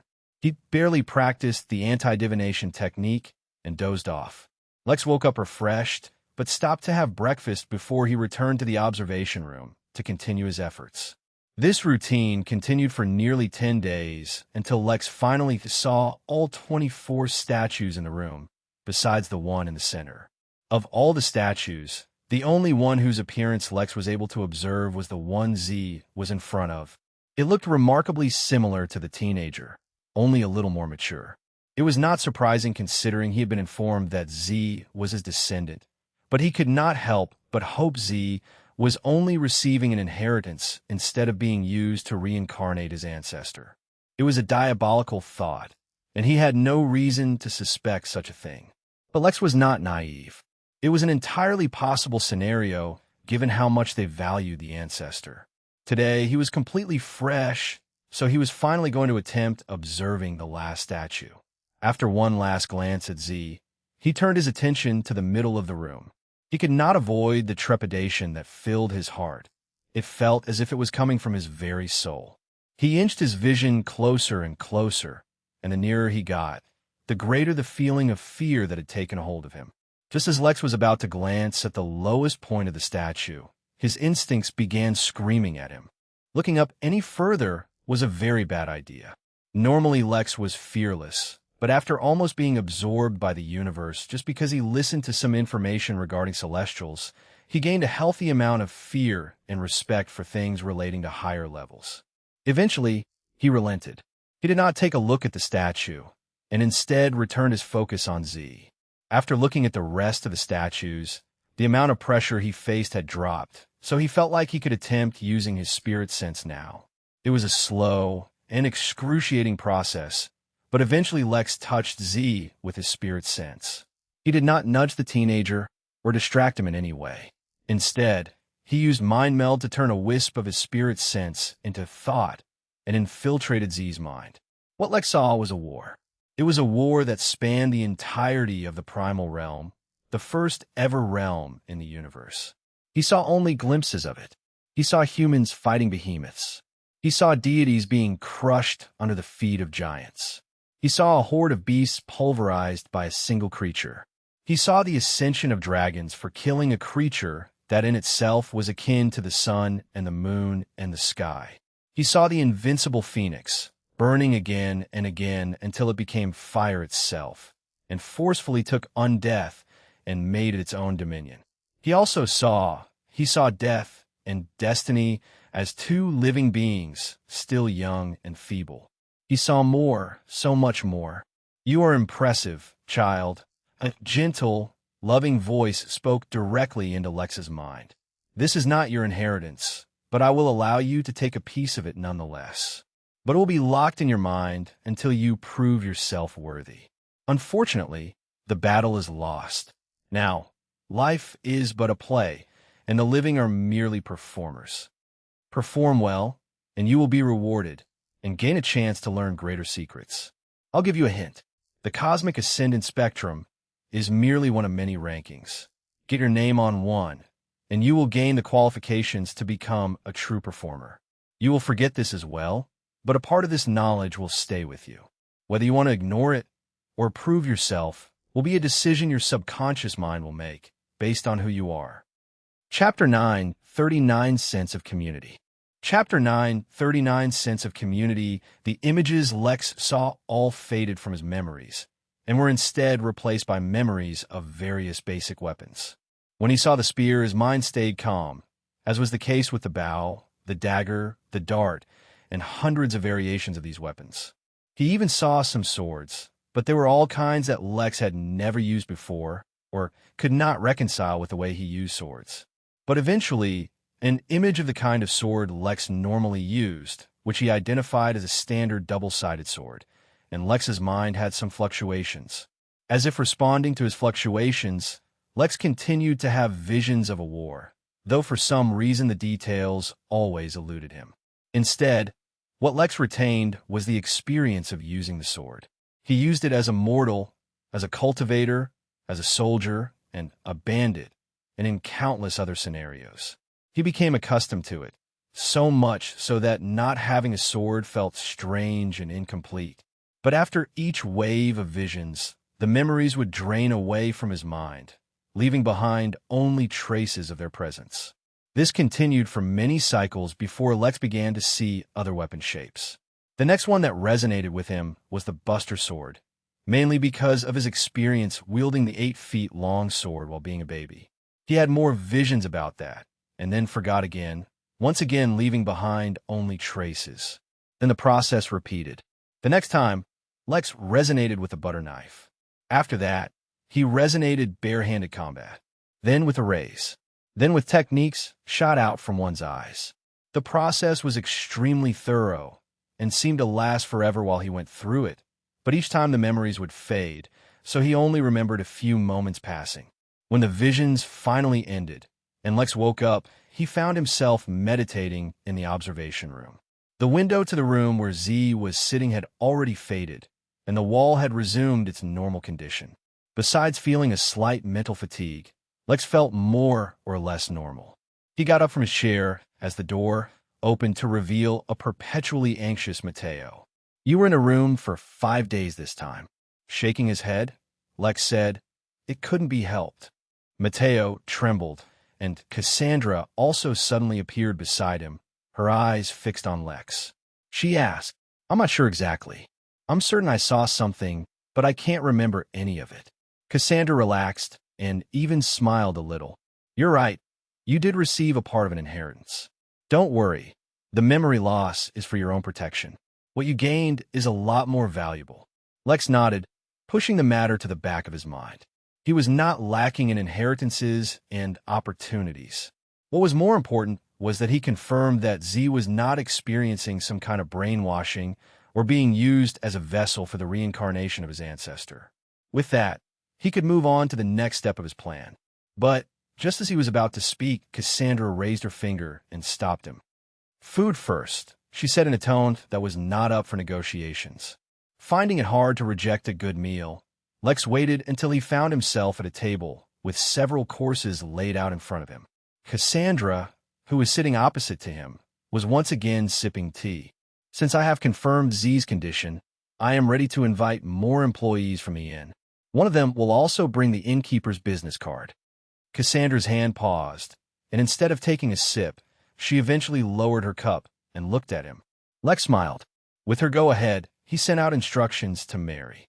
The population of guests at the Midnight Inn had dropped drastically, but by now it was clear that those who remained, none intended to leave anytime soon. To say that nearly half the remaining guests, whether it be devils, humans, or elves, were in love with Velma and wanted to pursue her would be wrong. The actual number was probably greater than 50%. Fortunately, they were all well-behaved and none of them tried to be forceful. How could they? They were completely enamored by her endless creativity, enthralled by her beauty, and completely enchanted by her jocund nature. If asked them to wage war on her behalf, it would not be surprising if 90% of them marched out to battle. The remaining 10% would most likely begin using their contacts to amass a power that could obliterate planets and target it towards wherever she pointed. A small percentage of the guests who remained were representatives of powers who had hidden items of great value at the inn, such as the paladins. Then there were the guests who used the beyond the grave feature of the inn to exist as spirits. Finally, the last portion was a random mix of guests who had various reasons to stay behind. This included the many guests still breaking through their realm from the last time the inn underwent a star rank increase. It would not be unusual if they stayed that way for a few more years, as cultivation at higher stages often became such a lengthy process. This, of course, excluded the many guests who had leased minor realms from the inn, as even those had become locked when the inn stopped accepting guests. Anyone could still enter those minor realms, but they would not be able to return to the inn. As a result, compared to the past, where the inn was a hotbed of activity, things were calmer and more peaceful. The few guests living at the inn had developed a sort of community as well, and arranged for some activities amongst themselves. The book reading club had become considerably famous, and the founder of the club, Gladius, became one of the most well-known guests at the inn. The club extended to many members who were not at the inn as well, via the Henali portal. But the integral members all stayed at the inn.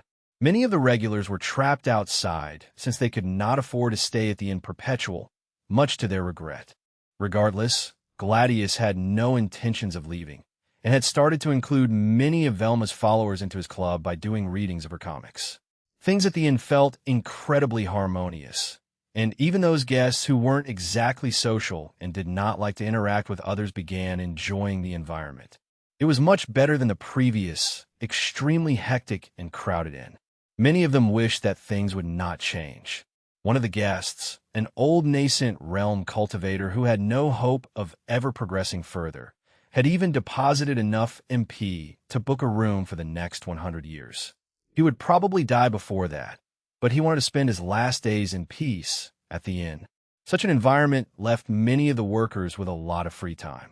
With not much else to do, they often enjoyed some of the inn's amenities and services themselves, using the MP they got in their salaries.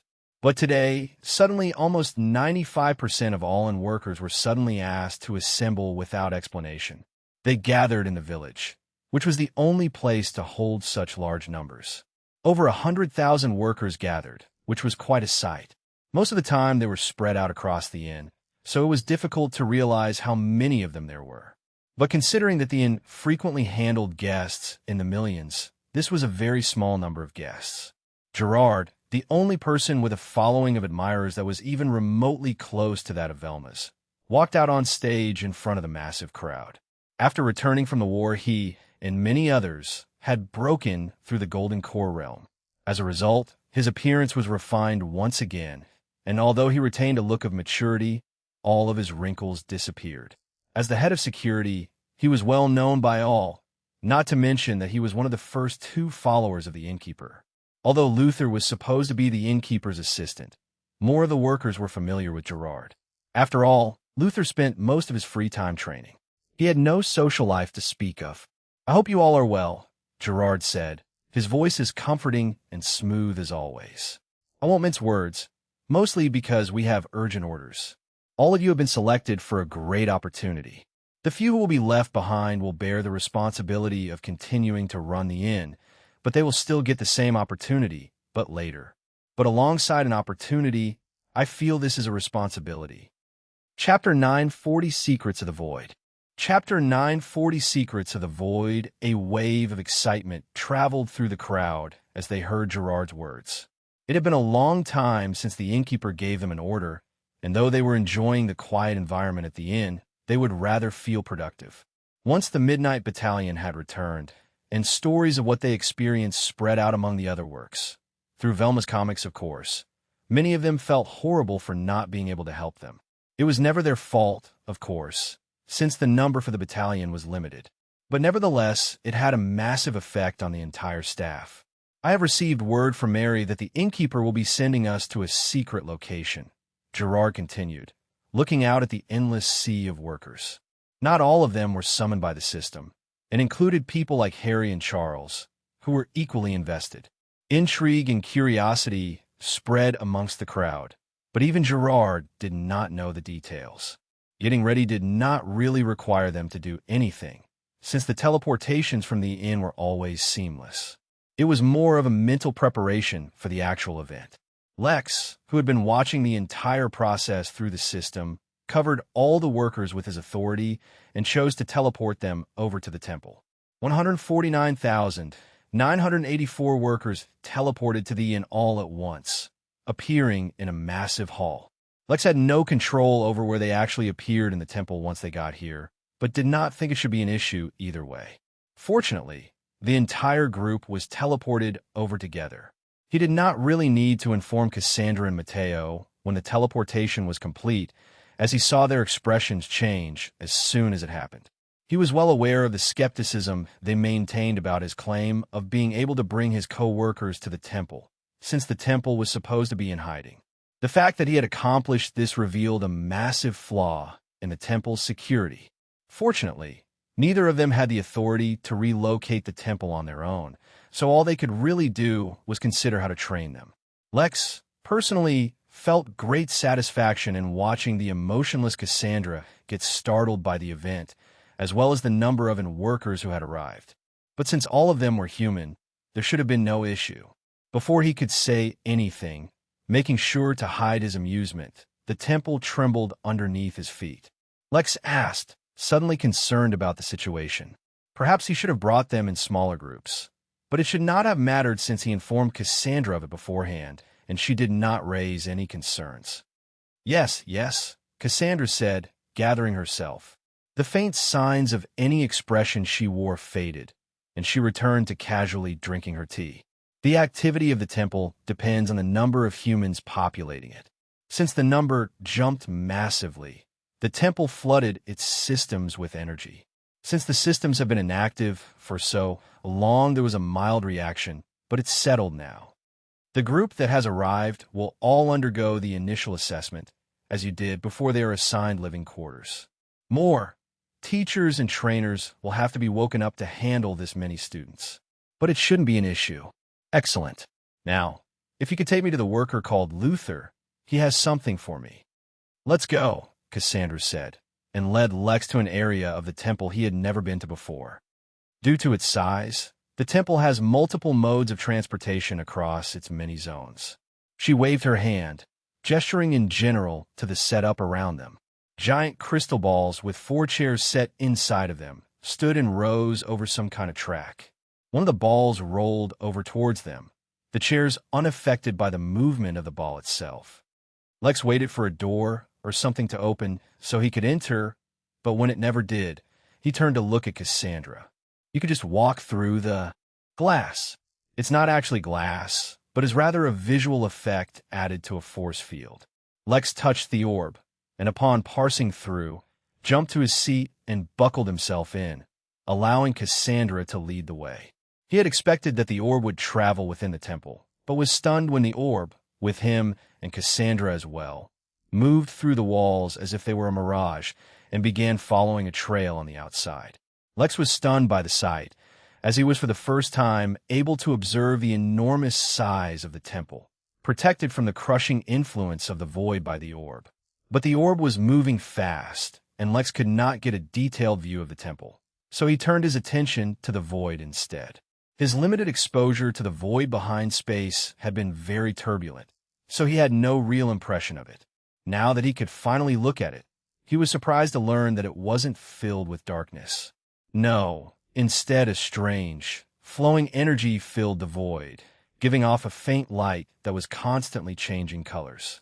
The energy, visible due to the light it gave off, seemed to be traveling in thin streams and filled nearly the entire void, making it a mesmerizing spectacle when one didn't have to protect themselves from it.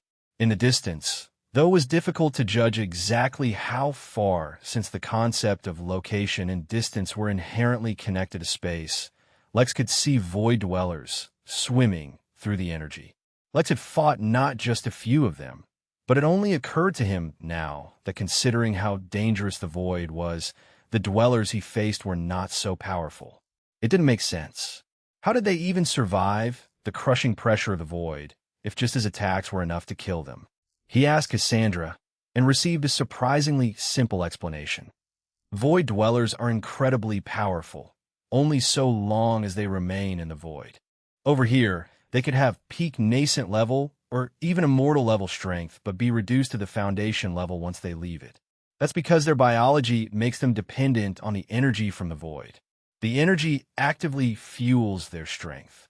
Because of the abundance of this particular void energy, void dwellers do not have any way of storing it in their bodies, as they do not need it.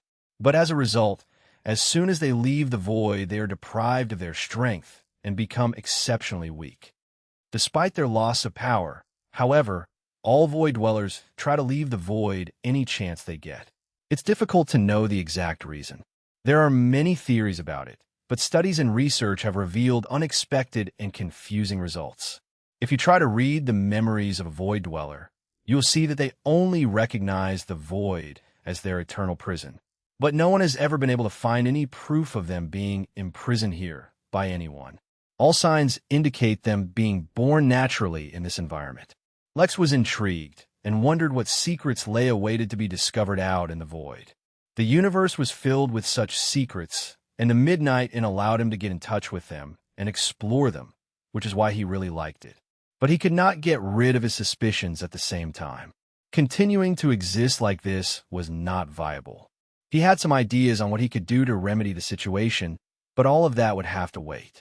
For now, he admired the incredible view and promised himself that if he ever became powerful enough, he would try to uncover the secrets of the void and the void dwellers. Chapter 941, Not What I Expected. Chapter 941, Not What I Expected. The Orb Ride was not long, and felt even shorter due to the incredible and enchanting views along the way. It was an enchanting experience, and Lex looked forward to the challenge of creating a space inside his inn where void dwellers could also come on vacation. Considering the fact that the inn was supposed to cater to everyone in the universe, it was expected that he would get guests who needed special environments to live in. But that would have to wait for the future when Lex wasn't stuck in an existential crisis all the time. Let's imagine that, back in the day when the temple was operating normally, the view outside was very different. The temple probably wasn't hidden in the void back then. He wondered what it must have looked like. Losing himself in such normal thoughts for once was a refreshing change. So when the orb finally returned inside the temple and arrived at the destination, he was in a very good mood. The fact that he would see other people again after so long was also great. The orb finally reached the hall with all the workers, and Lex exited the orb to a soft murmuring from the countless conversation between all of them. Nobody recognized Lex because, well, he wasn't a baby the last time they saw him. They just assumed he was a part of the temple. By now, thousands of projections had woken up and had given a small briefing to everyone about where they were, as well as forming lines to take the initial assessment. The clean environment, the professional attitude of the projections, as well as the excellent service they were being provided quickly established an unsaid misunderstanding that spread amongst all the workers. They assumed, naturally, that this temple had been specially prepared for them by the innkeeper. It made sense. The innkeeper had long been preparing them for this eventual move all the way back from before the Great Invasion had happened. The addition of the security team, the guards, the battalion, and eventually even the 300 workers were all signs that the innkeeper was getting ready to train them. It only made sense, and not just because they needed higher combat ability. Many of their guests were incredibly powerful, and they could not even cater to their requirements due to their current weakness. They also felt somewhat inadequate because the constantly hired security guards from the Reaving Dread mercenary group. It was not that they had problems with the group, just that they felt guilty for having the innkeeper babysit them So, a facility specifically designed to train and strengthen them, and only them seemed logical and well within the capabilities of someone as powerful as the innkeeper.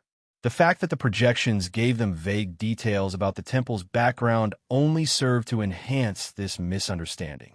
After all, telling them that a mysterious powerful being designed the temple to train and enhance the human race did nothing to dissuade them from connecting it to the innkeeper. As such, a strange harmony was established between all the projections and the workers, who gave the utmost respect to the mysterious and powerful being.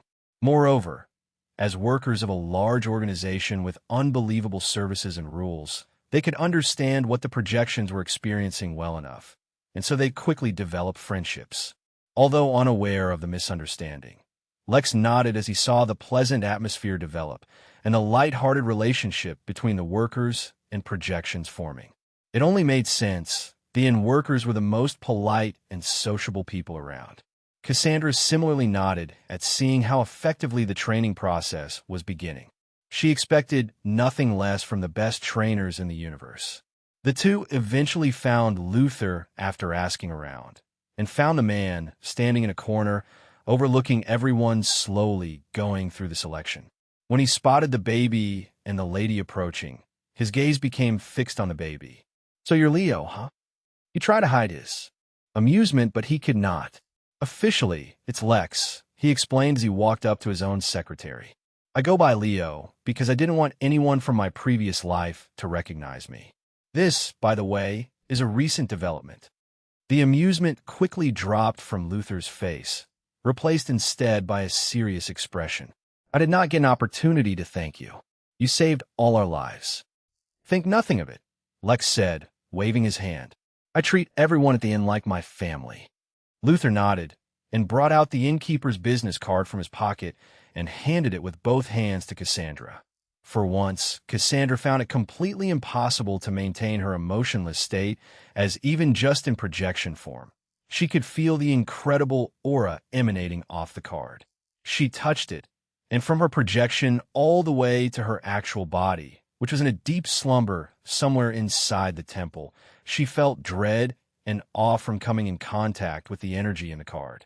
As someone who was at the peak of the celestial immortal realm, far stronger even than Jotun, she could feel the sheer awesomeness packed into the card. Even her projection started to sweat, but neither Lex nor Luther thought less of her for it. "Lex, you spent some time catching up with your friends. I will come get you once my meeting is over." Even while she spoke, Cassandra's eyes stayed fixed on the card. But as soon as she was done, her projection faded, the card disappearing with her. She was not willing to delay the matter at all. It was too important. Once she left, Lex was left alone with Luther. For a moment, he felt slightly awkward. He'd hardly interacted with the inn staff as himself, but the feeling did not last long. He really wasn't the type to dwell on such things. How was everyone once they returned? Any problems? Lex already knew the answer.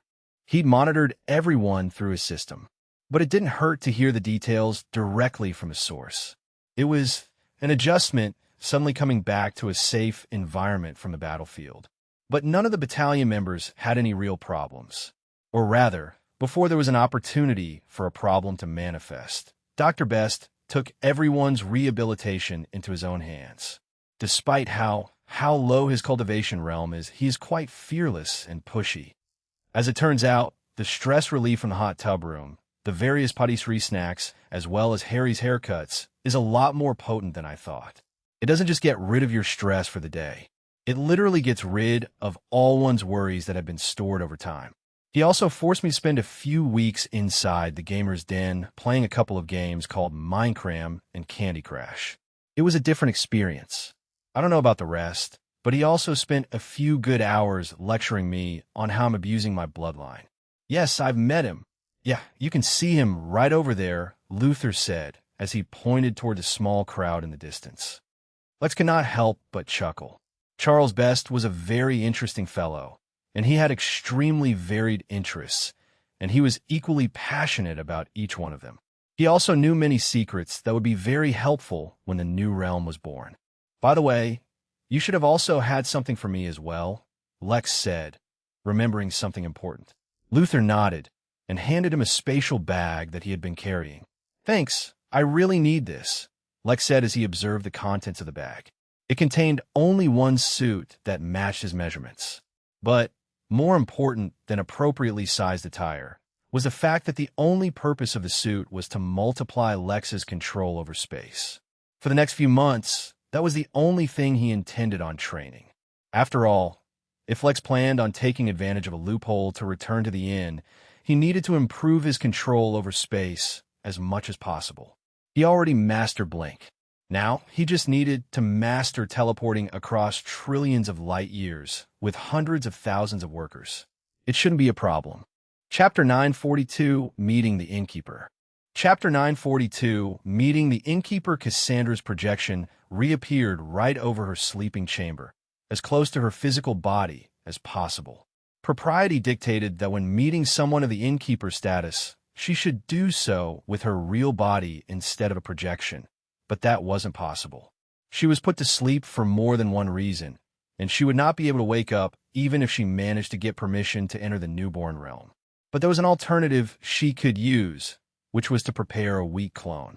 Even if she did not experience the new realm with her actual body, the benefits gained by the clone could be transferred to her main body through various means. That meant she'd be giving up on maximizing her gains, but such were the realities of life. She did not have such a clone ready at the moment, so all she could do was conjure her strongest, most realistic projection to meet the innkeeper. Although intimidated by the immensity of the innkeeper's aura, she had spent a long time surrounded by powers so powerful they were beyond human comprehension, so she was able to regain her poise fairly quickly. She did not need instruction on how to use the card, just holding it was enough for her to understand.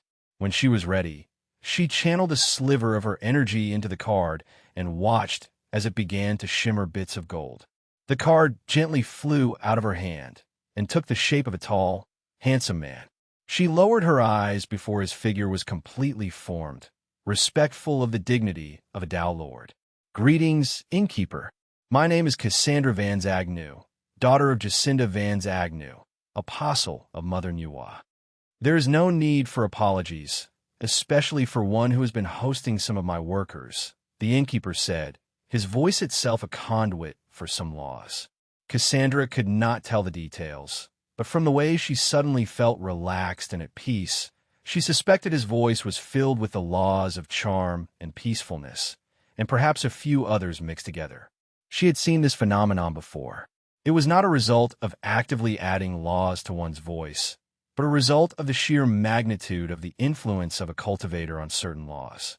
Which laws get added to the voice often represent the kind of laws a cultivator is proficient in, almost revealing their nature as a result. It was like how humans judged each other's personality traits by their minor traits, such as tone, manner of speaking, and hand gestures. Only, in this case, it was a result of much more deliberate attempts at wielding certain laws. In fact, I must thank you for taking care of my workers.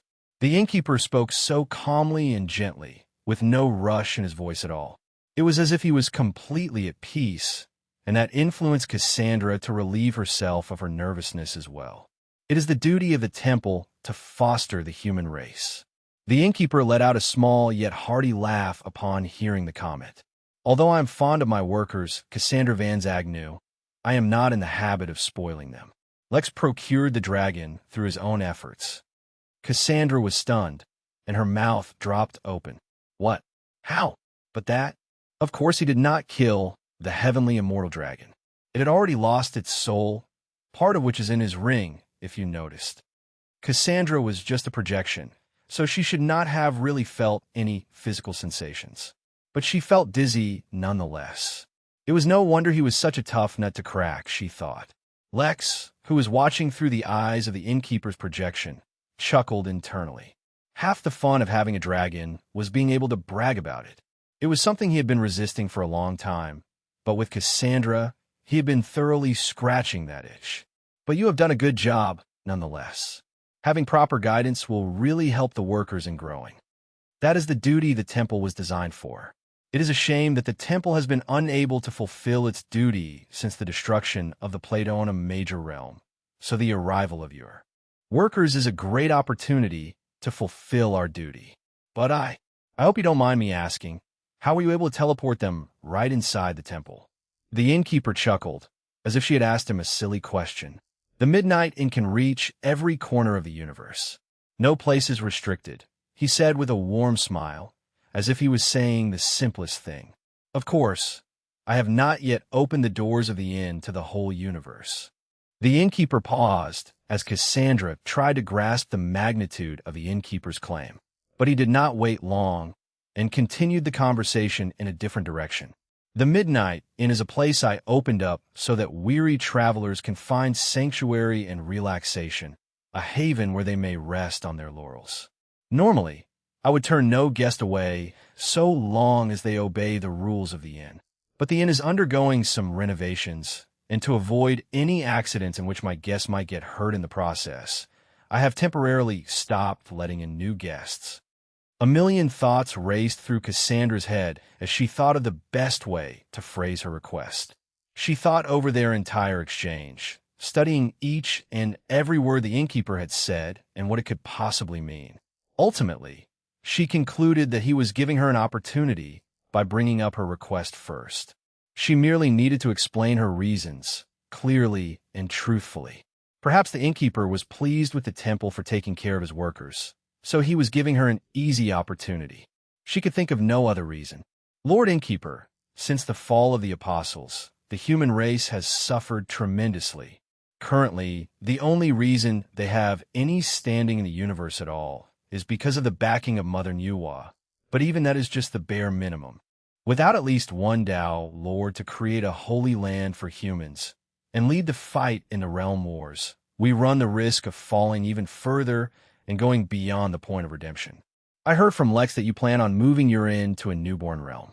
If I could experience the process of a new realm establishing its rules and creating its foundation, I believe it could provide me with a great boost and allow me to finally touch upon the Tao.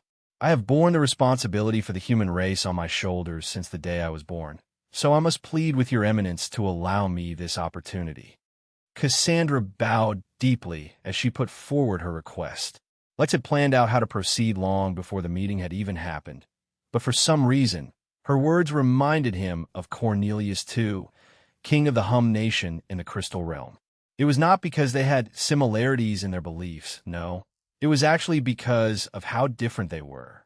Not that Lex believed even 10% of what Cornelius claimed, but the man had told his son that the reason he did not want to end the war with the Craven was because he wanted the human race as a whole to grow. If only a few could prop up the whole race, while the rest only enjoyed the fruits of their labor, then it would be meaningless. Only if the entire race grew and prospered would they truly deserve to escape the threat of annihilation. Although he had not talked to Cassandra in depth and did not know her background and experiences, the little she had stated was the exact opposite of Cornelius. It was so interesting how two people in a position of power had such differing views. Suddenly, Lex had an idea. It took hold of his entire being. Chapter 943, Sundara.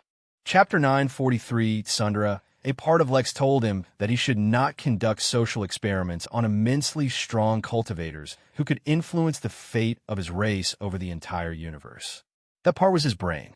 But at the same time, another part of him argued, like a tiny devil sitting on his shoulder wearing the notorious anonymity mask whispering in his ear, that if Cassandra were so easily influenced, then even if he never did anything, she would likely go astray down the line.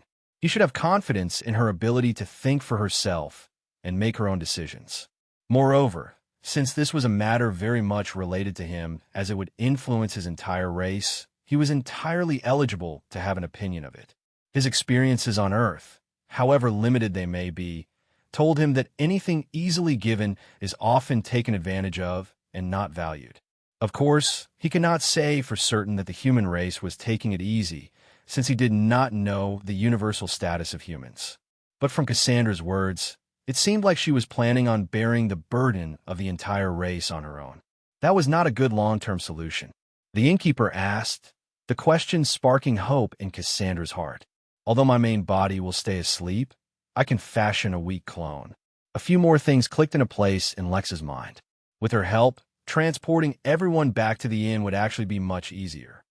I closed the Midnight Inn so that my guests would not accidentally get hurt. But you seem a little more capable than the rest. Elation flooded Cassandra's chest as she heard the innkeeper's words, but he continued to speak, not giving her time to relish the feeling. But there is one thing you need to understand before coming to the inn. It is that the inn is a neutral organization, and we ensure the security of all our guests so long as they follow the rules. Understood, Cassandra said, taking it like an order. Considering that the inn accepted any guest, she believed that the innkeeper was hinting that he may have some guests from the other side of the war. But she could remain civil if she had to. Good. Now, just a couple of things before I leave, although they're just suggestions, so you do not need to feel obligated to participate. The first thing is that I have already sealed the inn. Although my workers are outside, I do not intend to undo the seal. After all, I do not take back my word.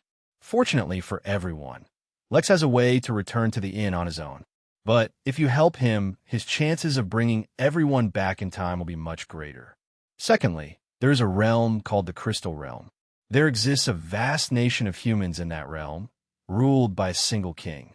If you manage to arrive at the inn early enough, I recommend you go there and have a talk with him. Compared to your ideal of wanting to take on the burden of the human race yourself, his perspective is a little different. I won't miss the opportunity, Cassandra said firmly.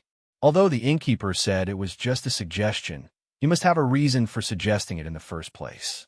The innkeeper only nodded before his projection disappeared, along with his business card.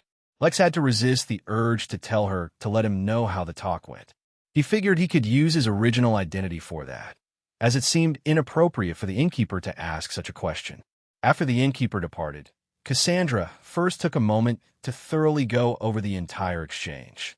Her prior experience with Tao Lords told her that they were an entirely different league of existence. Their considerations went deeper and further than ordinary cultivators, such as herself, could perceive. Even though, technically speaking, she was just one realm below the Tao Lord realm, she could not imagine what it must be like. That one realm was the difference between being at the top of the universe in terms of power or at the bottom. She concluded that even before the innkeeper arrived, he had already decided to accept her as a guest. She could only attribute that decision to Lex speaking in her favor, for she could not think of any other reason why he would allow her to come despite locking down the inn. She could not help but smile. He behaved so coldly towards her, but was actually looking out for her. Wasn't there a term for that? Sundara? She'd learned of it when she was reading the memories of the devils who had invaded the temple. With her contemplation complete, she decided to get to work. Creating a suitable clone would require some effort on her part, as well as some resources from the temple. She should also get a Lex. If returning to the inn depended on him, she had to make sure he was completely up to the task. When she reappeared in the hall with the workers, she found Lex and Luther still standing in the same place. They were looking out at the pup Fenrir, who Lex had summoned, who was being swarmed by hundreds of workers while he tried to run from them. Fenrir, alongside Little Blue, had more or less become the mascot of the inn, so his absence had been strongly felt by many of the workers. Now that he was here, they wouldn't miss a chance to pet him, even if they had to capture him first to do it. Chapter 944 Training Montage Chapter 944 Training Montage, Cassandra asked, her expression once again completely neutral. If Lex himself had not seen how nervous and expressive she had been in front of the innkeeper, he may have believed she really was just like that.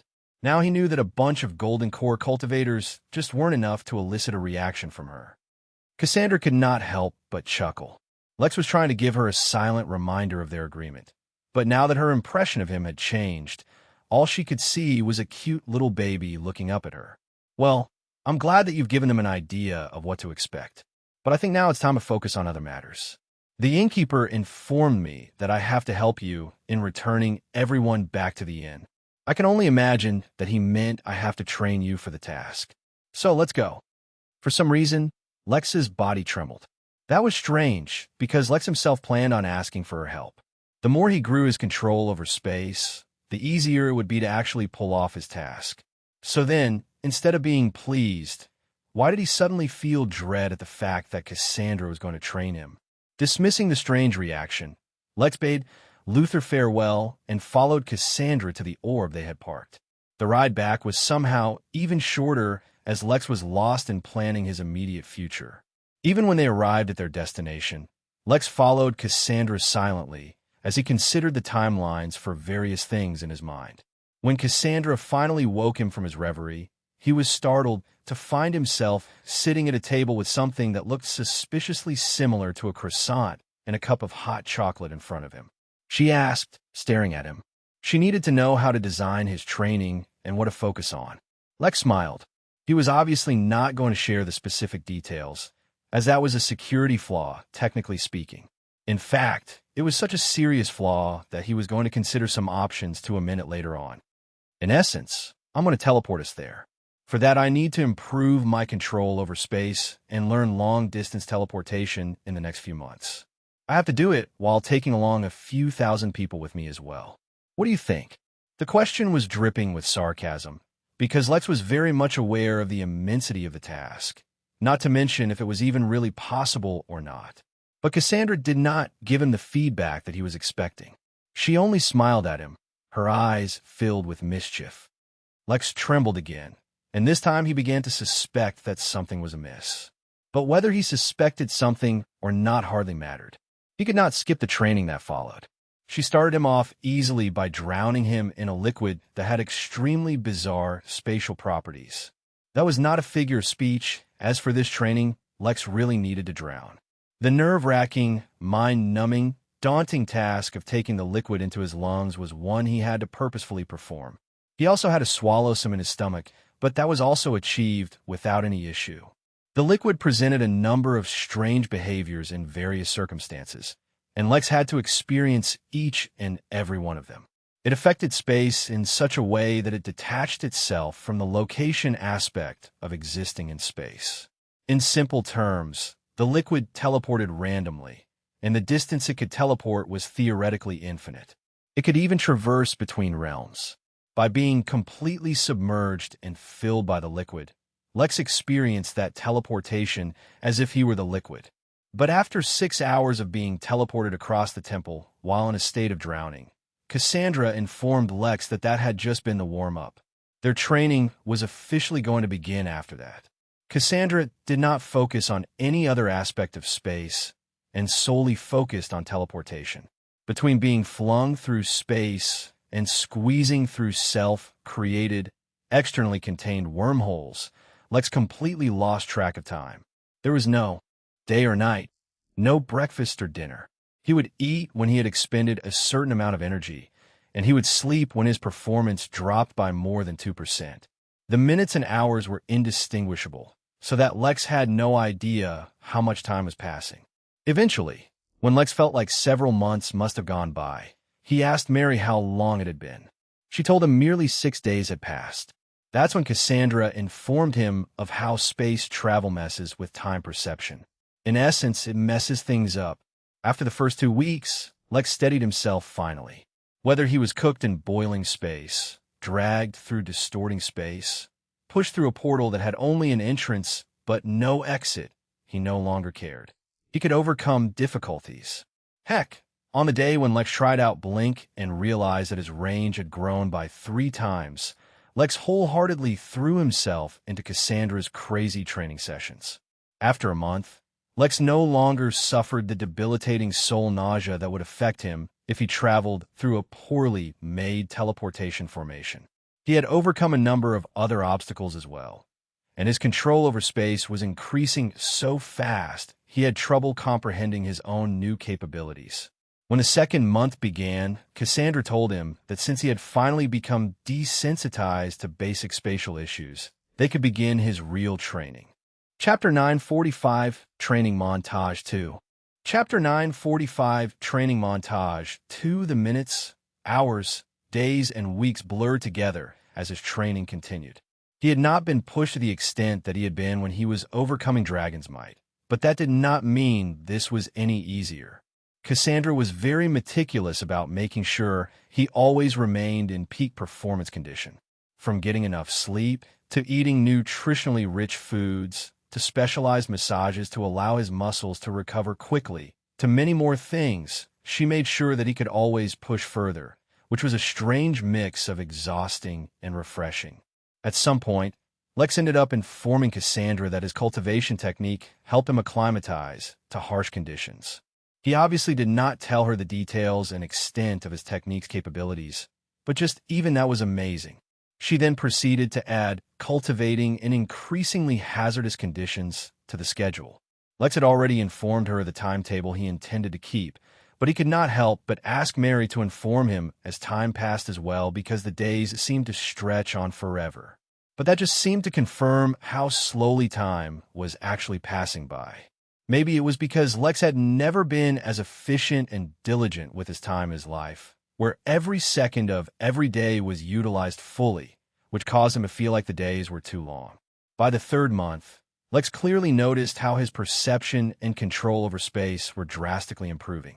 He reached the point where Blink became like second nature to him, and he would not get exhausted from it no matter how many times he did. Now he began training in more specified stuff. Although Blink was also technically teleportation, its functionality was rooted in very different concepts than those of actual teleportation. Whether it was long range or short range, teleportation was an ability which had a far larger range than blink and was technically much more stable and secure. At the same time, it was more energy intensive, which was predictable. For that, Lex needed to perceive and comprehend the location or coordinates of a place and how to lock onto them. After that, Lex would begin training with short-range teleportation.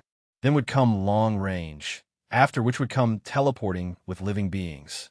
It was fortunate that his comprehension had been drastically improved by his cultivation technique, because he was putting in his maximum effort to learn and improve, which included using his overdrive state. Cassandra never failed to take advantage of his many talents to design new and somehow even more exhausting training sessions. Just as Lex was beginning to gain some confidence in himself, she got him to start performing reverse teleportation. That meant he would tag an item and then have it teleport to himself. For reasons he could not comprehend, this made the process infinitely harder, and it took him an entire week before he made any progress. Just as he was gaining some confidence, Cassandra asked him to stop tagging the items. He had to teleport them to himself only by knowing its coordinates. When, finally, he made some progress, she then asked him to reverse teleport himself to Fenrir. At the same time, the pup was told to run continuously without taking a single break. Then he had to teleport one item from one set of coordinates to another one, not himself.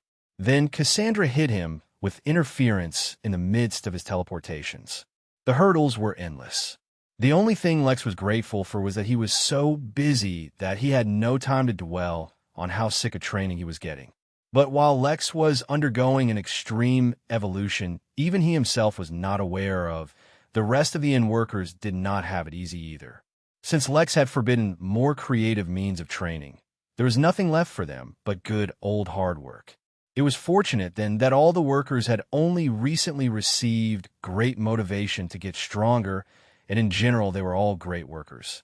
Even Charles begrudgingly accepted training after he learned that they could aid him in even the extremely obscure cultivation technique he was practicing.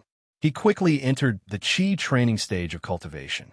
A majority of all workers reached the foundation stage, which was a massive boost, and those that had already reached the foundation realm made good progress. A few of the workers even broke into the golden core realm. The fact that this was even possible within a single year of cultivating was a testament to the great environment at the inn, as well as the benefits gained from experiencing star rating increases. The free resources and excellent guidance were just the cherry on top, at least for the first few months. Once all the workers had tapped out of their abundant accumulation, their true cultivation journeys began. But not all workers were focused just on cultivation. Much in the way Lex had focused solely on teleportation, many workers selected specializations they liked.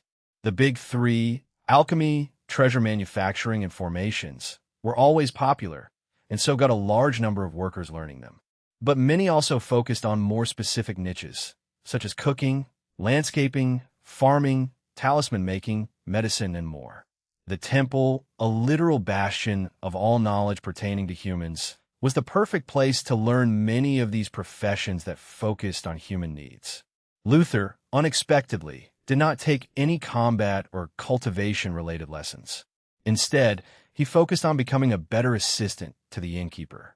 Gerard took lessons in security management. Velma learned how to be a better detective. Regis, the inn worker who was completely invisible and forgotten by everyone, focused solely on learning how to take control of his abilities and once again becoming visible. Jace, the worker who had gained earth manipulation powers and made a fort for the battalion, went into architecture. Everyone was extremely focused. So many months later, when Z finally woke up and emerged, he was startled to find countless workers running around with no time to chat. Completely confused about what was happening, he walked around the temple trying to get someone to explain the circumstances, but no one seemed to have the time. Chapter 946 Training Montage 3. Chapter 946 Training Montage 3. The temple buzzed with activity after a long time. The workers did not get to experience the slight lag many of the rooms had displayed when Lex had first arrived, but as more and more rooms were opened up and put into use, everyone could somehow tell that the temple was somehow in better condition. The air somehow smelled fresher, the energy was more vibrant, and the services had an extra edge to them that no one could quite pin down. But the results spoke for themselves. None of the inn workers was ever lazy, and they all had excellent qualifications in almost every sense. But after months of grueling training, whether it be in combat, cooking, or chiropractic therapy, they had improved considerably. By the standards of the temple teachers, they were not yet shining gems, but they had definitely undergone a polish. With that polish came the accompanying confidence. The workers all underwent a boost in confidence. Most of them never personally interacted with the innkeeper, and so were never directly influenced by him. While the likes of Gerard, Velma, and Luther were excellent examples of the heights a worker could achieve, it was a fact that they all got confidence boosts from interacting with the innkeeper. The rest of the workers, in a position of service to countless guests, almost all of whom had a higher cultivation level, began developing somewhat of a servile nature. If it were not for the extremely supporting environment developed between the staff members, the situation would have been even worse. But there was nothing that built true confidence better than working hard and experiencing the benefits of one's hard work themselves. At the same time, they worshipped the innkeeper even more. He had made such an amazing temple and given them such an excellent opportunity, without asking for anything in return. Jeeves, who had joined at the last minute, nearly fell to his knees and wept when the temple taught him a cultivation technique centered around creating the most exceptional clothes. There is a caveat to this, though, which is that the entire process had to be done by hand. From preparing the materials, to design, to stitching anything else that the process could possibly involve, he had to do by hand. That meant for his cultivation, he could not rely on the services of the inn. But that was not an issue for him whatsoever. Besides, the ceiling for the techniques he learnt was very high. If done well, he could theoretically even surpass the standards of the inn's services. Z, who eventually got his answers when Cassandra suddenly appeared in front of him, had joined Lex in his training at some point. Lex had mentioned that Z also wanted to focus on developing his spatial affinities, and Cassandra thought that Lex might perform better with someone accompanying him. But Lex had not expected Z to show up, and was not prepared at all. Since he would not be able to hide it any longer, Lex ultimately introduced himself properly to Z as Leo, which led to an incredibly awkward misunderstanding. Z forgave Lex for working him so hard. After all, one could not expect a baby to work. He even gave Lex encouraging pep talks, praising him for becoming an entrepreneur at such an early age. He then proceeded to inform Lex about a group of kids he took care of, namely the Peacock Warriors, and promised to introduce him to some of his age mates. It was only once they began training together that Z remembered that Lex was so much stronger than him, and indeed that was still the case. Z had undergone a process which would evolve him into a different subtype of human, which was closer to his ancestor. As a result of this evolution, he gained immense physical strength. He had also broken into the Golden Core realm. He still could not even cause a single scratch on Lex's body, even if he stood still and did not defend. The teenager, instantly humbled, quickly set his sights on becoming stronger so that the babies of the realm did not have to work so hard to protect themselves. Hera, one of the few hires of the inn, had a much tougher time than the rest. She was not born with the inherent talent that the rest of the inn workers arrived with, nor did she have a bloodline at all. But the one thing she had was a memory seared into her brain of her son, Jimmy, crying secretly at night because he lost his first friend, Layla. Layla's family, coming from a prestigious background affiliated with the Jotun Empire, did not approve of the extended time she was spending with Jimmy, and fearing that some feelings might develop between the children harshly separated them. Though kids in general were resilient, he had since bounced back from the incident. Moreover, the Midnight Inn was an excellent place to live, and Jimmy was growing wonderfully. He had come out of his introverted shell somewhat, and still hung out with his other friends. But she never wanted anyone to look down on her son again, for any reason. She would give him the best of everything. At the same time, She also realized that as a cultivator, she had a long life in front of her, and she wanted to live it well. So she trained, and she trained hard. Though her initial progress was slow, as the months went by, she began surpassing the other workers in terms of progress. She had undergone a complete metamorphosis, and no longer seemed inferior amidst the highly talented crowd of workers. Countless others experienced a similar nirvana, but Lex did not have time to focus on them. He was training as if his life depended on it. But one day, when he woke up from his sleep, he was oddly not rushed to the breakfast table where he would get a briefing of the horrors that awaited him the next day. For a moment, the lack of the expected push confused him. Then a thought occurred to him. 1.5 months, she answered promptly. Just as he thought, his training period was officially over. Chapter 947 Spatial Anchor. Chapter 947 Spatial Anchor. The sudden freedom left Lex slightly disoriented. Every second of every day for the past few months had been a tough journey for him. For it to end so suddenly and without warning was a bit disconcerting. But he got over the feeling quickly. It was hard to complain about having it rough, when physically he was in perfect condition. His mental health would recover when he relaxed in the hot tub room, like Luther had suggested. He stepped out of his sleeping pod, possibly for the last time, and made his way to where, no doubt, a lavish feast was waiting for him. He entered the room to find a pale-looking Z trembling at the table. As it turned out, Lex was both right and wrong. The spread prepared for him was grand, but it was none of the delicious and mouth-watering food he had so gotten used to. Instead, it was a feast of food that would temporarily boost his spatial affinity, perception, and control. He'd had some of it before during training, so he knew what it was like. It would induce a specific kind of nausea that space travel turbulence caused. Fortunately, he had built up a resistance to it.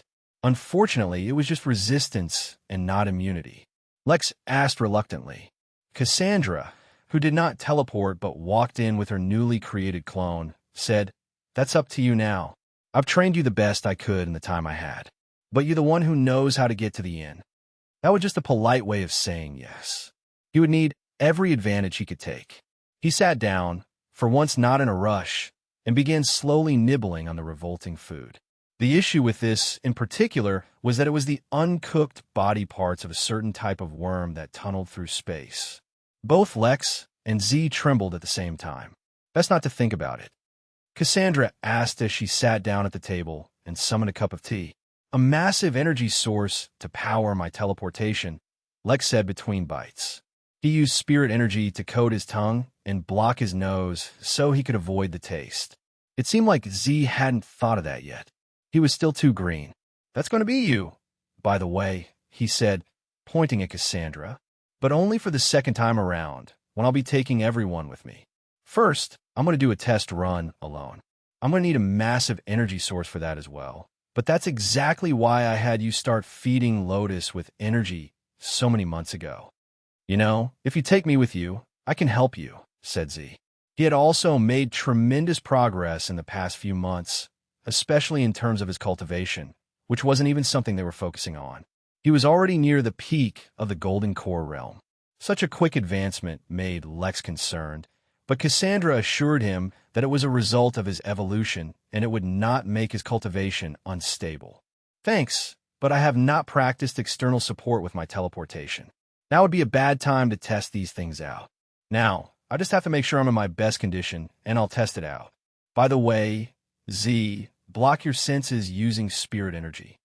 After breakfast, Cassandra led him to a meditation chamber, similar to the meditation rooms at the inn. It helped him calm himself down, let go of any nervousness, and build up his momentum. With his state at its peak, Lex began testing the theory he had based all his prior actions on. Some time ago, Lex had received a quest to have the midnight and be recognized by the Hanali Assembly. Upon completion of that quest, he received the guest registry. The purpose of the registry was simple. His guests could sign it, and the registry would automatically judge the achievements they had in their lives, and then rank them. The top 1,000 guests could use the registry as a spatial anchor. There were greater rewards for the top 100, 10 and 1, and all of them seemed to be anchors of some kind. Back then, Lex did not understand what the anchors represented, though he had some theories. Lex himself had occupied the top position in the registry for a very long time. He wasn't sure if he was still the top one, as he had not bothered to check. What was more important was that he still retained the registry as a spatial anchor. An anchor served as a set of coordinates that he could sense regardless of where he was. But, more importantly, if he tried to move through space towards his anchor, it would be exponentially easier than a normal set of spatial coordinates. He had tested out if he could feel the spatial anchor even though the inn had stopped accepting guests, and indeed he could. Now, all he needed to do was use teleportation and move towards his anchor. Although theoretically it should be fine, according to the information he had read in the temple as well as the spatial affinity book, which he eventually gave to Z after reading. Now, he just needed to put that theory to the test. After meditating for a few hours, there came a certain point where Lex knew he was just procrastinating. He could not be more prepared than he was at that moment. He ate food that would boost him and was wearing the suit that augmented his spatial control. He had a planet loaded up with energy on his back. Now all that was left was to actually do it. Chapter 9, 48 Test Run. Chapter 9, 48 Test Run. Mary, I'm starting now. There was no longer any point in delaying. Lex closed his eyes and focused all his attention on sensing the spatial anchor. Since he now knew what to look for, and his affinity, perception, and spatial control were all boosted beyond his max, it should be much easier now. True to expectation, Lex was able to quickly feel a certain kind of pull toward a direction he could not sense. The pull did not have any force behind it, and was just there. But he could also tell that if he channeled any energy into that feeling, the force of the pull would become significant. For the sake of security, he spent some time feeling the pull, ensuring that the connection did not randomly disrupt, and that he was sure that it really was the registry. After several hours, when he was sure that the connection was stable, he began. In a way that he had been doing almost every day for the past few months, he focused in on the coordinates he wanted to teleport to and activated his ability. The only difference was that, as an anchor, the coordinates provided him with some extra help. Everything was familiar. Everything was following the same process he had been through thousands of times. Space unfolded around him, as if opening up to let him into a deeper layer, usually closed off. Time seemed to fade alongside the effects of gravity. His body, just a moment ago, sitting in the meditation chamber, entered a strange place without color. When traversing through space, it did not matter if one was sitting or standing. What was more important was the incredibly thin layer of protection around the body, which was a part of the teleportation ability, which protected the user from the chaotic influence of the deeper layers of space. But the effects of that protection were limited, which is why long-range teleportation is not recommended for low-leveled cultivators. This early into the journey, Lex felt nothing. Instead, he focused solely on the anchor and its pull. Teleportation was thought to be instantaneous, but that was not the case. Some of the perception was due to the strange behavior of time whilst teleporting, while the rest was because it was usually very fast. But when traveling such an absurd distance of no doubt countless galaxies, it would still take a long time. Lex did not know why the inn could always provide seamless and quick teleportations. His level was not so high yet. All he knew was that currently his ability seemed to be working. The drain on his spirit energy was not monumentally massive. The greatest expenditure happened at the initiation of the ability, while only a small amount was used up to maintain the ability while it was happening. But as time went by, regardless of how much was going by, since Lex could not tell, his levels started to deplete. It was expected, and he was ready. Lotus began supplementing him with energy, and the teleportation continued uninterrupted. Then, for the first time, Lex experienced natural spatial turbulence. It was absolutely horrible and was much worse than anything Cassandra had put him through. But his resilience was not to be underestimated, and he withstood it without much actual harm. Then, without warning, the ability ended, and Lex fell on the floor, the effects of gravity too much for his exhausted body. He had not even felt the strain on his body while he was teleporting, but as soon as it ended, The entire exertion hit him all at once like a bus. He tried to pick himself up, but found his arms completely drained of energy. He looked around with squinted eyes as he got used to light and colors again, and found himself lying in the lobby of the Midnight Manor. It seemed to be night outside, and no one was around. But he was back at the inn. He had done it. Here, he didn't need to use his body. Instantly, his body disappeared, reappearing in his new luxury apartment, inside his personal recovery pod. Lex asked in his mind, for his body was genuinely too drained to obey him at the moment.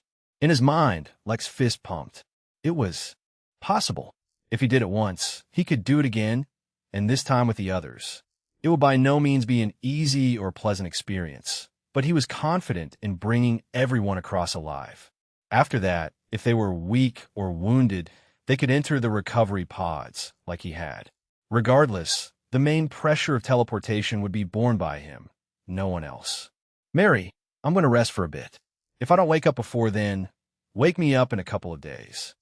Even without thinking about it, Lex used the divination protection technique and allowed himself to fall asleep. The sleep that followed was deep and extremely restful. Even though the temple had been great, there was just something about being home that it could not replace. As it turned out, for once, Lex did not need Mary to wake him up. His body had grown much stronger, and his recovery had improved as well. That, alongside the aid of the recovery pod, meant that he was ready to go back in just under 10 hours. Before returning to the temple, Lex deposited the missiles back in their place, as well as all the weapons he had been carrying around with him. It was not exactly the best idea to go on risky trips through space, carrying around extremely volatile weapons that made even Cassandra nervous. It had been so long, he felt a little reluctant to leave the inn. But he had an important task, so he could not delay. In a single instant, he teleported back to the temple. It was time to bring everyone back with him this time. Chapter 949 Teleportation I. Chapter 949 Teleportation I. As much as he hated to admit it, the air quality in the temple surpassed the inn. So did the quality of energy. It was rare that he would leave the inn and not miss its soothing environment. But the temple was an exception to that. For now, there were many other things that the temple did better than the inn as well, but only one of them interested Lex at the moment. Mateo's projection appeared in front of him, looking relieved. It had been many days since Lex disappeared, and they were starting to get worried. He asked, surveying his body to see for any missing limbs. They were all there. Yes. Come on, let's get you checked out first, Mateo said, not even waiting for Lex to complete his story, causing the baby to chuckle. It was clear that the projection was extremely worried about him. But he had the same idea. The medical facilities of the temple were much better than the inns, and so would be able to better diagnose him if there were any issues. The place that Lex had teleported to was one of the natural entrances of the temple, which is where the rest of the workers had arrived as well when they did. This was likely a result of Lex's subtle tweaks to the system's teleportation rules, which would only teleport people to where they had the authority to be. Regardless, because of his location of arrival, Lex got to see countless workers sitting and resting all throughout the halls. Since they would be departing soon, and would need to be in peak physical condition for that, their training had come to a close. Although most of them did not have training as strenuous as Lex's, they also didn't have his resilience and mental toughness. They were exhausted, and it would take more than an empty schedule for them to recover. But they were in good moods at least. Tired as they were, they all had satisfied expressions on their faces. Each and every one of them felt that they had done justice to the opportunity the innkeeper had given them, for they were far stronger than when they had arrived. Instead of taking Lex to one of the medical facilities deeper within the temple, they made do with a nearby one first. It was not as if the return was going to happen right now anyway. Something like that needed meticulous planning and preparation, which would give them plenty of time to ensure Lex also returned to his peak. That was also why Lex began his trail nearly 6 weeks before the new realm was born, as it would give him plenty of time to come over. Cassandra and Z, who already anticipated the location of his arrival, soon joined them as Lex underwent extremely thorough examinations. Regardless of any injury he may suffer, Lex knew he would recover to full health eventually. But for the massive task that lay ahead, they could take no risks as well. At a glance, it seems like you've recovered, Cassandra stated. But your meridians have wrinkled a bit due to the massive amounts of energy they parsed. Your physical stamina has also reduced by 30% temporarily. We can fix that. Tell me any other issues you faced. Elaborating on his travel experience did not in any way create security risks for the inn, so Lex informed her of his experience in detail. Cassandra listened attentively and began preparing preventative measures immediately for the next teleportation. Her clone, which was at the peak of the nascent realm, was exponentially more powerful than regular nascent realm cultivators, so she was going to help Lex during the teleportation anyway. But even so, the more they prepared, the greater their chances of success without an issue. Over the next few days, Lex as well as everyone else got plenty of rest as they were meticulously brought to their theoretical peak condition by the temple. Finally, a week after Lex had returned to the temple, all preparations were done, and the crowd of workers gathered in a specially prepared hall. A massive teleportation formation had been drawn on the floor, with Lex sitting in the middle. Anyone familiar with formations would know that the most integral part of the formation was missing. That was because Lex would take over the role of that part of the formation. The rest of the formation was simply there to assist Lex in bringing everyone with him, while doing its utmost to stabilize the journey as much as possible. This one would be a lot more turbulent than the one Lex took the first time, due to the number of people being taken.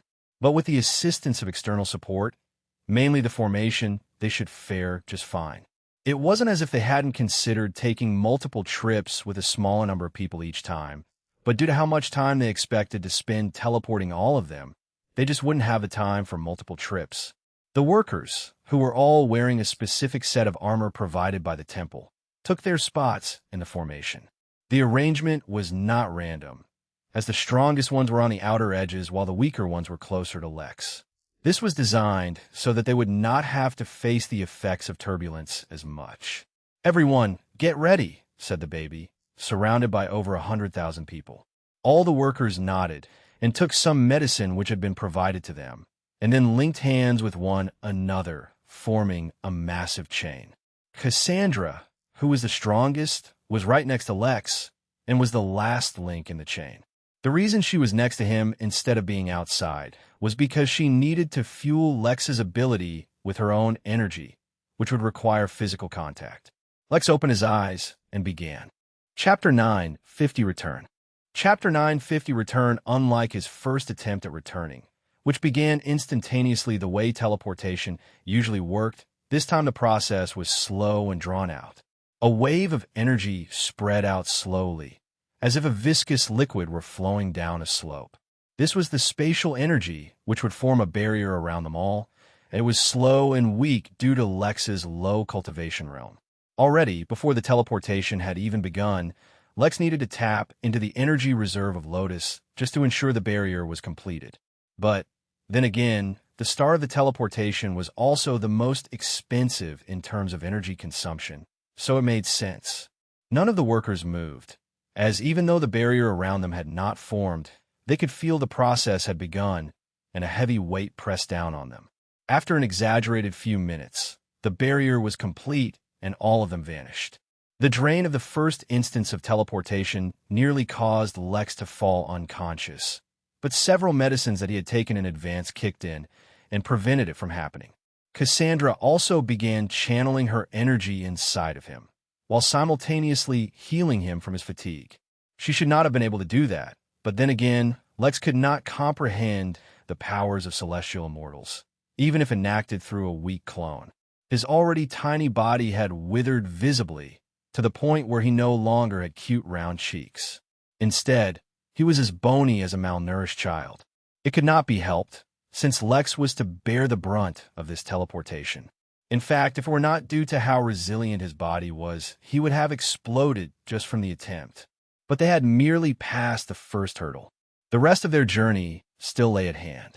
Alone, it took Lex 4 days to reach the inn. With over 140,000 humans with him, he would not be surprised if the journey was lengthened to a few weeks. But for now, all was well. Lex was receiving energy from two independent sources, and all the workers were geared up to survive this trip as best as they could.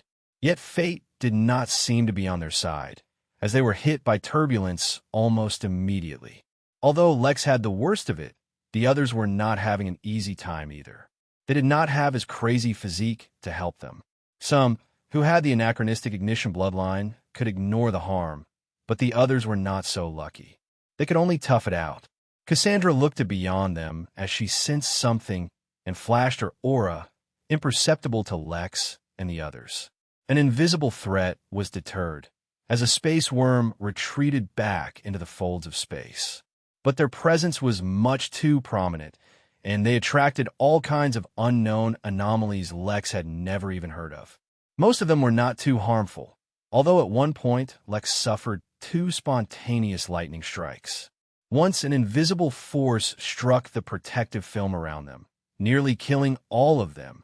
Cassandra blared her aura once again and was about to make a move when something unexpected happened. Charles, the annoying doctor who fought the temple workers at every turn, used some unknown technique to drive the danger away. The fact that Cassandra could use her techniques was still acceptable. But why could Charles?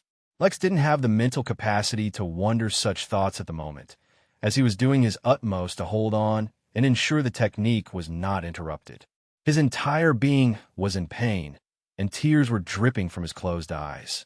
It was not that he wanted to cry, but that his young body did not listen to him and naturally reacted to the pain.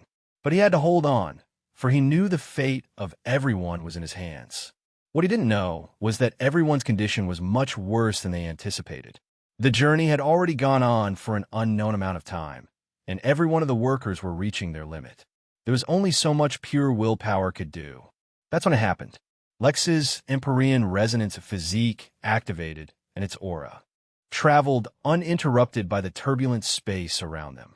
In fact, the aura seemed to absorb the turbulence, drastically reducing it before it began to caress the weakened bodies of all those within the protective film.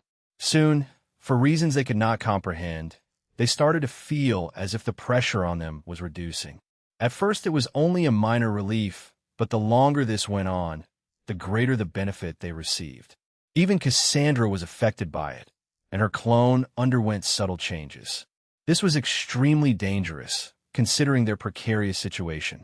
The slightest disturbance in evolution would cause them to die, or at the very least suffer drastic repercussions. But there was nothing any of them could do about it. Lex did not even know it was happening, as all his focus was ensuring the technique didn't fail. Then, the next moment, without any warning, it was over. They found themselves at the entrance of the inn on the welcoming platform. The protective film around them vanished, and most of them fell to their knees. But while their bodies struggled to cope with the sudden return of gravity, their minds were filled with elation. They had done it. They had survived. They had returned. Grins and sighs of relief filled the massive crowd, even as they knew that they would need many days of rest after this. But only one person did not have such a reaction, for as soon as the teleportation ended, Lex collapsed. He was utterly spent, and his already tiny body shrunk even more. He curled up into the fetal position, though that was pure instinct for Lex was already unconscious. For the first time since he had learned it, Lex fell asleep without using the technique to protect him from divination. And that's where we'll leave this part. If you enjoyed it, smash that like button, subscribe for the next part, and drop a comment telling me which story you want to hear next. Thank you for watching, and I'll see you in the next part.